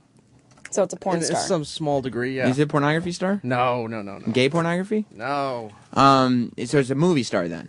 No. Musician? No. What? I guessed someone yesterday, and I thought I was right. Who'd you guess? Laszlo. You guessed Laszlo? No. If it's Laszlo, look, I told him I would love to have Laszlo on, but I did not ask Laszlo. It's not Laszlo. Laszlo also, he's a good guest. He's not a great secret surprise guest. Well, Eric was talking about the whole gaming element of the show as well, so I thought Laszlo would be coming in. But And that wasn't the secret either. That I said I have a guy coming in who does video game reviews, and we have stuff to give away. And Can I give you advice? Mm-hmm. You don't want to talk about Call of Duty on your show. Anthony just spent an hour talking about Call of Duty today and yesterday. Different audience. No, it's not. It's the exact same audience. Nope. It is 100% the same audience. Nope. But Eric and I will have one copy each to give away. That's exciting. So if you don't win today's Call of Duty, there'll be one given away on... Roland's doing a show, too. Oh, nice. It's called Roland's Food Court. He said he's forced to. He was forced He just to, looked at me yeah. with sad eyes. He's like, I'm forced to. Roland's Food Court is leading into Bageling with the Sex. There's a lot of food innuendos going on. Food Yeah. court? Yeah. All right. Yeah, he's going to judge food. Okay. Food From court. where? And he has got guests coming in too. Yeah. Yeah, but I want to know, because I'll be able to talk to Roland about it tomorrow. You won't be in tomorrow. Mm-hmm. So, you're really going to talk about Call of Duty? For a little bit. I don't think it's a great idea. And some but other stuff that's come out. I'm not going to tell you what to do, But I would say, if you want to talk about people who like you that don't get, you know what I mean? If you want to talk to people who like you and you want to talk about something that's not talked about on the main show, you should talk about the wrestling game. It's on the list, too. Good. Keep that list growing. You didn't know it's news to you, Sal? Eric doesn't want to fucking tell me anything. So you're not using Sal. Eric, You're really... You can't say I haven't come to you and asked you multiple times like to go over stuff. I'm being very you proactive. need to calm down because no one here, well, maybe Sam has, but I have not attacked you once on all this, so relax. No, I'm just saying I'm being very proactive and trying to do a good job. in here. You are, yeah. You're making very it... tension in here. Hey, Sam. Have a cupcake. Joe McHale's going to call in to see what his favorite restaurant is while he's treating Community on my show. Joe McHale is going to call into your show? Yeah, I got some of your listeners calling in. No. Joe McHale is calling into the food court with Roland on Saturday? Confirmed. Yeah, Bert Kreischer, and then a couple other A-listers may be peppered throughout. You know what? He's got credibility. There'll be food samples, right? Oh, Wait, there'll be food samples. Yeah. Does Joe McHale beat your guest, Eric? Oh, yeah. And then there's another late night talk show host, one or two may. Well, there's not that many of them. Is it Craig Ferguson? No. Is it Jimmy Kimmel? Yeah, what are you going to do? No, Jesus Christ. If you get Jimmy Kimmel to call in your show, O&A can't get Jimmy Kimmel. No. Kimmel, you tweeted Fallon yesterday. Well, I know, but I said there's a couple. Oh. Oh, my God. I can't wait to hear what you do. I can't wait to hear what you do. I just heard his surprise guest, and I got a little too excited and said, I got it. You're like, you got to one up. I would love nothing more if Roland's show just blows mine away, where he's just constantly guess. Are you feeling? It's going to be. Because Roland's not going to get a chance to talk. I know. And that's how you're booking it, right, Roland? Without you talking? And the good part is Bert Kreischer, in honor of the show, is going to call in drunk to Are you going to be drunk? Oh, yeah. Perfect. What time is this show going to be on? 5. Oh, that's fine. 5 Eastern. Even if it were now, I wouldn't judge at all. What's great about 5 is AM or PM. You're fine. I mean, as long as you can be drunk at either of those two times. It's a tail end of something. So Eric, are you confident about your show? Yeah, I'm confident. You are. Yeah. You're feeling good. Mm-hmm. And you're EPing this thing by yourself. You're not giving Sal anything. No, Sal's going to run the board. But that's not an EP job. That would be board operator. I'm finding things for him to do. Really? Because whenever you feel like letting me know, that'd be great, Eric. Sal, you're I not haven't done shit. And by the way, Eric, Hey, can I ask Eric a question? During my show, can Sal give me drinks? The what? During my show, can Sal give me drinks? Of course. Oh, thank you. So you're taking executive responsibilities away from Sal and taking them on yourself. No, I'm not taking any executive responsibilities away from him since I haven't given him any yet. No, but I mean, you're not giving him any. You're keeping them. Not all of them. He'll have some stuff to do. But we'll talk today. But most of them. Yeah, I had to wait 2 days before the show. You want to talk? I had to wait on a couple of things. I told you that. All creative decisions are yours, not Sal's. Yes. Yeah. It's probably smart. And all eyes on me. It's probably This thing smart. fucking tanks. I could be like, look, Yeah. Eric, Yep. Eric. All on me too.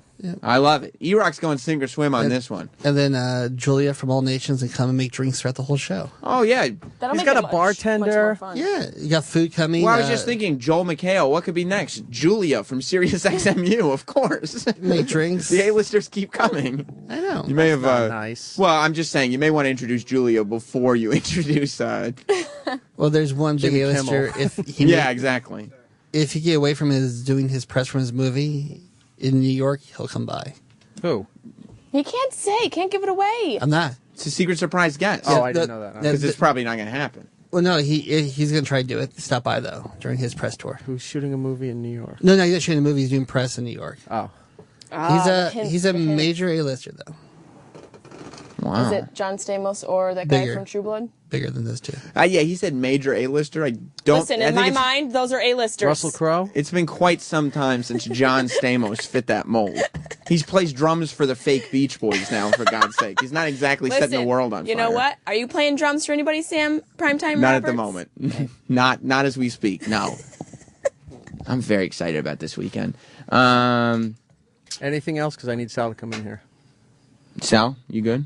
Yeah, my Your assistant? I think you got that backwards. Yeah, I need to get to my assistant. He can go assist you, Eric. Okay. I don't need Sal in here. Nobody does. Sal's cute, though. You think so? Yeah, he's adorable. You hear that? He's got terrible work ethic. I don't know if that bothers you or not. That's fine. Terrible. I mean, he might be the worst employee we've ever had here. And that's been documented. Every task that he's attempted here on the show Documented. failed. And it's been brought up on the air every time. Mike in Staten Island. Yo. What up? What up? What up? Yo, I heard Jimmy's got mad rapping skills. Pretty and shit. Yo, pretty and shit. Pretty and shit. I don't think those are the right words.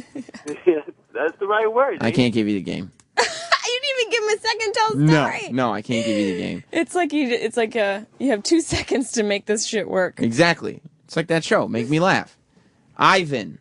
Hey there. I learned today that Opie needs to train his family how to operate a camera a little faster. I mean, he gets all his good images on New York City, and he can't train his family. He needs to start training his little kid, too. Okay.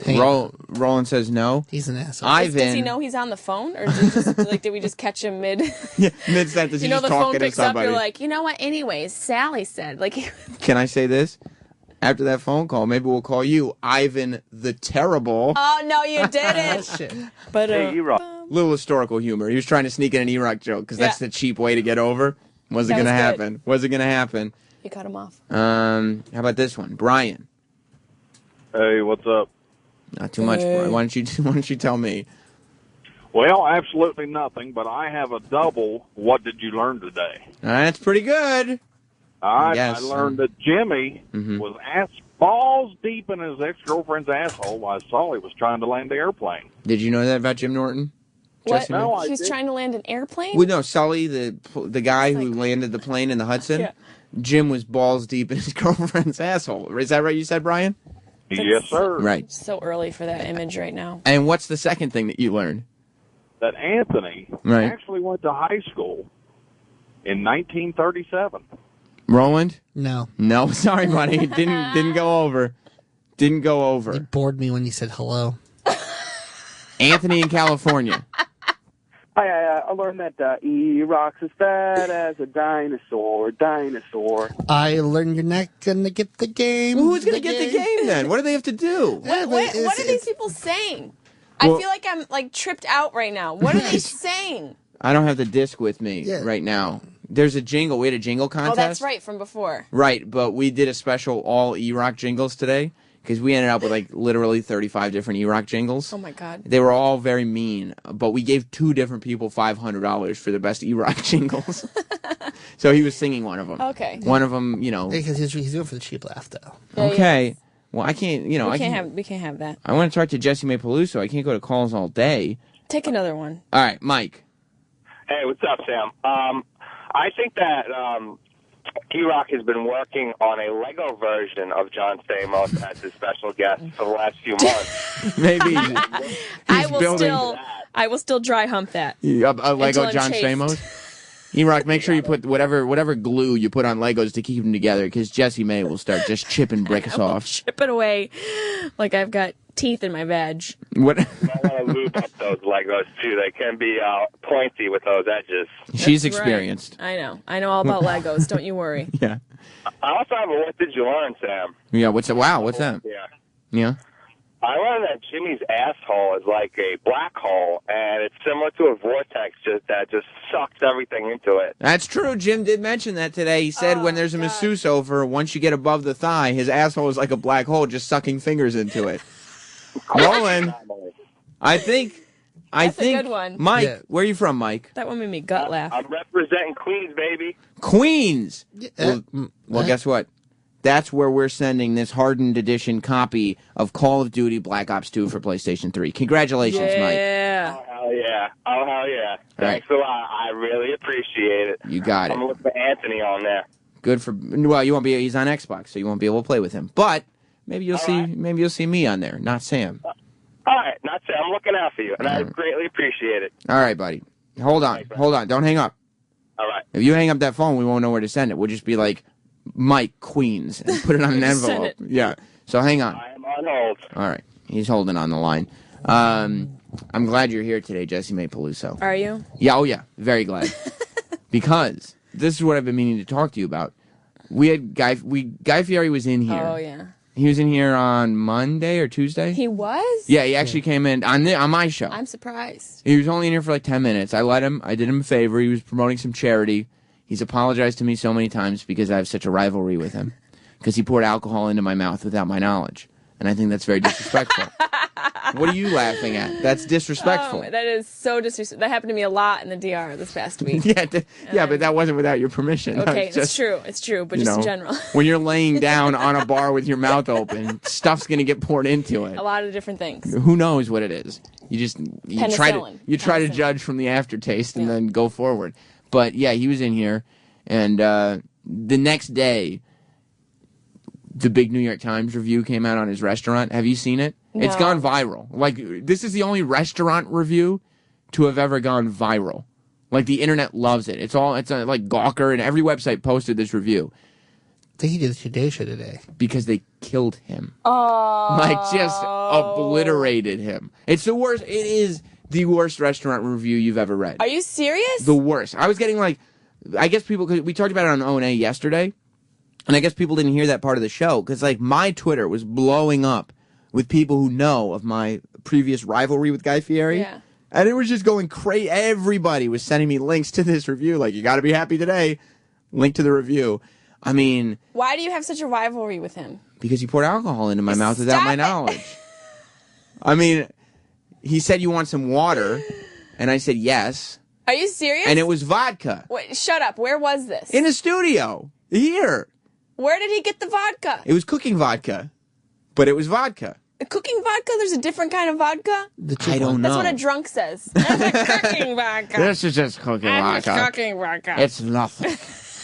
No, he was using it to, I guess, cook whatever he was cooking. His hair to stay straight. Exactly. Horrible hair. It is terrible, isn't it? Yeah. Well, he's got to have his hair like that. He's going to wear his sunglasses on the back of his head. I can't deal. But yeah, they said his chicken tenders tasted like badly battered air. Oh, jeez. Air. Like they said it was. You've eaten at the restaurant before, Roland. You have? I liked it. You were Stop it, Roland. You lied. Yeah. It's a themed restaurant. That's what it is. What theme? American food. Yeah, horrible food. American food. Well, then, you know what? American food. If it's real American food, then maybe he got it right. Yeah, I mean, it's Applebee's, is it not? It's a step up from Applebee's. Is it? So Ruby Tuesdays.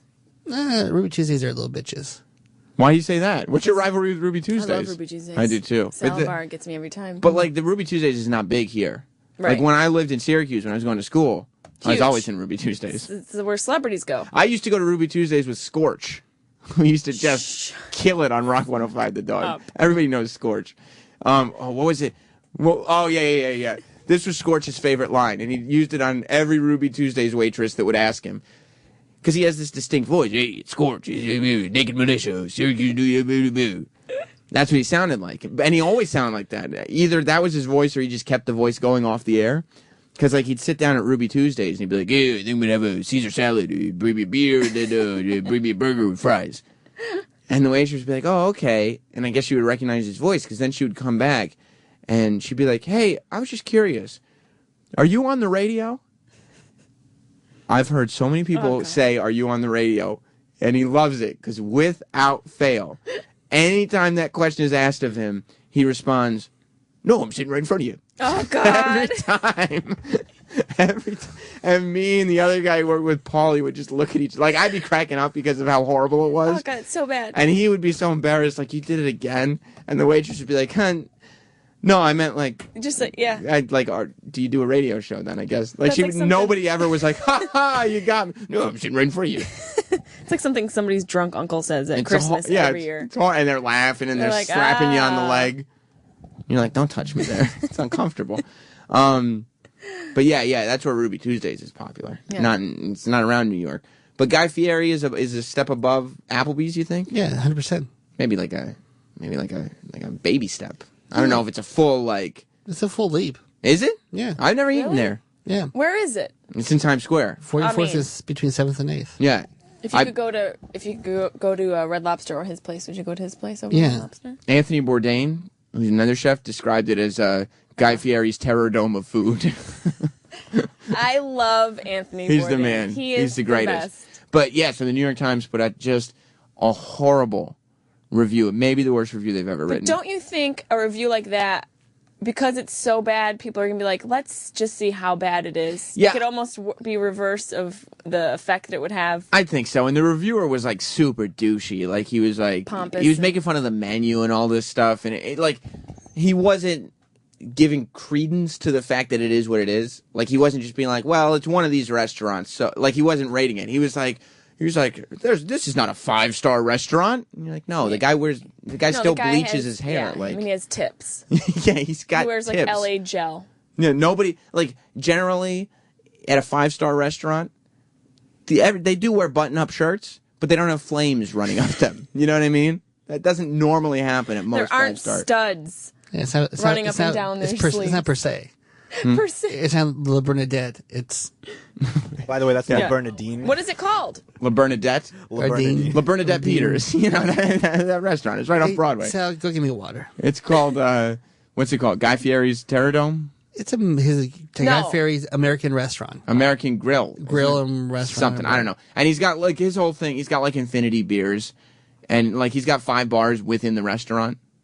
So that's what he's trying. And I think they described one of his mixed drinks as being like a combination of radiator fluid and something else. I don't know, but it wasn't something you should consume as a human. Yeah.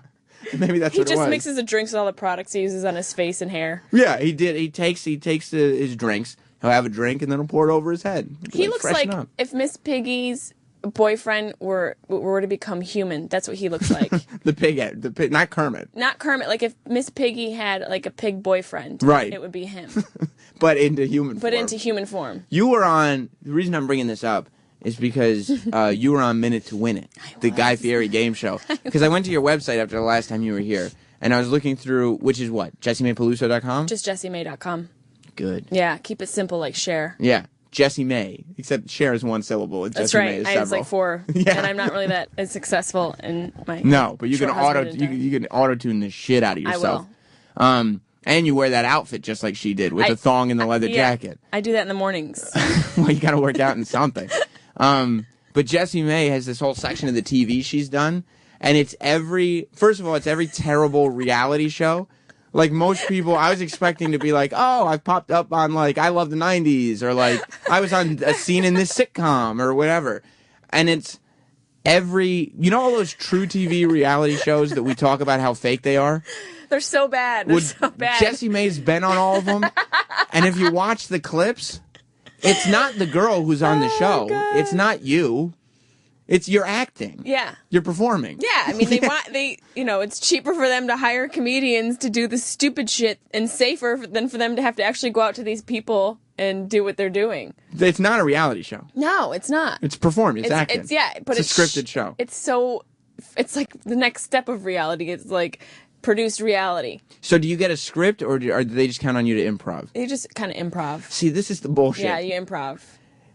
They don't want to hire writers. Nope. But they're not creative enough to think of a good reality show. Nope. So they pay you shit. They don't pay well. I mean, they pay, but it's like, for what you're doing, you're writing, you're acting, you're doing all this other shit. You're creating their show. You're creating their show. And you don't even get to put it as a credit because you're like, I've been on whatever, like, what shows were you on? It was All Worked Up. What's All Worked Up? It's on True TV. What's the premise? It's like, this bailsman's going out, people owe money and they're, But none of the people actually owe money. No, I threw a tire at the guy. Did you see? I threw a tire at him. I didn't even know my strength, but I threw a tire and a cone at him. But you weren't really mad at him. You were faking it. No, I just needed the money. So starving artist. So all these shows are faked. Yes. And then game shows are too. I keep clicking clips, and you're on Minute to Win It, and I go, oh, Jessie May was on Minute to Win It. I would think that like a comedian would kind of be above like just showing up at a game show taping and being in the audience and being like, I'll be on the show. Yeah. And then she comes out on stage, and Guy Fieri's like, we got Jessica here. And you're like, Jessica? I go, that person's name isn't Jessica. I've met her. That's Jessie May Peluso. That was all fake. All fake. And they wouldn't let me say that I was a stand-up comedian. I had to say I was a horse wrangler. A horse. Now, they were just trying, they basically were like, what else do you like in life besides making people laugh? And I'm like, I don't know, horses. I was joking. They're like, perfect, horse wrangler. You're going to open a dude ranch for children with disabilities. I'm like, what? What? That's a lot of backstory for me to think about. I don't like kids. What are you talking about? So much backstory. But you were on the show. It was the Minute to Win It couples, and you were on the show with your best friend. Who I didn't know. What? Yeah. It wasn't your best friend No. at all. I met her 2 weeks prior. Where? At training. for a minute to win it, Sam. They train you to learn the damn games. Guy Fieri, on the show, Guy Fieri was always like, we tell them what games, so they do get to practice. I thought that meant, like, you practice at home. No, they drill you. It's like we're in a camp with no light and water for 2 weeks. Oh, my God. We have to learn the game. That's terrible. It's horrible. We're like in the NBC studios for 2 weeks learning these stupid, how to throw ping pongs into cups of water from 45 feet away from a blowing fan while midgets are running underneath. Do you get paid for the whole 2 weeks? I mean, they give you a stipend, but... Why? It just seems so complicated. It's so complicated. Like, why would you be like, I have a game show idea, but I have no faith in humanity.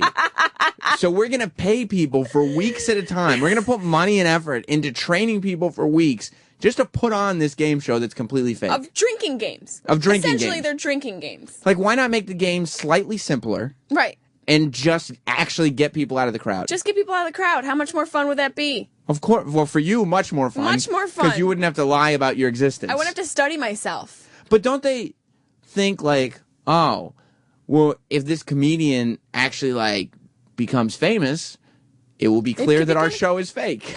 Right. They don't think that. Right. They don't think that. Like, okay, well, they obviously had no faith. Yeah, they're like, you know what? No. Stand-up comedy, look, horse wrangler. She's not exactly Louis C.K., okay? We're talking about Jesse May Peluso. Here's some horses. Here's some deaf kids. So, now, did you know, was this news to you that the reality shows were all faked? Well, once after I did, like, the All Worked Up, I started, and, just all my friends were doing, like, all the other shows, too. So we just started to figure it all out. But the Minute to Win It thing, they didn't preface it that way. So you thought, like, they're like, okay, yeah, we're going to use you, and, we're going to use your story, blah, blah, blah. So you just thought, oh, they must want me because I'm a comedian and I can be funny on stage while I'm doing the games. Exactly, because that's the way the audition was. You're auditioning like it's going to be, they have you play a couple games and they ask you questions about yourself, and they're like, oh, okay, great. You'd be great. It's not exactly 21 Questions anymore, is it? No, it's not. It's so funny, too, because 21 Questions, like, was a scandal. It was... The answers were faked, and it was a scandal that was so huge they dramatized it and made it into a film. Now Guy Fieri is just getting on TV and being like, I don't know, Jesse May doesn't work. God, and he kept like staring down. Had my. They of course make us wear these like stupid tight shirts. They wanted me in booty shorts, and I was like, listen, I drew the line at the deaf kids. I'm not putting booty shorts on while I'm flipping keys out of my mouth onto this 2-inch table. Plus, let's think realistically about the character Jessica that you're playing. Where's my inspiration? Exactly. Who wrangles horses and has a farm and invites deaf kids and then wears booty shorts to TV? I mean, come on. It doesn't work. You'd be too wholesome for booty shorts. It doesn't work. And in off air, in between takes, I told you this. I was just like, being myself, cracking jokes. And I said a couple things to Guy. And he used 2 of my lines on air. The jokes that you told him before? I basically wrote for him. So I had to change my whole persona. I'm writing for Guy Fieri. Ferretti. Whatever I call him Fieri. I refuse. Name is. I refuse. And, I'm not even getting like... And so you're sitting there like, you're writing that show you're writing too. I wrote Minute to Win It. I wrote the whole show. Roland, is Guy Fieri's imaging collapsing around you? Do you like he's it? all right. Roland doesn't care. He doesn't give a shit about much. No. As long as it doesn't affect me, I'm like, oh, whatever. So you're jaded then? I mean, I'm just, I wish they would have given me a real shot. So how did you react when Guy was like, started just spouting out your lines? Do you remember the jokes? Oh, God, I don't. Because it wasn't even anything that I pre-wrote. It was just something I said that was funny that he liked. And the moment the camera went on, he said it. And I just was like, I was off to the side. I was like, what the fuck? I'm looking at the producers and I'm like this. Fuck this shit. Let me flip these stupid, whatever next, blow the balloons away and let me go home with some decency and dignity. I'm assuming they don't fix the games because that's why they train you. No, they do. They fix the games too? They have, like, the games, and then the last game some of them you can get through, but some of them are so hard you'd have to know how to play. They have a couple of those like that. Because while you're in camp, they're learning which ones you're good at and which ones you suck at, so they make a plan of where you're going to stop. Oh, my God. So when the sweeps come, will somebody win the $1 million? Right. Yeah. So that's more, dirty. They kind of like fixing it along. But you don't know. Like, they're not fixing it with you. No. And so you're sitting there being like, I think I'm going to win this thing. I think they're going to let me win. Yeah. And then they're like, they throw this game at you like, dumb bitch. now you have to throw tissues into a basketball hoop. And you're like, they know I can't do that. Why would they do this? Nobody can do this. Yeah, the wind it's a tissue. It just gets swept away by the wind. It's an impossible game. Exactly. That's the way it is. Oh, my God. And they're all like in the... So, are the people on the reality shows, like the Bales Bondsman, is he completely fake too? They're all fake. The guys who star on the shows? Yep. They're not real? None of them are real. What are they? That dude, I mean, he was like... I think he had like a used car shop. That I mean, he just was like a black guy with a deep voice that just worked for their... And what, somebody like found him in his used car shop and they Yeah. were like, you could He be does a like bail voiceover bondsman. work. He does voiceover work. Oh my God. And they just have to count on you to be like, yeah, you could be a bail bondsman. Yeah, sure, go ahead. Here you... How disillusioning. Isn't it so? And I had to go out to the middle of like somewhere in Hope, like outside of Hoboken. It's like Uh-huh. really scary part of Jersey to shoot this shit. I want to be on one of these shows. How do you get on a show? Let's make one. Just fake it. Yeah, What would you be? a horse wrangler. Okay. Obviously. And I'm going to start bleaching my hair and just steal your jokes. Yeah. But how do you get cast on these shows? I want to be like, because it'd be so funny if I could get on, and then all the radio fans would be like, it's fucking Sam pretending he's not Sam. That's hilarious. That would be awesome. Can you get me on a show, Roland? Roland, you should do that. I could, yeah. Do you know, were you aware of all this? Yeah. Why wouldn't you say it? Because. The code. The code. The code. You're not I down broke with the the code code. anymore. Sorry, everybody. So I mean, have you given up on... There's other shows that do Like it. what? Like... I'm saying. Okay, so it's not just True TV, though? No. I mean, like, Dog. That shit's all set up. I was on Figured Out on Nickelodeon when I was like 13. Do you think that the judges set that up? Absolutely. Fuck. That's horrible. Yep. I thought I won the game show. No, you didn't. Absolutely not. You weren't even on it. That was actually a hologram. And No, I could have sworn I was there. No, you I weren't flew there. to Orlando. You weren't there. That actually was not you. Danny Tamborelli? No, never happened. Well, Jessie May, let me tell you about the greatest gift a woman could ever get. Do you know what it is? Not for me. It's not cupcakes like she promised to I bring know, us. I was gonna Why didn't you bring cupcakes this time? She texted, I'm going to bring cupcakes. I was going to bring cupcakes, and then when I was walking into the building, I just had a total brain fart. It's terrible. And I walked right through the doors. And I went up and down the elevator 3 or 4 different times because I didn't know where the hell I was going. Just riding the elevator. Just It's riding the fun. elevator. Up and down, yeah! Miss, where are you going? Oh, I don't know. I Have was a riding- fucking cupcake. Have a cupcake. All right, there's an insane woman in the building. No, if you ask women, like, the best gift they ever got, every time they'll tell you, what? You know by now. Engagement rings. Women are crazy. Well, they love their engagement They rings. sure do. And they go crazy for them. I mean, have you had friends that were engaged? Yeah, I mean, I tried to stop it, but it still happened. You don't believe in marriage. I think it's, I don't know. That's because you've never had an engagement ring. Yeah, if You I would had be- an engagement ring, maybe I'd change my mind. You would be staring at that shit all the time. I just would want to get engaged over and over, not married. Well, that's where Steven Singer comes in. Because everybody knows that that's the best part, giving the girl the ring. And then the girl goes nuts for it all the time. So you have to make sure as a guy, not you, Jessie May, but Right. like me or Roland, we have to make sure we're getting a good ring. Because otherwise the girl will be like, who you think I am? You can't propose to me with this. I ain't marrying your broke ass. And you're who like, are you marrying? That sounds like one of the basketball wives. No, one of the chicks from True TV. Like Okay, one, okay. yeah, Oh, that's good. who escaped the bail bondsman. Okay, yeah. They'll tell you that they don't want any part of it. So you go to Steven Singer, you make sure that he's getting you a great ring because he does it all day long. That's Who's all he Steven does. Singer? He owns the store. You can see this everything at IHateStevenSinger.com. You go down, it's Steven Singer Jewelers. The other corner, go to it, and you'll see. You'll be amazed. And you'll be like, I wish a guy would give me a ring like that. It's at the other corner of 8th and Walnut That's if you right. want to see it in I person. know Walnut. Right, 8th and Walnut, the other corner. The other corner. You want to see it in person, you can see it there. Or you can call him at 1-888-I-HATE-STEVEN-SINGER. He gives you a 100% money-back guarantee. He gives you the best service, the best value, the best experience. You know where I got my wife's engagement ring from and wedding ring from? I love StevenSinger.com. No, IHateStevenSinger.com is the answer. Why is that his website? Because people hate him. And he decided to make a website out of it and sell jewelry. Are you serious? It's smart, though, isn't it? It is. I mean, it's a catchy. I'm intrigued. I want to know why people hate him. Well, go to the website and find out for yourself. Jesse May Peluso, always a pleasure. Thank you for stopping by. Thank you for having me. Eric, Prime time. I'm excited about Saturday. Well, that's one. Roland, I'm excited about Saturday. Yeah, another celebrity calling in. I can't wait to find out who it is. We'll find out tomorrow. Goodbye, everybody. Ron and Fez are next. Opie and Anthony Show is now over. For real this time. Check out the O&A Show on Facebook at facebook.com/Opie and Anthony. And catch Opie and Anthony live Monday through Friday from 6 to 10 a.m. Eastern. Ron and Fez are next. Hey!